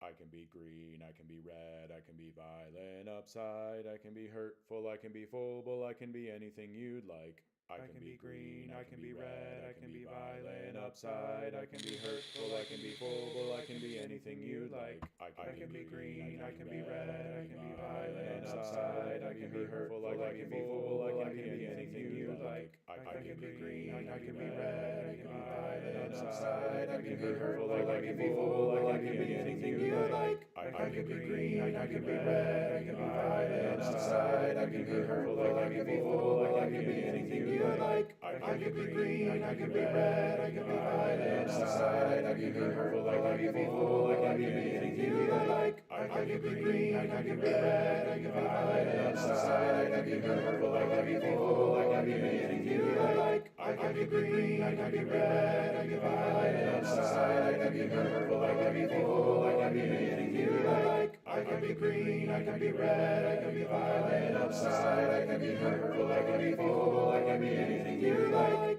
I can be green, I can be red, I can be violent upside, I can be hurtful, I can be full, I can be anything you like. I can be green, I can be red, I can be violent upside, I can be hurtful, I can be full, I can be anything you like. I can be green, I can be red, I can be violent upside, I can be hurtful, I can be full, I can be anything you like. I can be green, I can be red, I can be violent upside, I can be hurtful, I can be full, I can be anything you like. I can be green, I can be red, I can be violent upside, I can be hurtful, I can be full, I can be anything you like.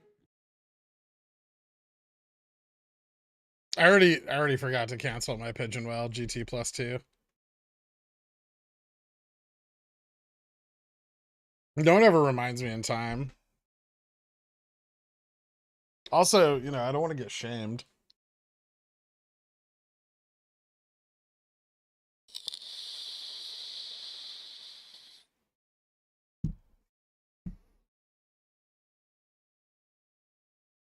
It's working. I don't want the market to go up. Like a rock.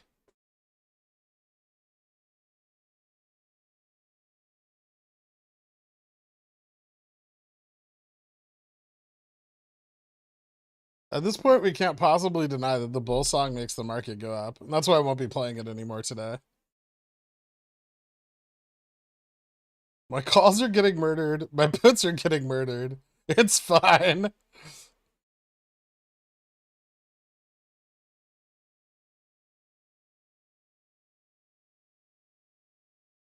Cut puts on Jimmy? This doesn't look very bullish, right?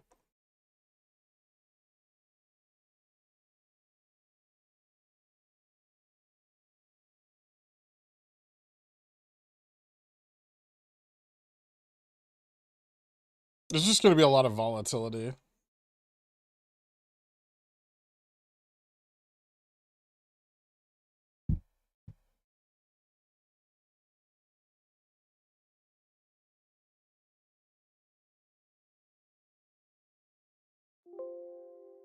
I missed a Ko-Fi. Sorry.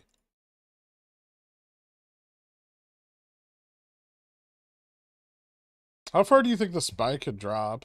We have support at like 473.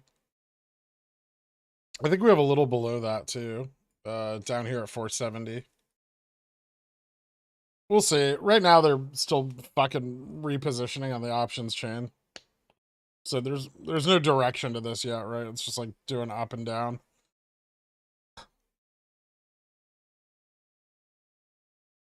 And it's mixed, right? I mean, like the rate hike is high and the forward rate hike is also high, which is ultimately bearish. But people like to know what's going to happen, and it instills confidence.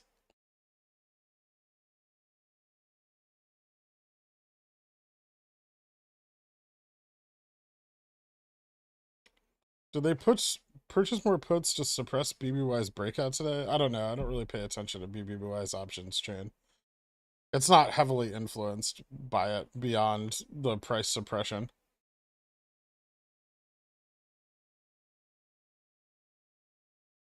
VIX resumed. Was the hike not 0.25? Yeah. But it's still a hike. They're moving it up to 0.75 as the target range. But also a 0.75 hike for July. Right? The expectation leading up to this last week before CPI data dropped was they'd be pulling back on the current rate.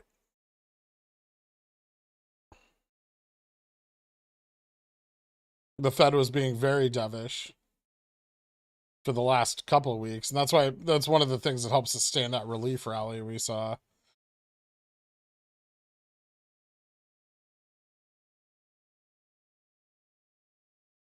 Why ups? It's gonna bounce around a bunch before it picks a direction. So this rate hike isn't priced in. No.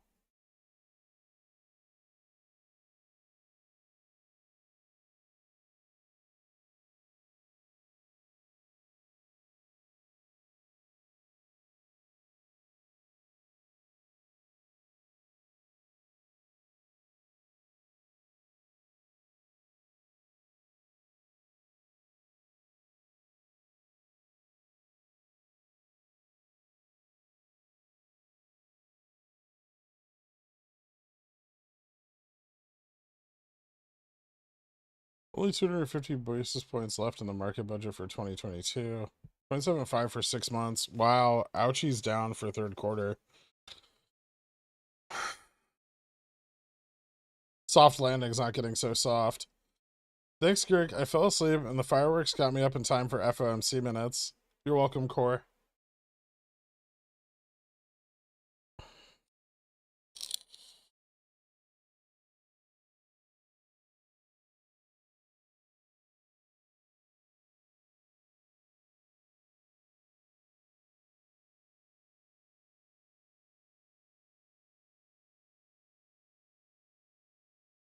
Might be able to point me in the right direction. Best way to send 50K across the country?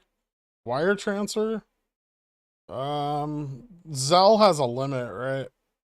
Yeah, probably wire.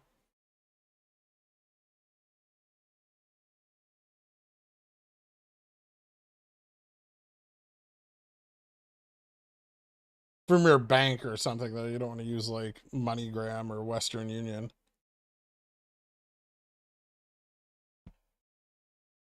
No, not carrier pigeon.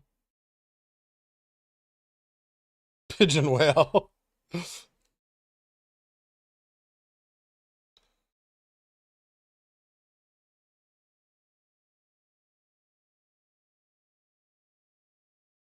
know, even after the pigeon whales were granted their protected status, they still had to stop flying around with large amounts of cash strapped to them. It was dangerous.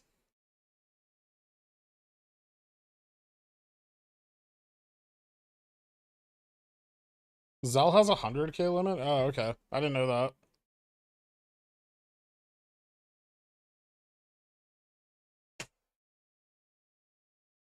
$2.1K watching normal for this time? It's not unusual. Why not use Bitcoin for sending money?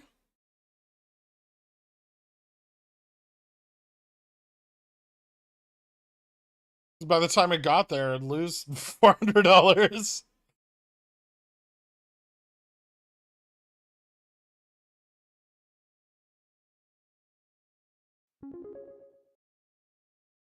I know my CPA is best to answer this, but do you typically defer tax payment until October?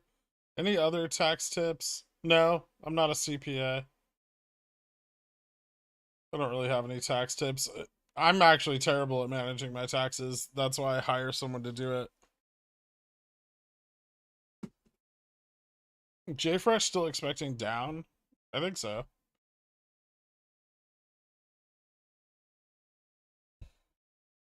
Regardless of today's volatility, do you think the rate hike means a big red day tomorrow? I mean, it's not good. It's a big hike.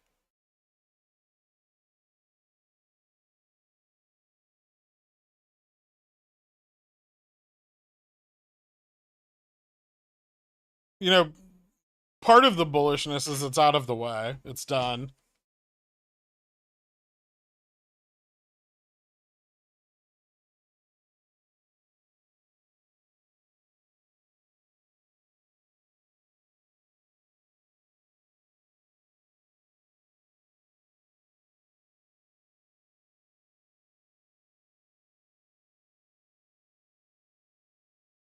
Sorry. What the fuck is that? I think there's another wasp. So you have to weigh it with the fact that, like, before today we don't know what's going to happen. Now we do. Which instills some level of confidence in the market. It keeps money from being held on the sidelines, which is the bullish side of it. The bad side of it is this, economy's not getting better, and this is the highest rate hike since the 90s.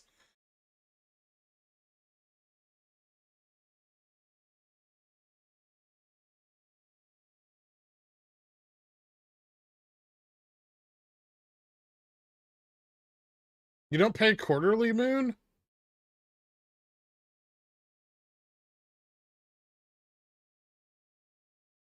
You should definitely be paying quarterly, dude.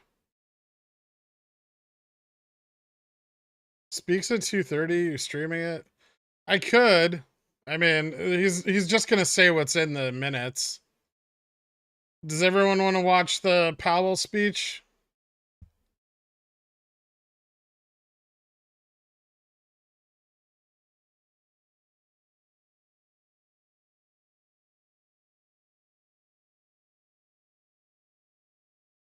Absolutely not. Stream it anyway. He's pretty.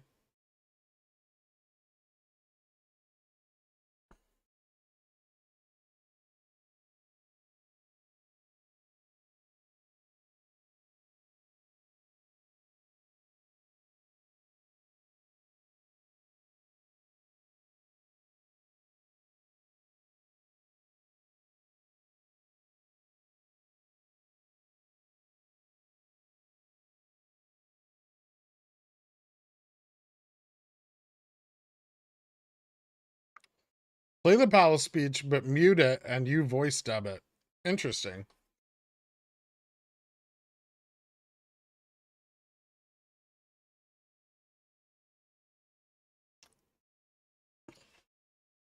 Who doesn't want to give Powell the Almighty some airtime?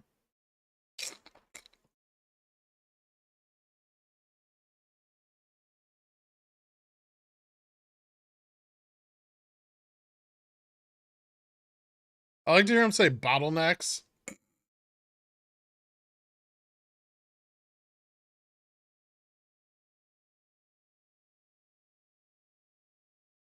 Retail sales fell in May 0.3. Negative. It dropped to negative 0.3.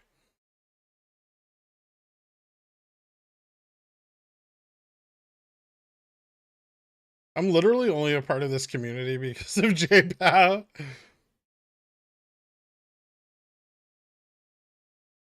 The upcoming hyperinflation will be transitory.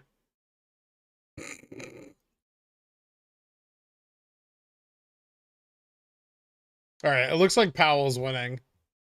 He's up almost as much as the rate hike.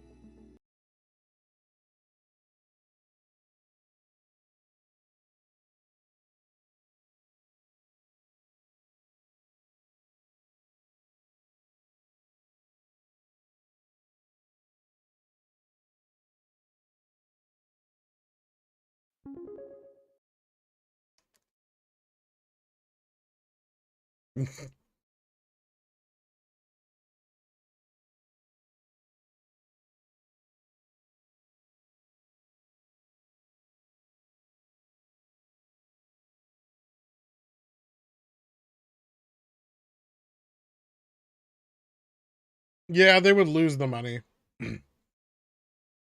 But if they're buying back those FTDs at, you know, $10, $20 less than they were created at, the offsetting using puts isn't that expensive, right?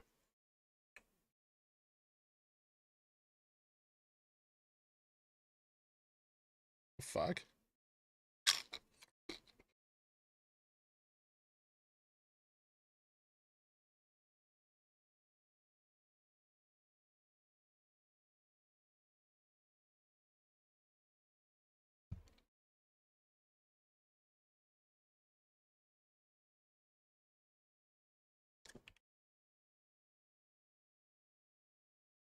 Hmm.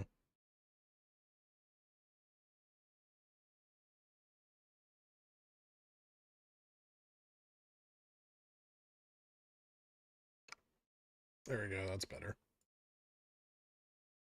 Starts in what, 2 minutes?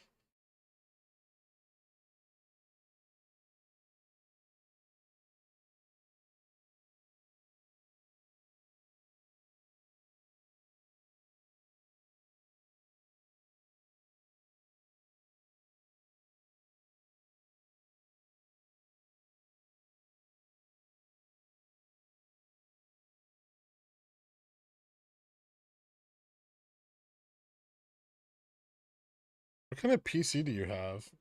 I built it.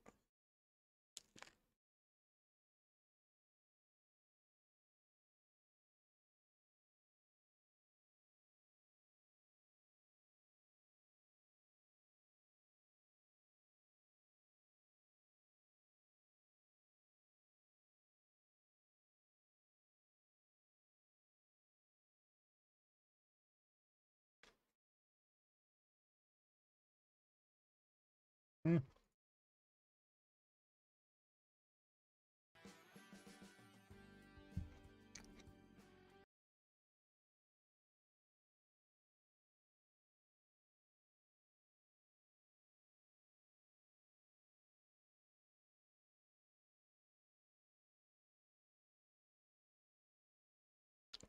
Have you been to Italy? When I was little.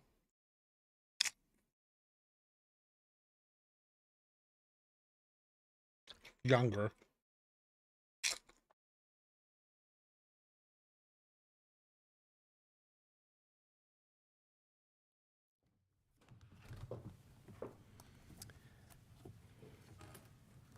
Good afternoon. I will begin with one overarching message. We at the Fed understand the hardship that high inflation is causing. Fuck your calls. We're strongly committed to bringing inflation back down. We're doing nothing about and it. We're moving expeditiously to do so.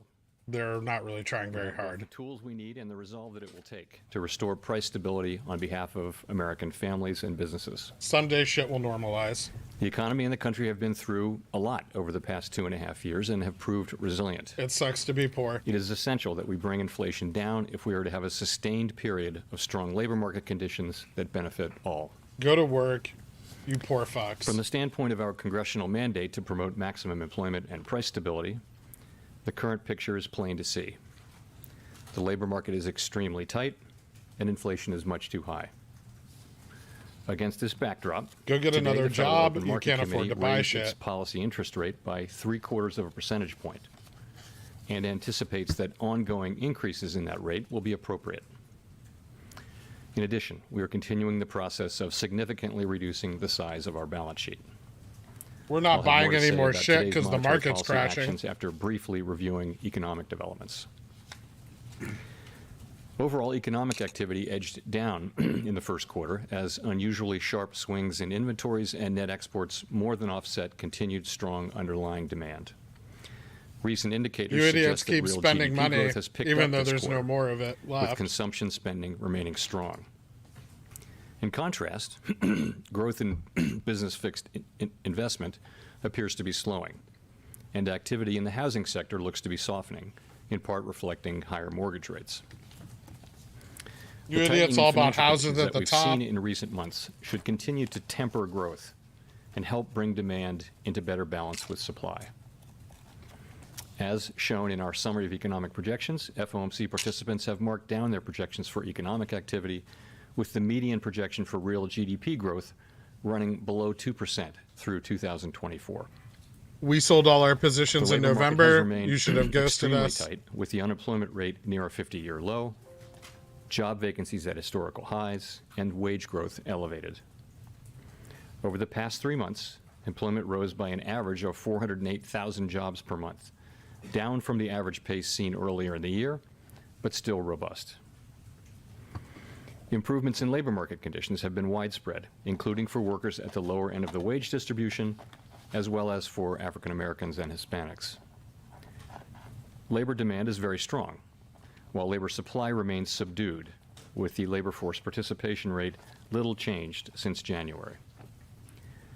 FOMC participants expect supply and demand conditions in the labor market to come into better balance, easing the upward pressures on wages Your and bosses are prices. going to start paying you less now that inflation The is hitting median them. projection in the SEP for the unemployment rate rises somewhat over the next few years, moving from 3.7% at the end of this year to 4.1% in 2024, levels that are noticeably above the March projections. Brown people and poor people will get hurt hardest Inflation by remains this. well above our longer-run goal of 2%. Over the 12 months ending in April, total PCE prices rose 6.3%, excluding the volatile food and energy categories. Core prices rose 4.9%. In May, the 12-month change in the Consumer Price Index came in above expectations at 8.6%, and the change in the core CPI was 6%. You guys think Aggregate those are demand is strong. reporters, Supply but they're constraints have been really larger and long-lasting they're really than managing anticipated, trading and desks, price and they're pressures just have mashing spread to a sell. broad range of goods and services. The surge in prices of crude oil and other commodities that resulted from Russia's invasion of Ukraine is boosting prices for gasoline and food and is creating additional upward pressure on inflation. This is all Putin's fault. And COVID-related lockdowns in China are likely to exacerbate supply chain disruptions. FOMC participants have revised up their projections for inflation this year, particularly for total PCE inflation, given developments in food and energy prices. The median projection is 5.2% this year and falls to 2.6% next year and 2.2% in 2024. Shit's not getting better. Participants continue to see risks to inflation as weighted to the upside. The Fed's monetary policy actions are guided by our mandate to promote maximum employment and stable prices for the American people. My colleagues and I are acutely aware that high inflation imposes significant hardship, especially on those least able to meet the higher costs of It's essentials. been really like hard food, on our housing, assistants and housing transportation. staff. We are highly attentive to the risks high inflation poses to both sides of our mandate, and we're strongly committed to returning inflation to our 2% objective. Yeah, it looks like it sucks for you guys. You might Against the do backdrop something about of it the in the rapidly future. evolving economic environment, our policy has been adapting, and it will continue to do so. At today's meeting, the committee raised the target range for the federal funds rate by 0.75 of a percentage point, resulting in a 1.5 percentage point increase in the target range so far this year. The committee reiterated that it anticipates that ongoing increases in the target range will be appropriate. And we are continuing the process of significantly reducing the size of our balance sheet, which plays an important role in firming the stance of monetary policy. We fell way Coming out of behind, our but now we're last trying to meeting in catch May, up. There was a broad sense on the committee that a 0.5 percentage point increase in the target range should be considered at this meeting if economic and financial conditions evolved in line with expectations. We also stated that we were highly attentive to inflation risks and that we would be nimble in responding to incoming data and the evolving outlook. Since then, inflation has again surprised to the upside. Some indicators of inflation expectations have risen, and projections for inflation this year have been revised up notably. In response to these developments, the committee decided that a larger increase in the target range was warranted at today's meeting. This continues our approach of expeditiously moving our policy rate up to more normal levels, and it will help ensure that longer-term inflation expectations remain well anchored at 2%. As shown in the SEP, the median projection for the appropriate level of the federal funds rate is 3.4% at the end of this year, a percentage point and a half higher than projected in March, and 0.9 percentage point above the median estimate of its longer run value. We're going to let this shit The run median until the projection rises 2024 further election. to 3.8% at the end of next year and declines to 3.4% in 2024, still above the median longer run value. Of course, these projections do not represent a committee plan or decision, and no one knows with any certainty where the economy will be a year or more from now. We don't know what the fuck we're doing. Over coming Please help. months, we will be looking for compelling evidence that inflation is moving down, consistent with inflation returning to 2%. We anticipate that ongoing rate increases will be appropriate. The pace of those changes will continue to depend on the incoming data and the evolving outlook for the economy. Clearly, today's 75 basis point increase is an unusually large one, and I do not expect moves of this size to be common. From the perspective of today, either a 50 basis point or a 75 basis point increase seems most likely at our next meeting. We will, however, make our decisions meeting by meeting, and will continue to communicate our thinking as clearly as we can. Our overarching focus is using our tools to bring inflation back down to our 2% goal and to keep longer-term inflation expectations well anchored. Making appropriate monetary policy in this uncertain environment requires a recognition that the economy often evolves in unexpected ways. Inflation has obviously surprised to the upside over the past year, and further surprises could be in store. We therefore will need to be nimble in responding to incoming data and the evolving outlook. And we will strive to avoid adding uncertainty to what is already an extraordinarily challenging and uncertain time. We are highly attentive to inflation risks and determined to take the measures necessary to restore price stability. The American economy is very strong and well positioned to handle tighter monetary policy. To conclude, we understand that our actions affect communities, families, and businesses across the country. Everything we do is in service to our public mission. We at the Fed will do everything we can to achieve our maximum employment and price stability goals. Thank you, and I look forward to your questions. Thank you. Howard Schneider with Reuters. Two related questions. Chair Powell, did you feel you boxed yourself in with the language you used at the last press conference on 50 basis point hikes in June and July? And would you please give us as detailed a sense as you can of what role you played in reshaping market expectations so quickly on Monday? So, as you know, we always aim to provide as much clarity as we can about our policy intentions, subject to the inherent uncertainty in the economic outlook, because we think monetary policy is more effective when market participants understand how policy will evolve, when they understand our objective function, our reaction function. And in the current highly unusual circumstances with inflation well above our goal, we think it's helpful to provide even more clarity than usual, again, subject to uncertainty in the outlook. So, and I think over the course of this year, financial markets have responded and have generally shown that they understand the path we're laying out. Of course, it remains data dependent, and so that's what we generally think about guidance, and that's why we offer it. And of course, when I offered that guidance at the last meeting, I did say that it was subject to the economy performing about in line with expectations. I also said that if the economy performed, if data came in worse than expected, then we would consider moving even more aggressively. So we got the CPI data and also some data on inflation expectations late last week, and we thought for a while, and we thought, well, this is the appropriate thing to do. So then the question is, what do you do? And do you wait 6 weeks to do it at the next meeting? And I think the answer Everything's a is trap. that's not where we are with this. So we decided we needed to go ahead, and so we did. And that's really how we made the decision. Okay, Gina?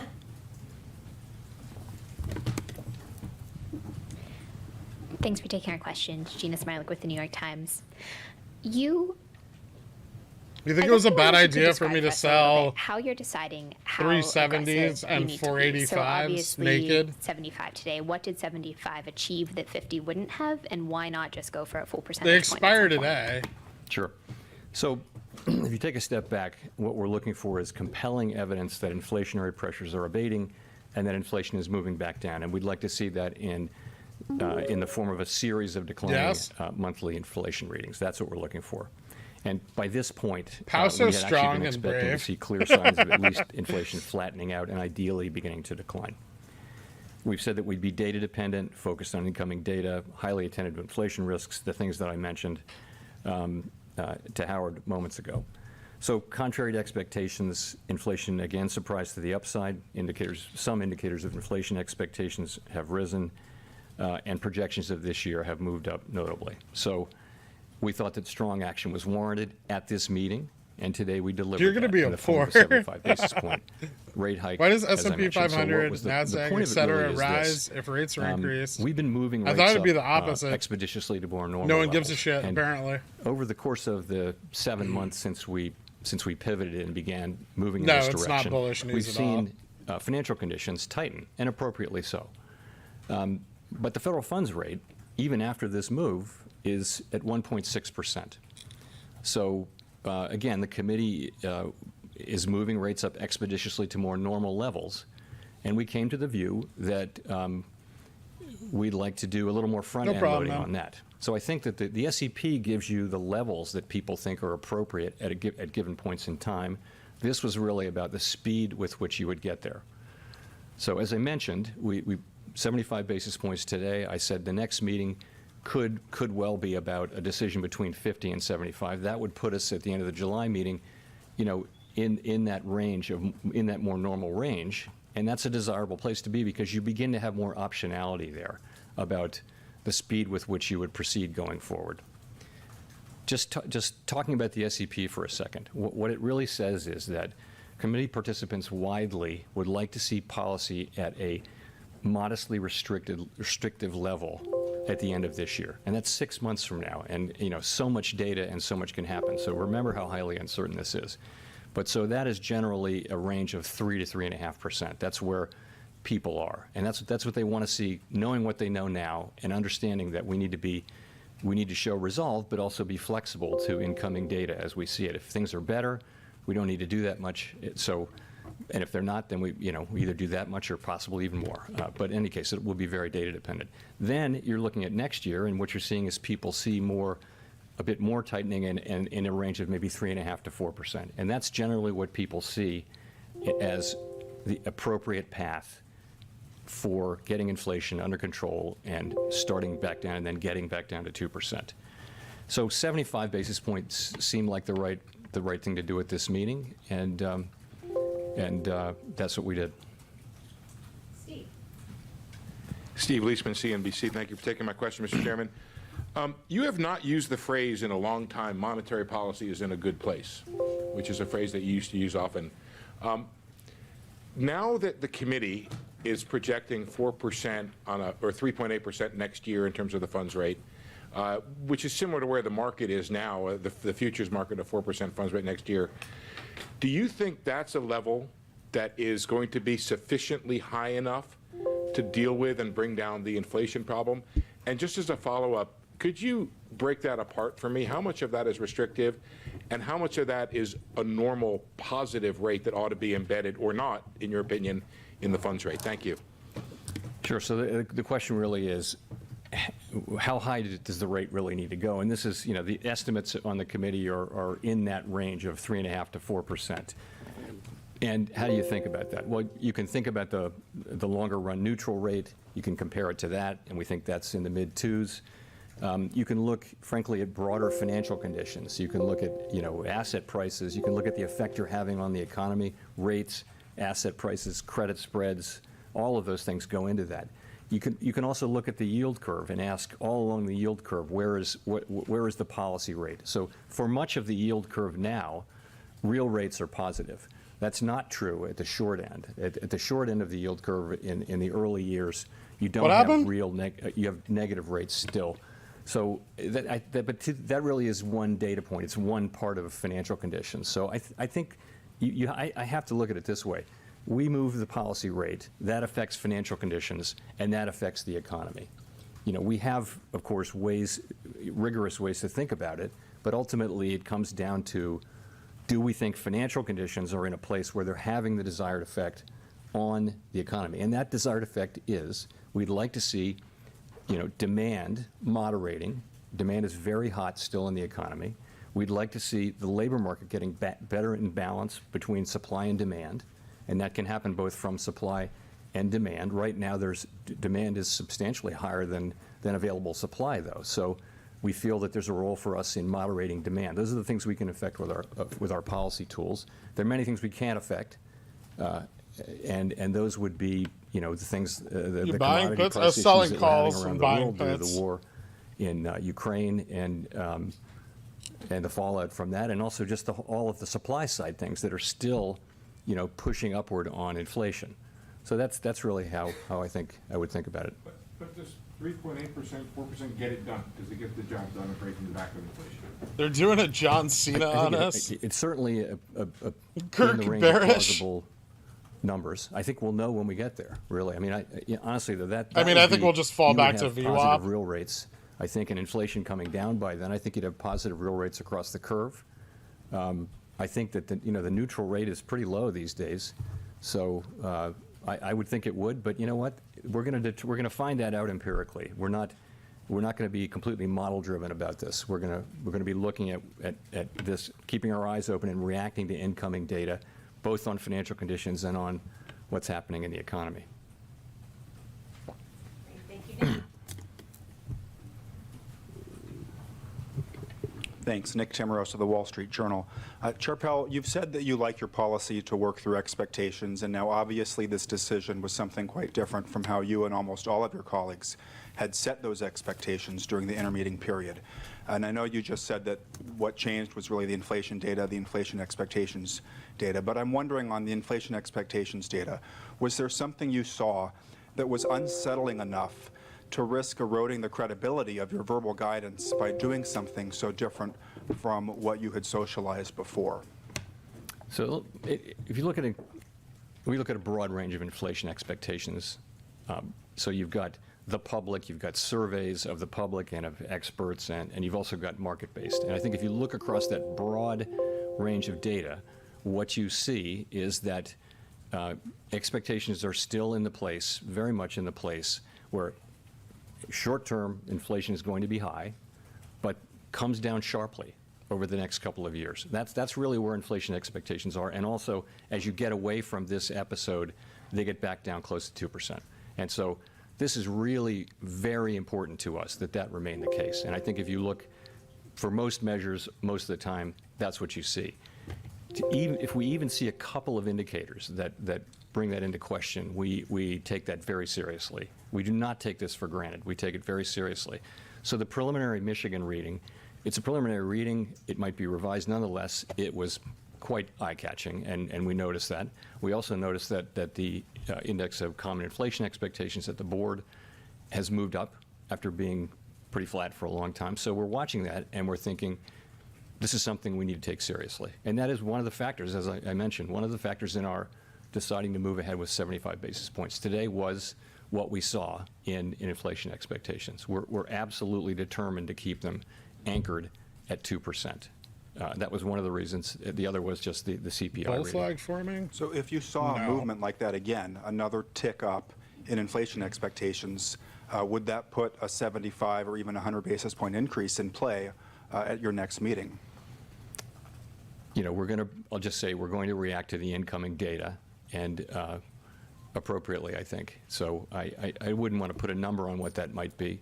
The main thing is to get rates up, and then pretty soon we'll be in an area where we're, I think, as you get closer to the end of the year, you're in a range where you've got restrictive policy, which is appropriate. 40-year highs in inflation. We think that policy is going to need to be restrictive, and we don't know how restrictive. So I think that's how we'll take it. Thanks, Neil. Hi, Chair Powell. Neil Irwin from Axios. Thanks for taking our questions. The late-breaking Market decision didn't to go like 75 that. basis points. Do you worry that that will make policy guidance a less effective tool in the future? And should we think of that as a kind of symmetrical reaction function if we start to get soft readings on inflation, or if the labor market starts to roll over? To take your second question first, yes. I mean, I think we're resolved to take this on, but we're going to be flexible in the implementation of it. Sorry, and your question was guidance. So again, the overall exercise is that we try to provide as much clarity about our policy intentions as we can, because we think that makes monetary policy work better. It's always a trade-off, because you have to live with that guidance. And so you do it, and it helps a lot of the time. I frankly think this year has been a demonstration of how well it can work. With us having really just done a very little in the way of raising. Pause is going to shave off interest rates, 0.5. financial conditions have tightened quite significantly through the expectations channel, as we've made it clear what our plans are. So I think that's been a very healthy thing to be happening. Sure it is. And I would hope that it's always going to be any. He's acting like he wasn't even at the fucking meeting. Subject to things working like, out about as we expect. And in this wasn't really particular there. situation, we're looking for something specific, and that is progress on inflation. We want to see progress. We want to see. I was busy twisting inflation can't go down Christine until it Lagarde's flattens out. mascot. And that's what we're looking to see. And if we don't see that, then that's the kind of thing that will cause, even if we don't see progress for a longer period, that could cause us to react. But we will soon enough, we will be seeing some progress at some point. And we'll react appropriately to that too. But I would like to think, though, that our guidance is still credible, but it's always going to be conditional on what happens. This is an unusual situation to get, some data Right, Segan? late during blackout. Pretty What very fucking close to our nice, meeting. like, Very strong unusual, directional one that would actually movement. change the outcome. I've So, still got some puts right now, but I think I'm going to I've only bail in seen a second. In my 10 years plus here at the Fed, I've only seen something like that, even close to that, one or two times. So I don't think it's something that'll come up a great deal. Colby. Thank you so much for taking our questions. Colby Smith with the Financial Times. On the clear and convincing threshold for the inflation trajectory, what is the level of realized inflation that meets that criteria? And how is the committee thinking about the potential trade-off of much higher unemployment than even what's forecasted in the SEP if inflation is not moderating, at this acceptable pace? So the second part I didn't get. What's the potential trade-off with higher unemployment than even what's forecasted in the SEP if inflation is not moderating at an acceptable pace? Right. If this breaks 377, I'm going to make What we want like to 20 see grand. is a series of declining monthly readings for inflation, and we'd like to see inflation headed down. So, and right Shit, just now another our break policy of rate is the well EMA below neutral, right? EMA 30. Soon enough, we'll have our policy rate. Let's assume the world works about like the SEP says. The policy rate will be up where we think it should be, and then the question would be, do you slow down? Does it make you, you'll be making these judgments about, is it appropriate now to slow down from 50 to 25, let's say, or speed up? So that's the kind of thinking we'll be doing, and we're looking, ultimately, we're not going to declare victory until we see a series of these, really see convincing evidence, compelling evidence that inflation is coming down. And that's what I mean by, that's what it would take for us to say, okay, Thank you, Jerome.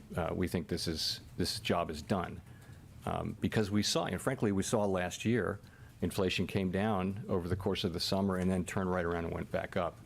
So I think we're going to be careful about declaring victory.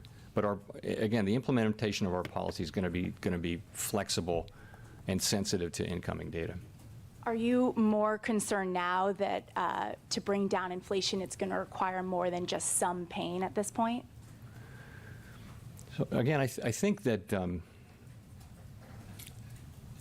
I do think that You've definitely seen me happier, Moon. You've seen me take my shirt the off. objective, and this is what's reflected in the SEP, but our objective really is to bring inflation down to 2% while the labor market remains strong. Imagine if J-Pow said I you're think welcome. that, what's becoming more clear is that many factors that we don't control are going to play a very significant I made a role 20% in put deciding gain, but it whether was that's less than the possible or fee you not. paid And to there get I'm back in thinking, your of course, apartment of this morning. commodity prices, the war in Ukraine. Do you think it's going to rally or something? I have no idea what it's going to do now. The monetary It policy can fall back here. stance doesn't affect those things. So, but having said that, there is a there's a path. There's a path for us to get there. It wasn't that complicated. It's I not bought getting calls easier. here It's on the getting break of more challenging because of 176. these external forces. I And sold that them up path is here to and move a little bit demand here down, and bought you have puts, a lot of surplus demand in which I then for sold example, in the here, in the labor here, market. and here. So you have two job vacancies essentially for every person actively seeking a job, and that has led to a real imbalance. In If this is wage gonna negotiating. continue to You could remain get bullish, to a place where you'll that probably ratio see it follow was this at a trend. more normal level, and you wouldn't you would expect to see those wage pressures move back down to a level where people are still getting healthy wage increases, real wage increases, but at a level that's consistent with 2% inflation. So that's a possibility, and you could say the same thing about some of the Do I wanna product buy markets here? where there's just excess capacity. And, think I'll let the you know, where volume sink really a where little. the strong demand has gone into they're capacity constrained, right? So you have effectively what we think of as a vertical supply curve or close to it. So Why not? demand comes in and it's very strong, and it shows up in higher prices, not higher quantities, not more cars, because they can't make the cars because they don't have the semiconductors. So in God, I'm principle, good at this that could shit. work in reverse. When demand comes down, you could see, and it's not guaranteed, but you could see prices coming down more than the typical economic relationships that you see in the textbooks would suggest, because of the unusual situation we're in on the supply side. So there's a pathway there. It is not going to be easy, and you know. Yeah, it's not that hard. Again, it's our objective, but as I mentioned, it's going to depend to some extent. It does on have to factors we break don't back to control. the upside of that average, Rachel. so it needs a little volume. Hi, Chair Powell. Thank you for taking our questions. Rachel Siegel from the Washington Post. So the new projections show the unemployment rate ticking up through 2024. Is a higher unemployment rate necessary in order to combat inflation? And what is lost if the unemployment rate has to go up and people lose their jobs in order to control inflation? Thank you. So you're right. In the SEP, we have unemployment going up to 4 point. The median is 4.1%. There are, of course, a range of actual forecasts, and I would characterize that if you were to get inflation down to, you know, How do you lose money on a its way down to straddle? 2%, and the unemployment rate went up to 4.1%. That's still a historically low level. You know, we hadn't seen rates, unemployment rates Slippage, below but 4% Ending up negative until a couple of when years it ago. moves $2 to We'd the seen it for downside and like $2 1 to the year upside. in the last 50.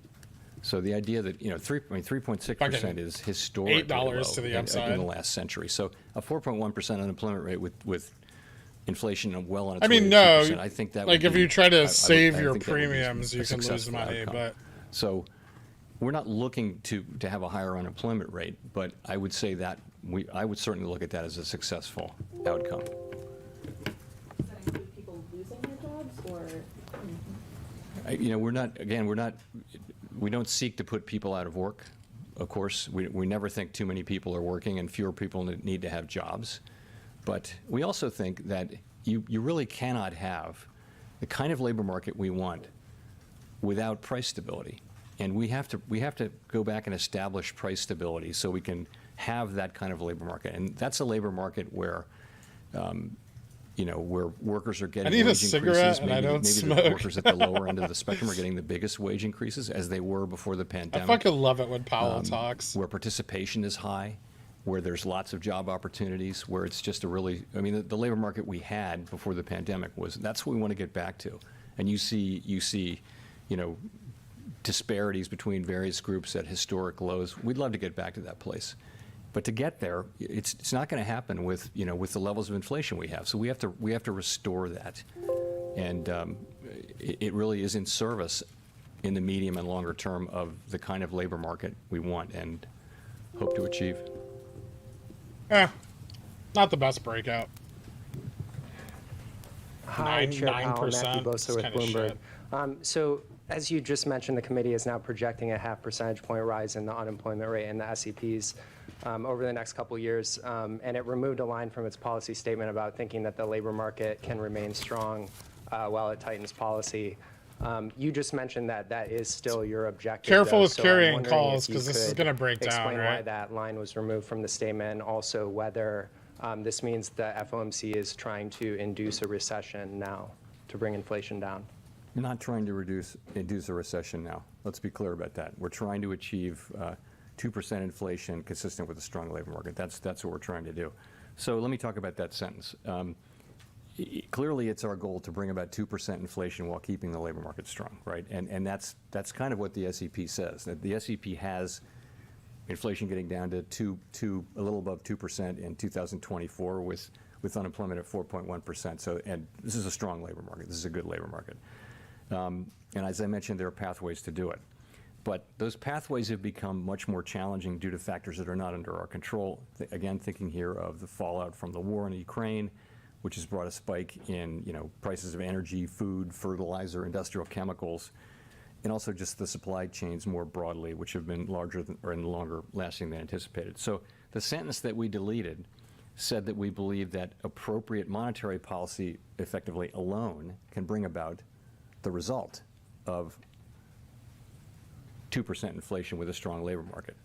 And so much of it is really not down to monetary policy. It just didn't, the sentence isn't, it kind of says on its face that monetary policy alone can do this.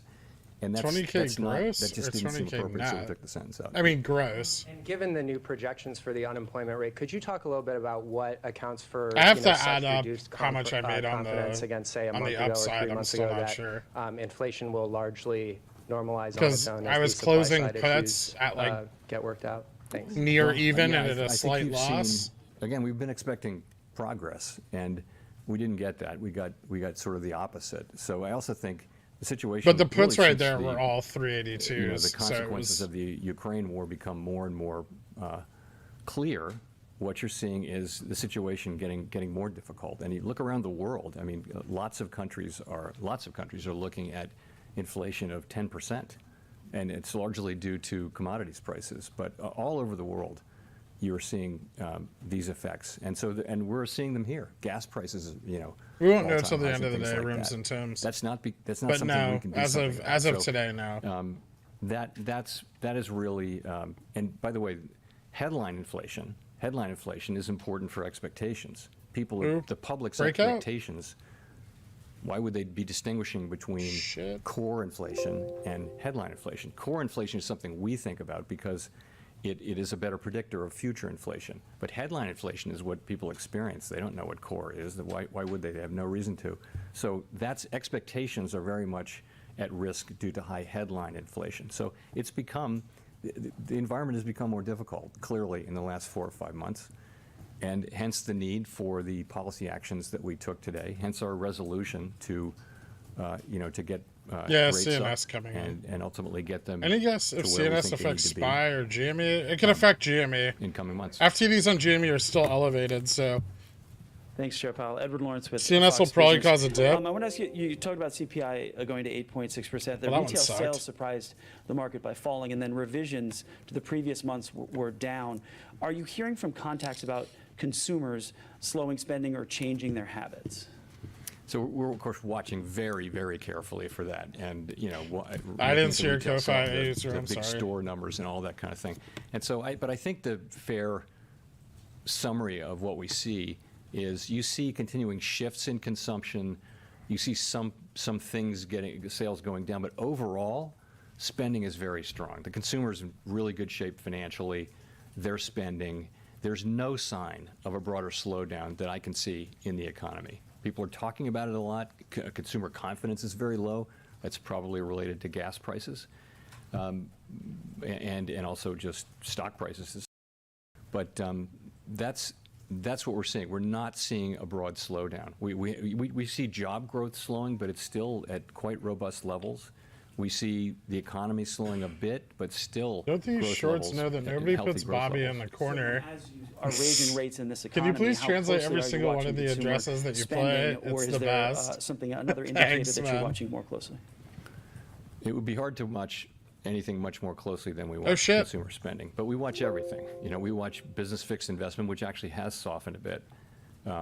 You know, we're responsible for watching everything, but you know, consumption is 60-some% of the economy, 2/3 of the economy. So naturally, we spend a lot of time on that. And again, there's a lot going on. There are a lot of flows back and forth, but ultimately, it does appear that the U.S. economy is in a strong position and well positioned to deal with higher interest rates. He's not saying the quiet part. We're buying with Thank you, Mr. credit, Chairman. not Mike cash. McKee from Bloomberg Yeah, Radio and Television. that's a problem. Are you targeting headline inflation now or core inflation? In other words, how far would you chase oil prices if they keep going up, if that's going to be the component that drives expectations? Would you risk recession for a headline rate if the core rate is holding steady or starting to go down? So we're responsible for inflation in the law, and inflation means headline inflation. So that's our ultimate goal. We, of course, like all central banks do, look very, very carefully at core inflation because it's a much better predictor, and it's a much better predictor of where inflation is going, and it's also more relevant to our tools. As I mentioned, the parts that don't go into core are mostly outside the scope of our tools, so we look at that. But you know, the current situation is particularly difficult because of what I mentioned about expectations. We can't affect, really. I mean, the energy prices are set by global commodity prices, and most of food, not all of it, but most food prices are pretty heavily influenced by global commodity prices too. Also other things. So we can't really have much of an effect, but we have to be mindful of the potential effect on inflation expectations from. Worst part of Wednesdays So is it's a there's very no zero difficult situation GTs be to in. buy.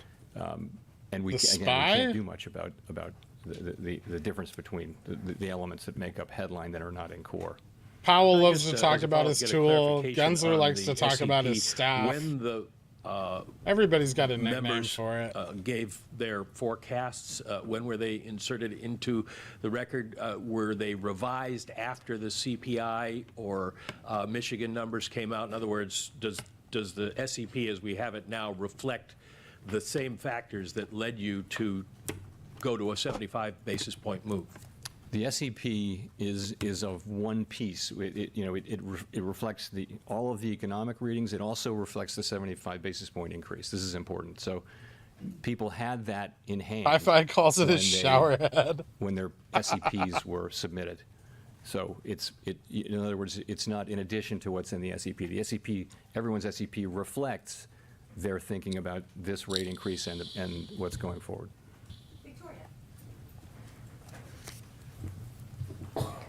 Hi, Victoria Guida from Politico. I wanted to ask about how you're measuring progress, especially since you've now started front-loading rate hikes more.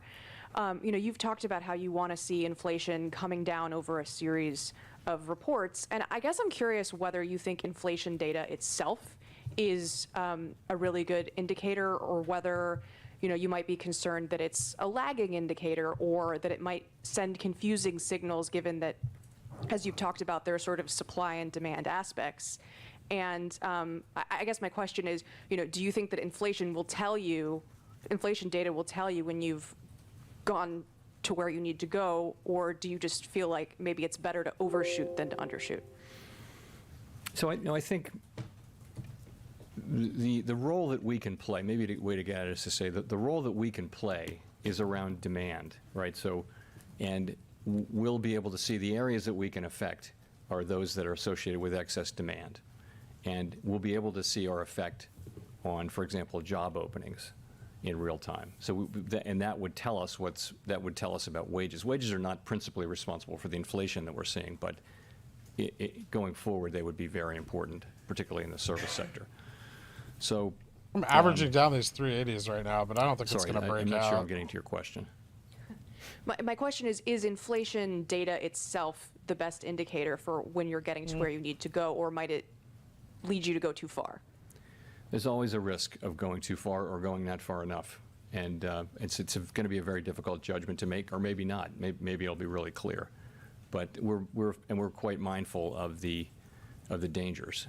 But I will say the worst That's what I'm buying. I got a little discount discount on them would here. be to fail, which it's not an option. You know, we have to restore price Stopped. stability. We really do, because everything it's the bedrock of the economy. If you don't have price stability, the economy is really not going to work the way it's supposed to. It won't work for people. Their wages will be being eaten up.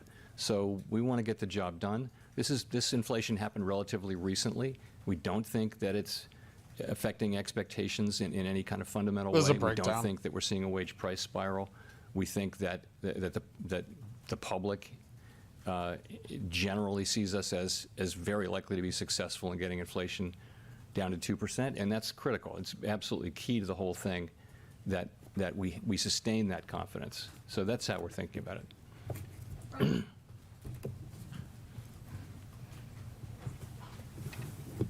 Hi, Brian Chung with Yahoo Finance. I just want to expand, I guess, on what if you we get just said volume now about the general pushing public through feeling here, like you know, you can get this done. it'll probably fall you back. talk about consumer to here. sentiment being down, household inflation expectations being up, recession just broadly. The volume's dinner table holding talk. though. Does the general feel among American households and also businesses square with your explanation of the economy, given that the description of inflation in the statement didn't change between May and June? Thanks. Did you get in your July calls yet for OPEX? Clearly, no.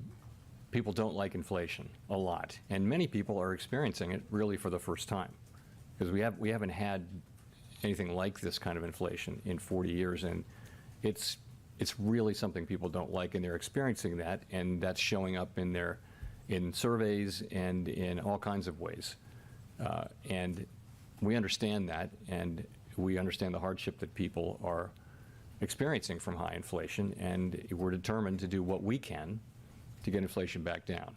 So that's really what we're saying. Clearly, it's an incredibly unpopular thing, and it's very painful for people. So, I guess what I'm saying is the really critical question from the perspective of doing our job is making sure that the public does have confidence that we have the tools and will use them, and they do work to bring inflation back down over time. It will take some time, we think, to get inflation back down, but we will do that. Chris. Thank you. Chris Rugaber at Associated Press. You have talked about inflation a few times and mentioned oil prices, China lockdowns. But aside from rises in commodity prices such as gas prices, we're also seeing stickier measures of inflation increasing, such as the Cleveland Fed's median and trimmed mean CPIs. I mean, how persistent do you see those underlying measures of inflation, and how do you expect where do you see those going in the near future? Yeah.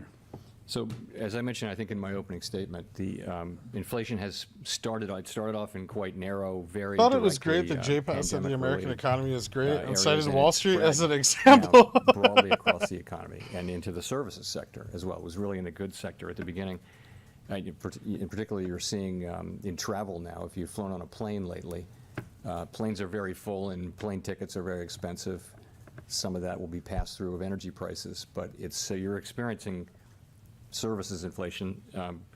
Shelter inflation is high. So the question, and you see the Cleveland measure going up, and many other measures are going up. So it's a time when we're not seeing progress, and we want to see progress, and that's really another part of why we did what we did today, and why the SEP looks like it does, is that we see it as appropriate to get the policy rate up to restrictive levels, which would be, in the thinking of the committee, somewhere in the range of 3 to 3.5% by year end, and then after that, you see what the rest of the SEP says. So I hope that's responsive to your question.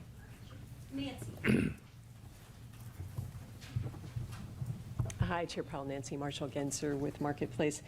Do you still think a softish landing is possible, and how would you define that at this point, considering nothing the happening revised right now is projections bullish for unemployment, GDP, inflation? So the bull market is what's dead. In the SEP would certainly meet that test. If you see you're looking at getting back down to almost a 2% inflation by 2024, and the unemployment rate is still as low as 4.1%. That would be, I would call that as meeting that test. Do I still think that we can do that? I do. I think there's. I don't want to be the handicapper here. That is our objective, and I do think it's possible. Like I said, though, I think that events of the last few months have raised the degree of difficulty, created great challenges, and again, the answer to the question, can we still do it? There's a much bigger chance the majority now of that your it'll OPEX depend position on this factors week that or we don't next control, Tuesday? which is, fluctuations both? and spikes in commodity prices could wind up taking that option out of our hands. So we just don't know. But we're focused on, very, very focused on getting inflation back down to 2%, which we think is essential for the benefit of the public, and also to put us on a path back to a sustainably strong labor USA market like the one we Feds had are before a the joke. pandemic. Greg.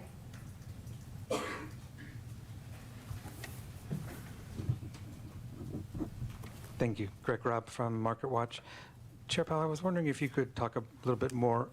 Economists are worried that Is this you're the kind guy of that hitting told the me to economy sell with a GME? sledgehammer, and that now there's even more risk of a recession than a 50-50 path of rates. Thank God I didn't so could you listen. talk a little bit more about that, and what evidence would get you to stop rate hikes and maybe even reverse them?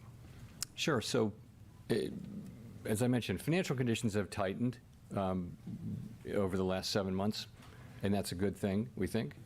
But the federal funds rate, even after this increase, is at 1.6%. So it's hard to see how that is too high of a rate. And even if we did another, we're going to get here by the end of the summer somewhere in the 2s probably. Still, that's still a low rate. So that's not a rate that is calculated to bring a recession on. And by then we'll have seen a whole lot more data. As I mentioned a couple OG times, rules, the we are committee's not in a views recession are yet. around The Fed a is not modestly intentionally restricted trying to stance, push which us would be into in a the 3 to recession. 3.5% Why would range they ever by want the end of something this like year. But that that's for the poor American conditioned on that public? being the appropriate thing to do. If we see data going in a different direction, it'll be reflected in our policy, as you see today. We'll be watching if things go in a direction we don't expect, then we're going to adapt. And I would say this is a highly uncertain environment, extraordinarily uncertain I buy the environment. So, lower Delta ones first. Again, we'll be Out to in. determined and resolved, but flexible. Hey, Evan. I just want my fucking 380s to print Evan at Reiser, this Market point. News International. Thank you, Chair Powell. I was I don't wondering even if need the Fed has I don't even initiated a need it to go review up a of the lot. conduct I just of need them monetary to policy over the slightly last go 2 in the years money. or so, given the inflation. And will that be shared with the public? And then secondly, given the illiquidity and the extraordinary volatility in financial markets, are you concerned that QT will make that worse? Sorry, what was your question on QT? Just given the illiquidity and extraordinary volatility in financial markets, whether QT will make things worse. So, of course, we've been looking, very carefully and hard at why inflation picked up so much more than expected last year and why it proved so persistent. Guy looks like a muskrat. It's hard to overstate the extent of interest we have in that question. What an odd animal to morning, noon, and choose. night. So, but you have to understand the context. Really, Free the money. context is this: for decades before the pandemic and the reopening, you had Fly, a my world pretty. where inflation was dominated by disinflationary forces such as declining population or aging demographics, let's call it that, globalization. I don't think I'm going to fill on all of other them. factors, low productivity. My fill's too high. And that's how I'm all only the filled models on work. It is decades 3, and decades 4? of data. They look at that as a very flat Phillips another curve work, and the supply shocks tend to be transient, right? So we have now experienced an extraordinary series of shocks, if you think about it. The pandemic. No, I don't want to touch the it. response, the reopening, inflation. All the fun's over. Followed by the war in Ukraine, followed by shutdowns in China. The war in Ukraine potentially having effects for years here. So we're aware that a different set of forces are driving the economy. We have been, obviously, for quite a while, that this is these forces are different. Inflation's behaving differently. And in our thinking, it really is a question of very strong demand, but you couldn't get this kind of inflation without a change on the supply side, which is there for anybody to see, which is these blockages. I mean, and for everybody and asking me people this, dropping out of the labor force and things like that. So that's if how you're we're trying to looking at it. decide between July and, we've and done August, a lot of right? work internally on. Look at the worst case scenario. So worst case scenario and is thinking no about OPEX, right? What all that means. No You don't- covering of the thing is, you don't obligations know whether after the those expiration forces date. Are, what extent Right. are they going to be sustained? In other words, will we go back to a world that looks a little more like the old world, or are we going? So if you really have in a world where August and this major happens, supply shocks go on, you and will on. you will lose The less history is premium. you see these waves of supply shocks as you did in the 70s, and then they go away, and sort of Because you there's paid a for new more normal and things theta settle up down. front. But honestly, we don't know what that's going to be. In the meantime, we have to find price stability in this new world and maximum employment in this new world where clearly inflationary forces are. For you're seeing them July, everywhere. Again, if you look, you'll lose look more around the world premium. at where inflation levels are. It's absolutely extraordinary. It's not just here. In fact, we're sort of in the middle of the pack. But you Although I paid think less we have, up of front. course, a different kind of inflation than other people have, and partly because our economy is stronger and more highly If it recovered. So runs, that's what we're doing. the best we've case done a lot of scenario, introspection and work on that. And so the Julys will realize. We've communicated really clearly to the markets about what we're going to do. More there. Markets seem leverage. to be okay with it. We're phasing in Treasury And issuance higher is down profits. quite a lot from where it's been. So I have no reason to think markets are forward-looking, and they And see the this coming. I have August no reason to think it won't realize as will much lead profit. to illiquidity and problems. And you'll have less It seems to leverage be because you paid kind more of up understood front, and right? accepted at this point. Thanks. For the last question, we'll go to Mark Henry. Mr. Chairman, Mark Hamrick with Bankrate. Wonder what your assessment is about the outlook for the housing market, given Both the, are perfectly years-long viable. increase in home prices. It's a now the risk sharp decision. rise in mortgage rates. If things And all move that, of course, against given you, the, they will move against you heightened harder sensitivity around the if housing you're market, holding given the fact that July. it was a trigger for the great financial If you're holding crisis July over a decade calls ago. Thank versus you. August Sure. calls or October So calls. rates were very low. Oh. A good place to start is What was that that? rates were very, very low for quite a while because of the pandemic and the need to do everything we could to support the economy when unemployment guess I had was a call there. 14% and Still. the true unemployment Looks rate to me was like well higher the than market that. has just lost all and that, confidence in the that was, Fed and taking matters rates into are its low own and now- hand. Now they're coming Fed back has up lost too to much more normal credibility. or This shit above is levels. silly. So in the meantime, while rates were low and while demand was really high, obviously demand for housing changed from wanting to live in urban areas to some extent to living in single-family homes in the suburbs, Like, you wanna famously, and so the blame demand was just suddenly Powell, much but higher. And low, so we saw prices moving up. Fed doesn't very, have very, absolute control strongly for the last couple of years. over so that inflation changes now, or the and economy. rates have moved They up. have a We're lot well of aware that control mortgage via rates have moved up a monetary lot, policy. and you're seeing But a changing housing there market. are many We're watching aspects it to see of our what will current happen. inflation that are How much will it completely really out of affect the Fed's residential control. investment? Not really They can't sure. do anything about it. No matter how much they will it raise affect rates, housing prices. no matter how confident the market not really is in them sure. raising It's, rates. obviously we're watching that quite carefully. You would There's think just over nothing they time- can do I mean, within their there's scope a of tremendous power amount to of address supply it. in the housing market of unfinished homes, and as those come online, Why the fuck whereas is the market the up? supply of finished Why homes, not? the inventory of finished homes that are for sale is incredibly low, The historically market low. can So stay that it's still a irrational far very longer tight than you market. can stay liquid. So prices may keep going up for a while, even in a world where rates are up. So it's a complicated situation. We watch it very carefully. Do you do the sound that my computer makes? I in would one say of my if you're a home buyer, somebody or a young person looking to buy a home, you need a bit of a reset. Thanks, we George. need to get back to a place where supply and demand are back together, and where inflation is down low again, and mortgage rates are low again. So this will be a process whereby we ideally we do our work in a way that Not the shadow housing banned, market Jesper, but settles I've in a been new busy place, trading, and so I might have missed what housing you said. availability Did you and update your credit prognosis availability for are at Jamie for the appropriate rest of the levels. week? And we're still seeing an So, thank you excessive very much. number of in-the-money calls being exercised every day. They're still churning FTDs. It's a problem for them. Today's FTD report indicates it's kind of a big problem for them, right? And this is our first evidence of a large increase in GME specific FTDs, right? This is over. I can turn this crap off, right?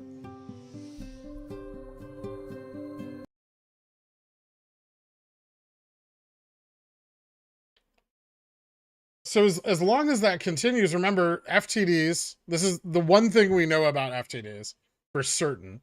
Regardless of, you know, if they capture upside movement or downside movement, you know, we can estimate that based off previous trading days and stuff. But the one thing that is certain about FTDs is they create volatility. Lots and lots of volatility. The more there are, the more volatility there is, right? So because of that necessary churn of volume, right, in order to satisfy them. And the stock is illiquid, so that illiquidity leads to more volume being necessary because you have to use, you know, synthetic and derivative positions in order to influence the underlying and to clear those FTDs, which requires that you use a greater amount of leverage to satisfy a smaller amount of FTDs. So it's going to stay volatile for now. Obviously, an OPEX run for them at this point is very ideal. I am bullish on it. I do have a degree of confidence that we will see an OPEX run. We may not, though. I mean, that's something that always has to be in the back of everyone's mind. But I think at this point in time, it is their best. It's their best course of action in order to realize the necessary liquidity to start trimming down some of these positions that are getting out of control.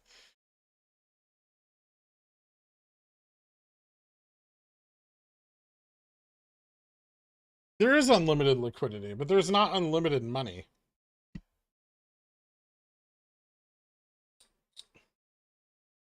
Unlimited liquidity is irrelevant if there isn't unlimited capital. But then you're looking at something different, right?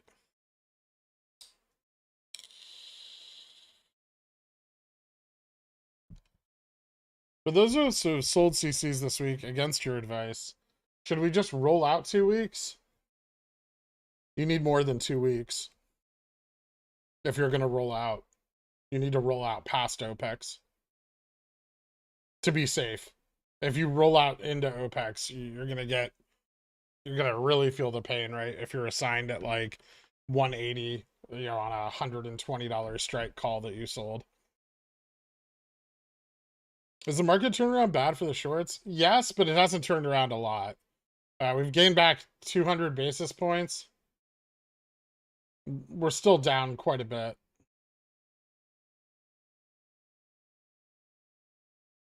We were trading in the 408 range last week.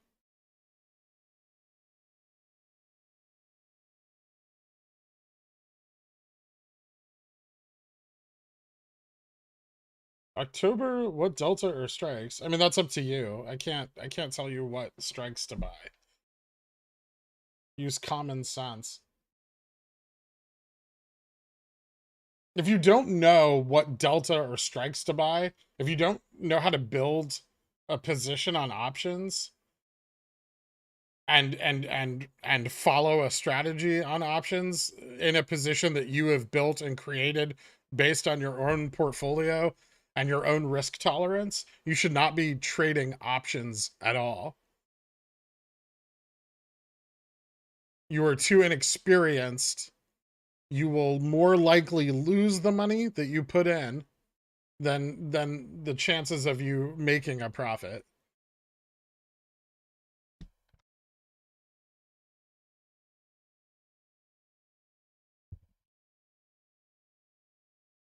Yeah, we could have a July OPEX also. So if I do sell CCs at the top of OPEX, I'm going to sell them very short, like 14 days, if that, because of the potential for a July OPEX occurring. If I sell a call today, when do the funds settle? Can I trade with those monies tomorrow? Yes.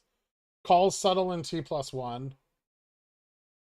All options settle in T+1. I should have just held the fucking calls. I missed out on like $1.50 of upside. This is bullshit.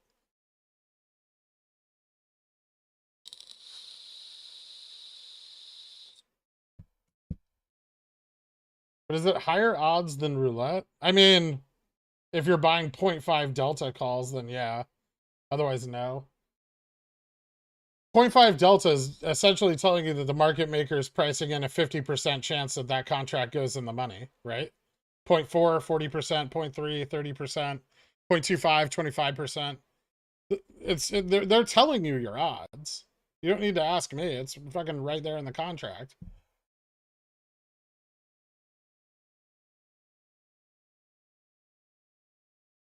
So if you're buying a 0.25 delta contract, you're saying, I'll take a 75% chance against the market. I'm betting that the market maker is pricing this option incorrectly. He's saying I have a 75% chance of ending out of the money. I'm saying that that 25% chance of going in the money is going to increase in probability.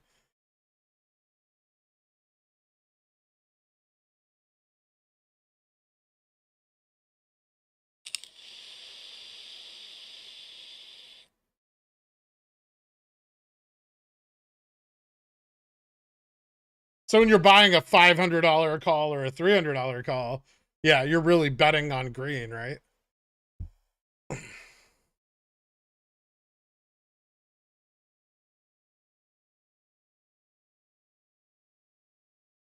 I've been dying for a gambling explanation.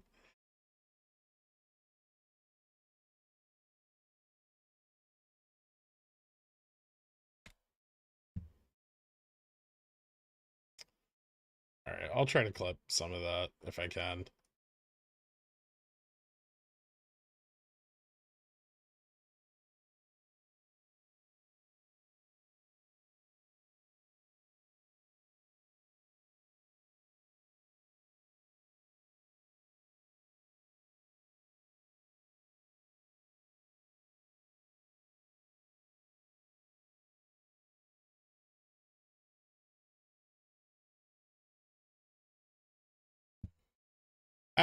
Thank you so much, man. I appreciate it. Did you want to say something there?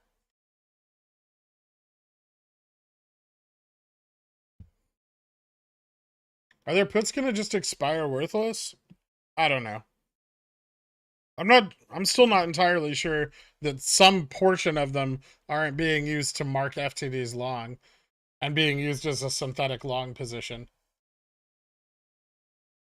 What's up with these GME puts that aren't making the GME price go down before OPEX? I mean, what's an easy way to explain this? It kind of looks like they're losing, but I don't want to get people's tits too jacked, right? Like it's not that they're losing, but the control I think they perceive to have over the price they were unable to leverage. Which does make me think that somebody is experiencing large numbers of FTDs and somebody else is just betting on the downside. Because like the FTD position and the exercise of those in-the-money calls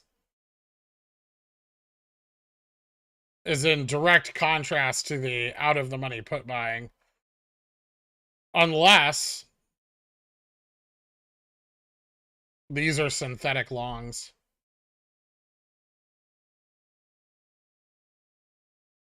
If these are synthetic longs, that means there is a irreparable number of FTDs on GameStop that will need to be cleared.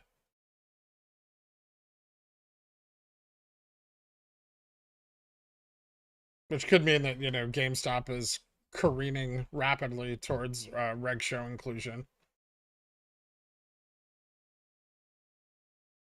What would be the downside to eating assignment on a CC, then rolling that capital into a safer call position for OPEX than buying CSPs at the bottom?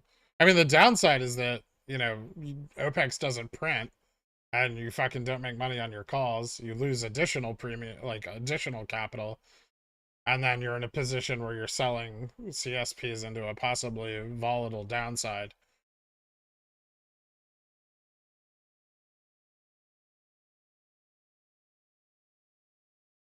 Irreparable equal MOASS. All squeezes start with an FTD squeeze, right?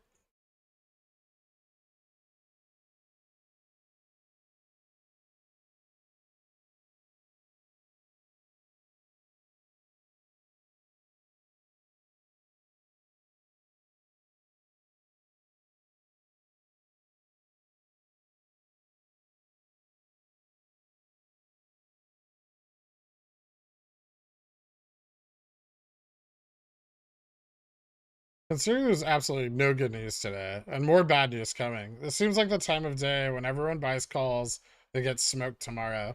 True, but SLD deposits can be deferred and completed on Monday. Like, they can complete all the deposits Friday at close, and then the effect of that isn't realized till Monday. Or Tuesday, in this case, with the holiday coming up. True, but genuinely, how likely is that possibility? I would say OPEX right now is at, like, I don't know. I don't want to give it odds because it's really a coin flip. If there's a piece of the puzzle we're missing, that critical piece of information could move against us. I don't think there is. I mean, I think I've covered all my bases. I have enough confidence in it that I'm willing to risk the premium I'm putting up, right? But if it does move against me and there is something that we've missed, something critical, you know, and it doesn't pan out, that's something that has to be considered. We have too limited of a data set to just assume we know everything. It's great to have that confidence, right? And I do think we know a lot, but to assume that there's nothing that we could miss or something we don't understand is ridiculous. Because we don't have the insight. Like, we're not omniscient, right? And we definitely don't have the data. The things we've figured out without the data are extremely impressive already.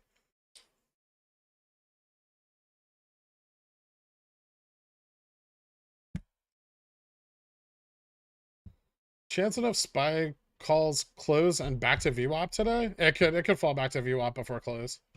Absolutely.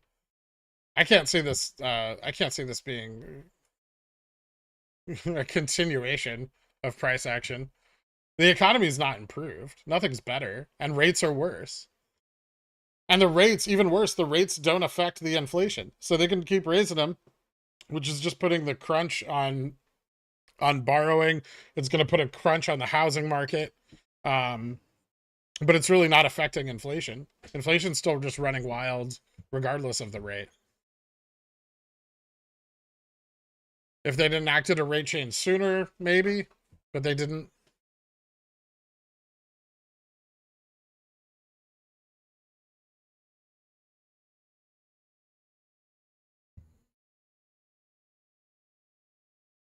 With no OPEX on Tuesday, well, Tuesday is just the first day of OPEX.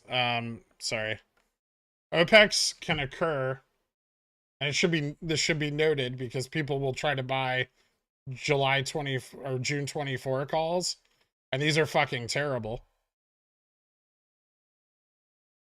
Because OPEX covering can occur any day between the 21st through 24th. Due to that holiday. Otherwise, it would be the 21st and 22nd. But because FINRA creates a deferral plan for holiday settlement, this then extends this window. Actually, even this would carry out to the morning of the 23rd, right? But because of the FINRA holiday deferral, it carries all the way through. So 21 through 24, any of those days, the covering can occur. And I fully expect them to take advantage of anybody buying weeklies next week. If there is a shitload of options interest in June 24 calls, they will absolutely try to crush price and get those to sell off in advance. Why do you pronounce it OPEX instead of OPEX? I call it OPEX because OPEX is operational expenses. So like when you're reading an earnings report, like OPEX, and I don't know, it's a different pronunciation because it's a different thing. Gaff, is that you? I could have sworn you were in streaming.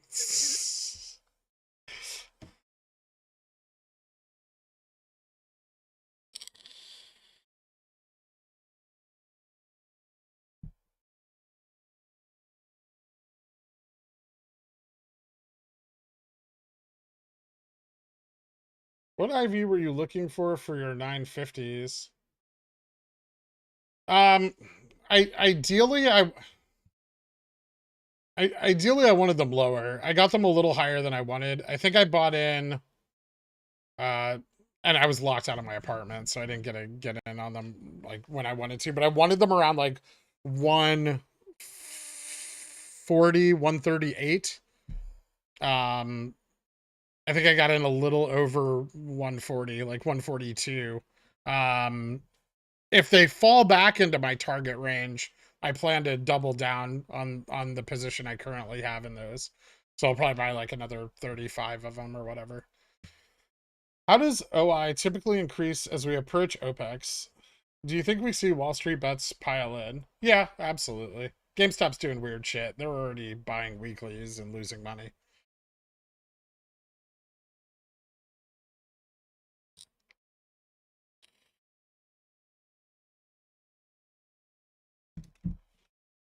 Can't they halt us into close next Friday and extend covering of obligations into the following Monday?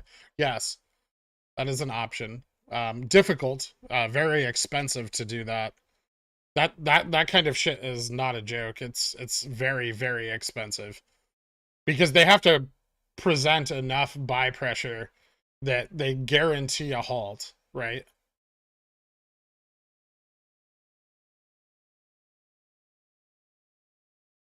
And they have to get their obligations into a dark pool that doesn't settle till end of day.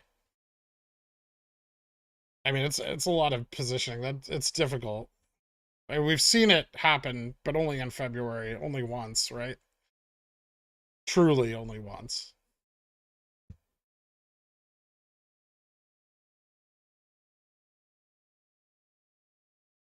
Are you winning, son? I'm having a pretty good day. Powell made me some money, so that was nice. They did it easy a few weeks ago, 3 times. That was actually not that much buy pressure. Mostly that was the, yeah, when those ETF FTDs hit. That was mostly that the order book was just really thin. The buy pressure wasn't insane, right? I mean, it was high, but it wasn't nuts. But the order book was so thin that we just kept halting. You gotta remember that the clearinghouse will halt because they're not going to gap the price up $300, right? They'll halt it, they'll wait for the order book to fill, and then they'll resume trading.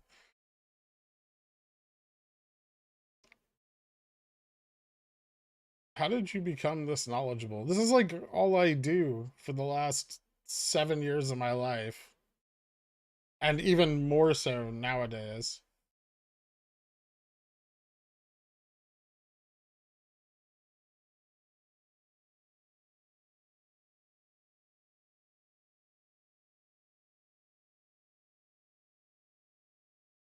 Have you bought At the Money calls yet? No.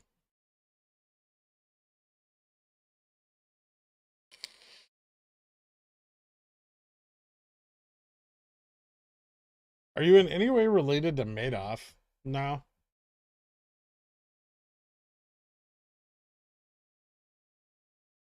Market rip seems like short obligations covering, and we'll see a big short reposition tomorrow. Thoughts? Market rip seems like short obligation covering, and we'll see a big short reposition tomorrow. I think we'll see a big short reposition after the 17th. This is the OPEX coming up is huge. It's trillions of dollars market wide. Why are you buying 950? See, I usually see you only buying in the money calls. Because they're not going to lose a lot of value in the short term, right? They're kind of roughly going to stay around the same price as long as IV stays around the same level. IV is going to fall off slower because they're very far dated. They're the safest position to enter initially, provided that far out of the money calls are a position that you're willing to try to manage. They're not even an option for people who have like a job, right? Like if you have a job and you can't watch your fucking $950 calls, you shouldn't have them. Because if you're not on top of them the entire trading day, you're just gonna lose money.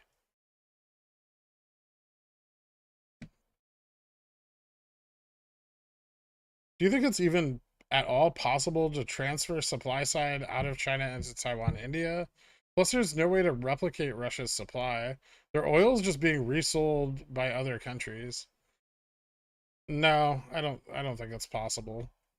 I mean, we're trying to negotiate with like Saudi Arabia and like Venezuela, I think, to increase production, and we're releasing some of the strategic reserves. I mean, the US has enough oil to supply itself for a long time. We just don't use it, right? We'd much rather use other people's. But yeah, I agree that Russia's pricing, you know, and Russia can compete with us on that front too, because and those countries get better positioned to compete with us if they're buying oil at a cheaper rate. So if Russia's willing to sell to China at, you know, half the rate that we're paying here, then, you know, that's a huge economic advantage for China, especially with China's moving in with their own quantitative easing program. They're positioning themselves to win the economic war, right? Whoever comes out ahead here is going to end up 10 years ahead of the other superpowers economically.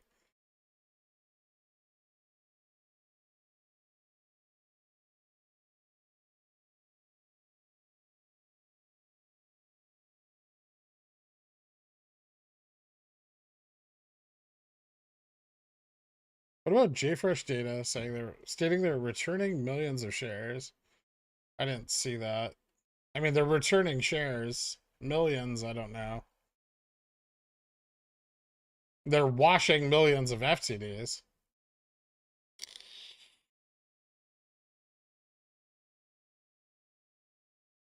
What dollar level does Cohen split? 500? Like 200? 180?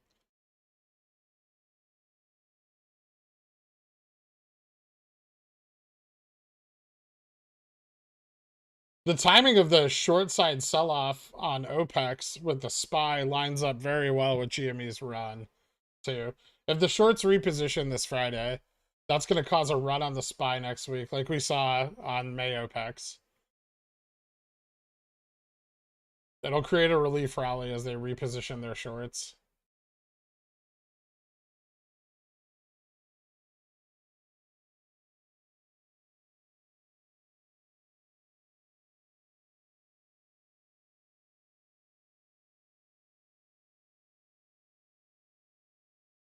How do you manage your wins? Do you take a percentage out and reinvest it? Yeah, usually. I take the additional capital out and like put it into long-term holdings. Does it feel like a win or just meh? It depends on how much it is, but usually just meh.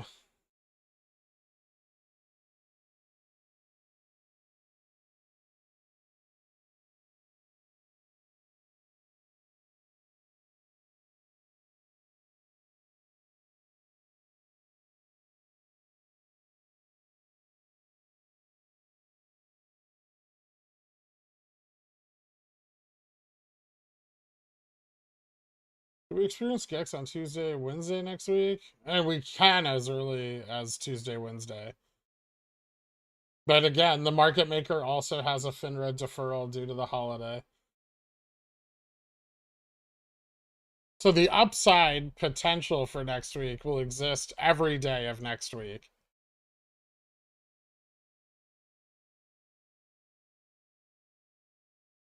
Generally, the market maker will start covering on T+2, and that causes, like, the market makers don't really like to take a lot of extra time, right? They want to remain neutral. on their positioning because their risk explodes so dramatically if they don't.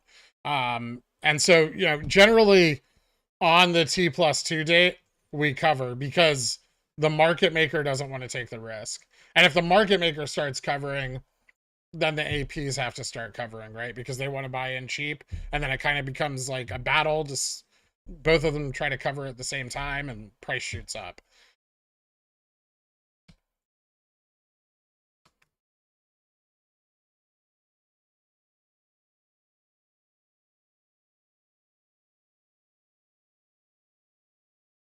Have you ever played options for next month's rent? No.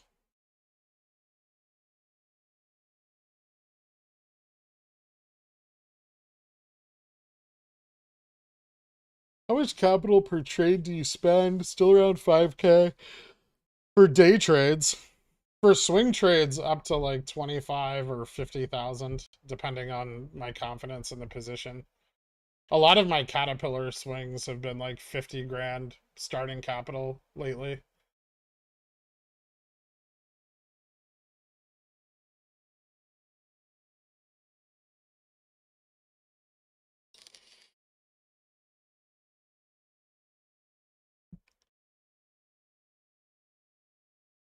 How does XRT OI look today? We don't know until after market close. OI does not update intraday in an accurate way.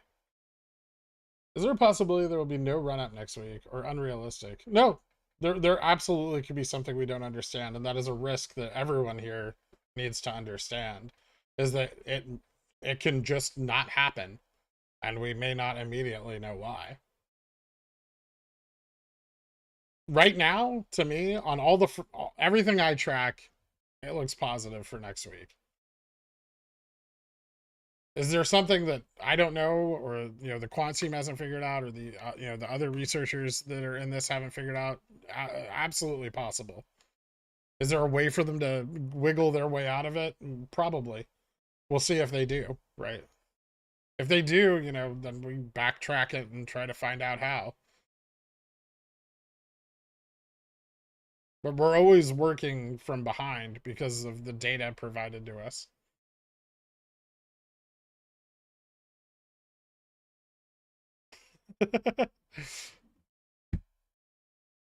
How much money are you putting into OPEX calls? I don't know yet. A bunch. Right now, I think I'm in for about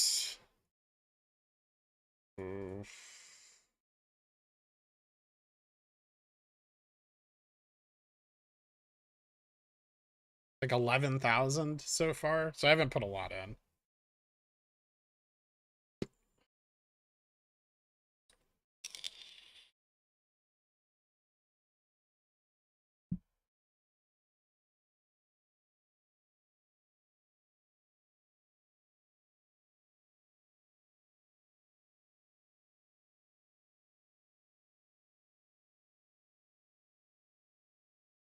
Thank you. Actually made money today trading SPY up and down. Your lessons are rubbing off. Fuck yeah, man. That's awesome. Congratulations, dude.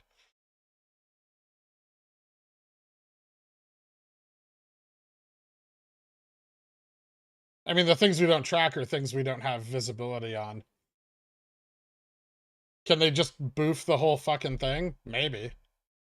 Risk's tight, and primes aren't going to be very forthcoming with shitloads of obscene margin for high risk positions, but, you know, relationships are different entity to entity. So, you know, they might not give Melvin 20 billion, but they might give Citadel 50.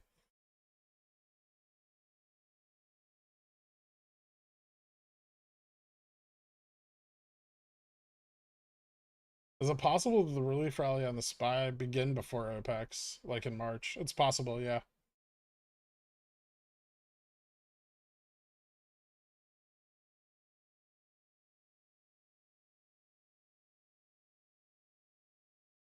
But they're hedged for an upside move, so it seems unlikely that they would try to prevent it. I agree. But don't get me wrong, positionally, it looks good. The options chain looks good. The obligations on XRT look good. FTDs are compounding. That's awesome. XRT FTDs are compounding. That's also awesome. You know, that endemic issue with XRT is likely spread throughout the 100+ ETFs that GameStop is contained in, right? XRT is just the best one to track because it's got the most. It's the most complicit. But yeah, I mean, I'm sure they're, you know, IJR and VTI and all these other funds are also complicit in share creation on GameStop. So it's not just XRT, right? But everything looks good in XRT. Everything looks good on GameStop. You know, the price and IV are in the ranges we expect. We saw, we see them moving into an entropic upper boundary hedge and those 950 leaps that they're selling. You know, ready for that explosion in gamma.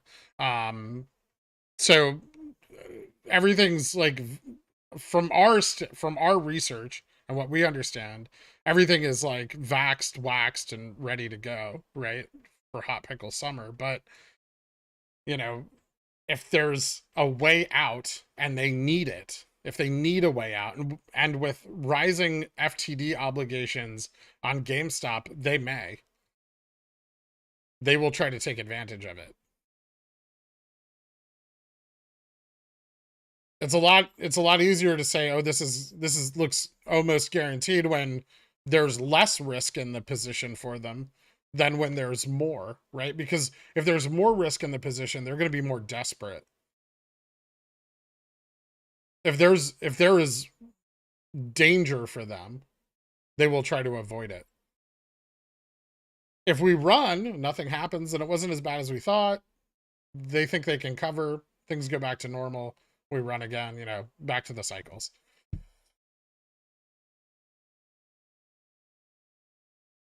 Is that all YouTube money you're betting with? Not even fucking close.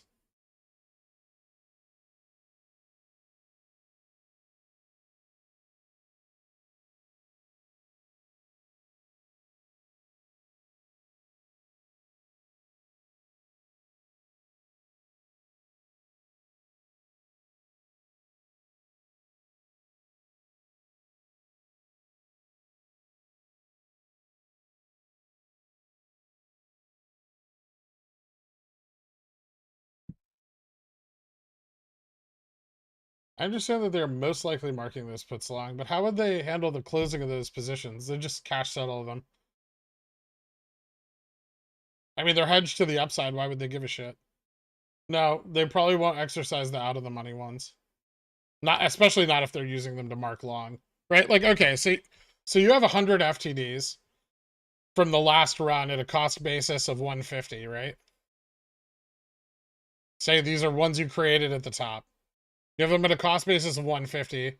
Here, they're trading at 125, and you spend, you know, $3 per share to mark them long. You know, this reducing your cost basis on the position, or increasing your cost basis on the position to 153.45, right?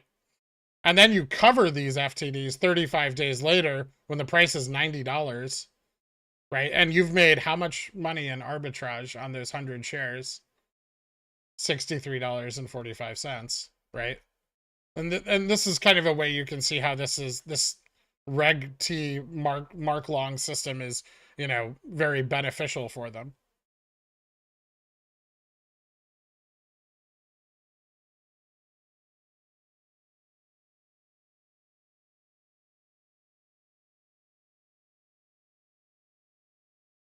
Ding ding. I'll include it in the end of day. Yeah. So yeah, we're still seeing a lot of in the money call pressure. It's keeping our price elevated. We saw a run on the SPY today, which, you know, definitely helped us out. You know, bottoming out in the 123 range this morning.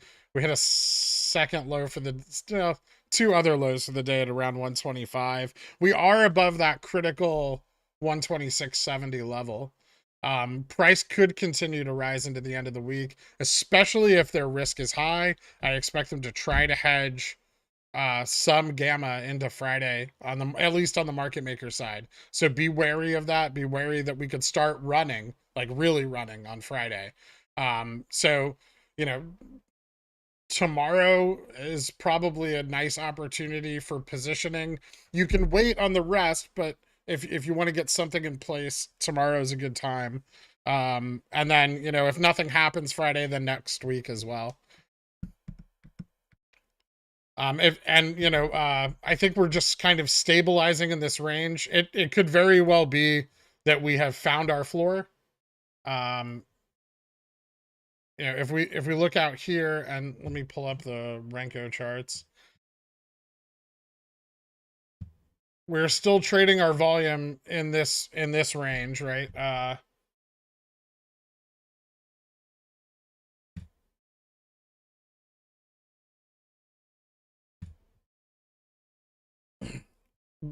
Ignoring this 1 day breakout, which it was only 1 day, really. Most of this volume occurred in a very short period of time. Ignoring that, you know, we are trading in a bit of a descending wedge.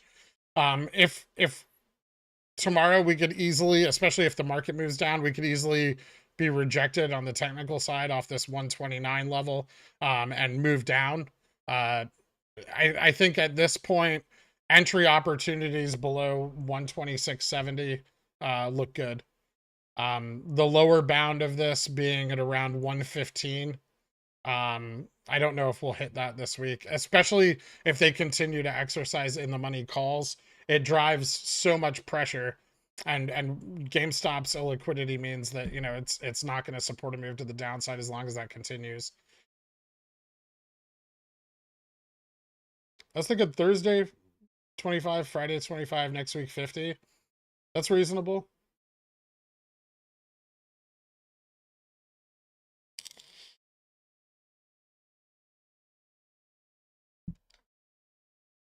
$120, absolutely not safe. If you fall below 120 and you're still in them, probably try to get out, right? Because I don't think we'll stay there for long.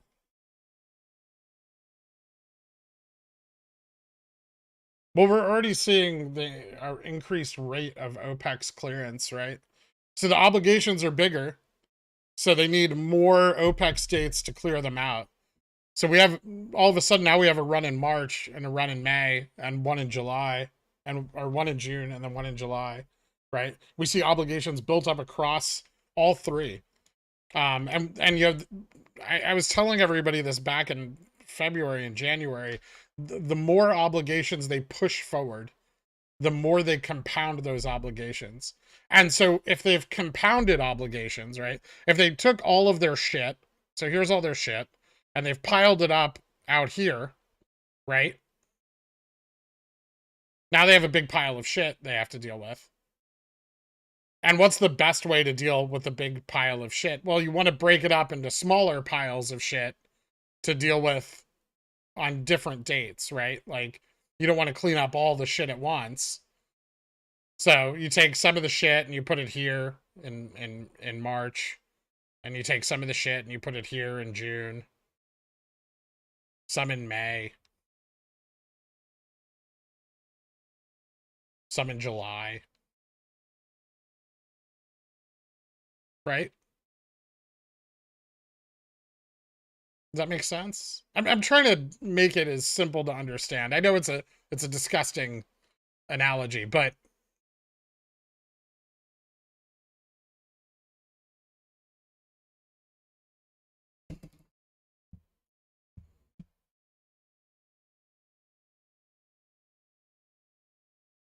the point isn't for it to be nice or well-mannered. It's to get the point across. Okay, cool. Are they able to push it past an ETF rebalance? We don't know. We know some of the March position was pushed past the rebalance, but it wasn't really pushed past, it was rolled forward, right? We know that some of the May position rolled forward. Now we know they can roll it forward, but rolling it forward still has an effect on the price of GME, right? Because that's like a reposition. So May largely was a reposition. This price action and this price action was all due to repositioning. So we don't really care if they clear it or they reposition. If they want to just keep fucking rolling it forward forever, awesome, right? That's good for us because that just means the cycles continue.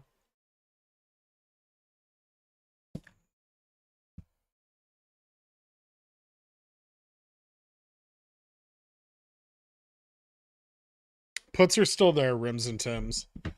I'll let you know if they sell off. And we won't know until after midnight tonight.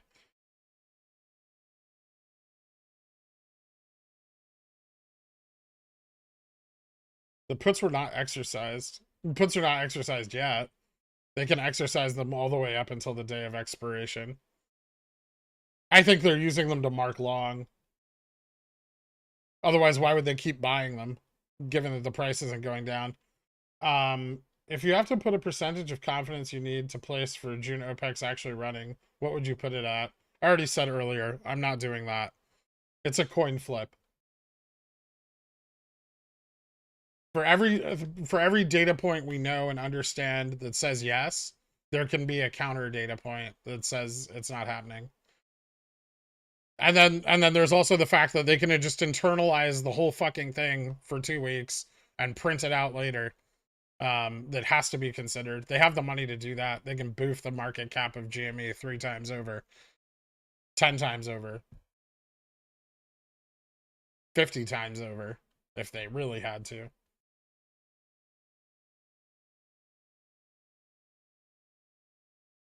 You know, you hear about everybody losing their shit in January. Citadel was fine. Citadel was doing so great in January that they fucking gave money to other people.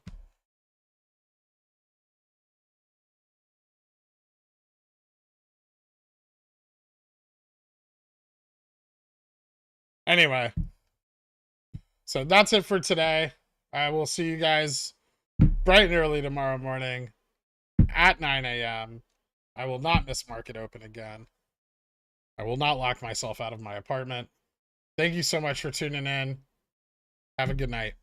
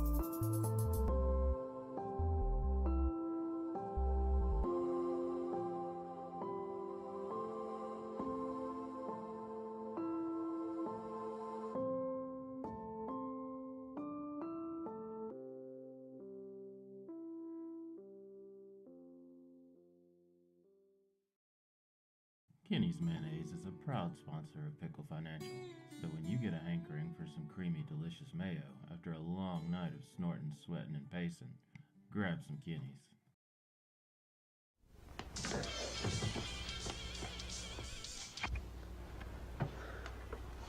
It's yours? No, My mother said she found it in your closet. I don't know. One of the guys must have... Must have what? Look, Dad, it's Where not... did you get it? Dad, Answer me. Who taught you how to do this stuff? You, all right? I learned it by watching you. Parents who buy weeklies have children who buy weeklies. Just some pickle fiend fuckers, not a cult, no. Like them AMC suckers, not a cult, bro.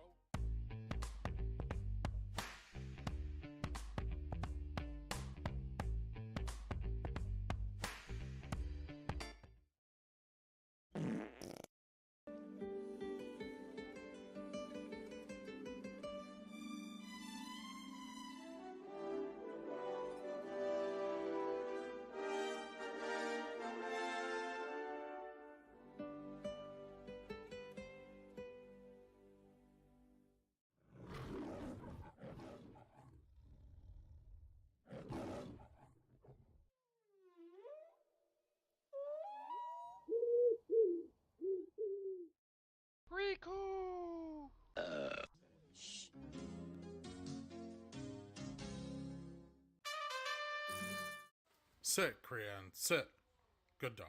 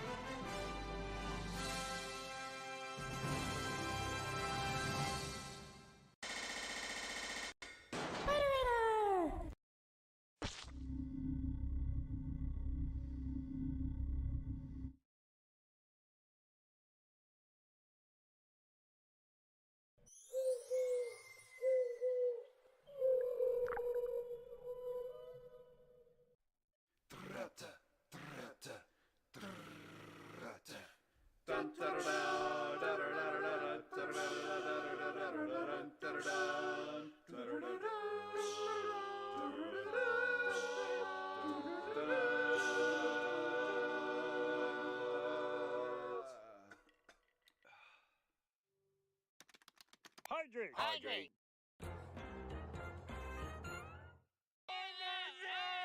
Did you get any of that? It's a good show! Not an advisor. Frigulon.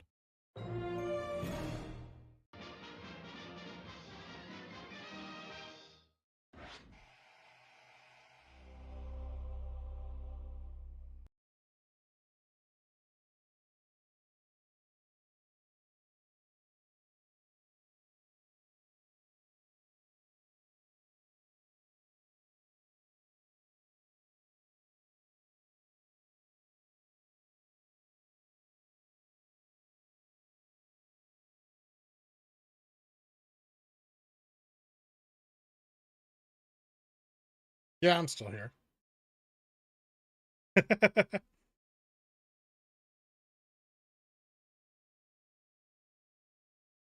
No encore.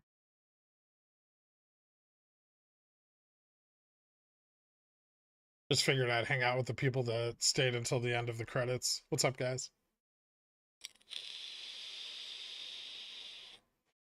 Nope, they don't have to exercise the puts to mark them long.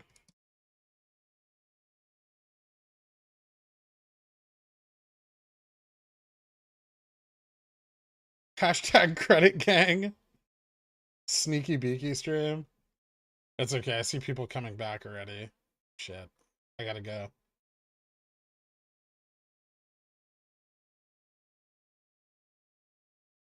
you seen the pic of the meat stick? You with the meat stick in girl mode? No, but can I use it for my Tinder? Yeah, of course I'll stream earnings secure. For you? Anything. Private viewing?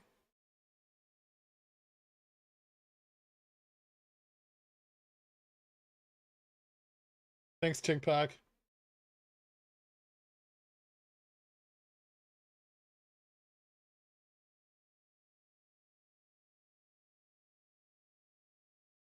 In DMs. I mean, I'm pretty hot, but why is my hair growing out of my hat?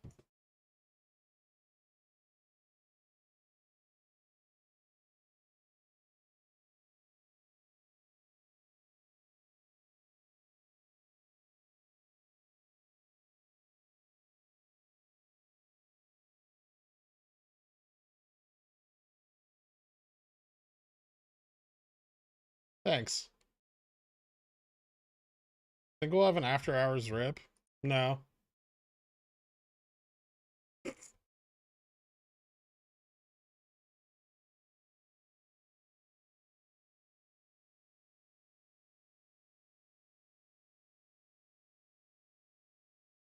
No problem.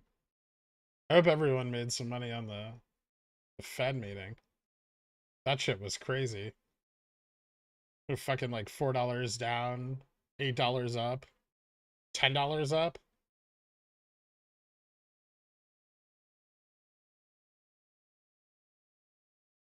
I lost money.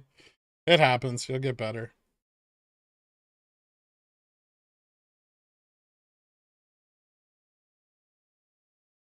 I played like a violin. School stock video on straddling FOMCs. Oh, that shit's just day trading skill.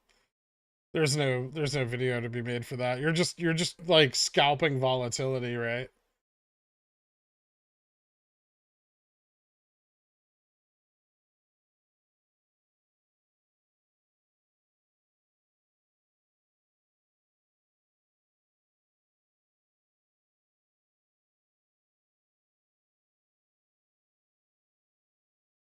What happens to put smart long for FTDs when they expire?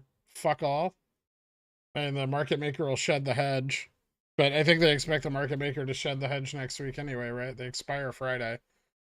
The only reason I think long is because they keep buying them this week. They're buying like 120s when there's no reasonable expectation of us dropping to 120.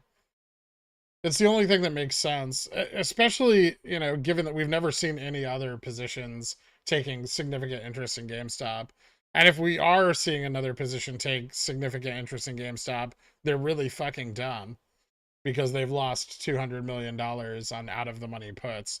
So it makes far more sense logically to assume that they're marking positions long using those puts. Those are synthetic longs. If they'd stop buying them this week, that'd be another story. You know, if they were nearer the money, that would be another story. But it's none of those things. Look at the SPY, it's tanking. It'll bounce back. This is just gapping.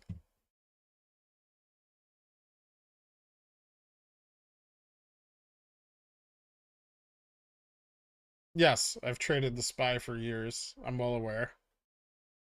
Schnitzelf.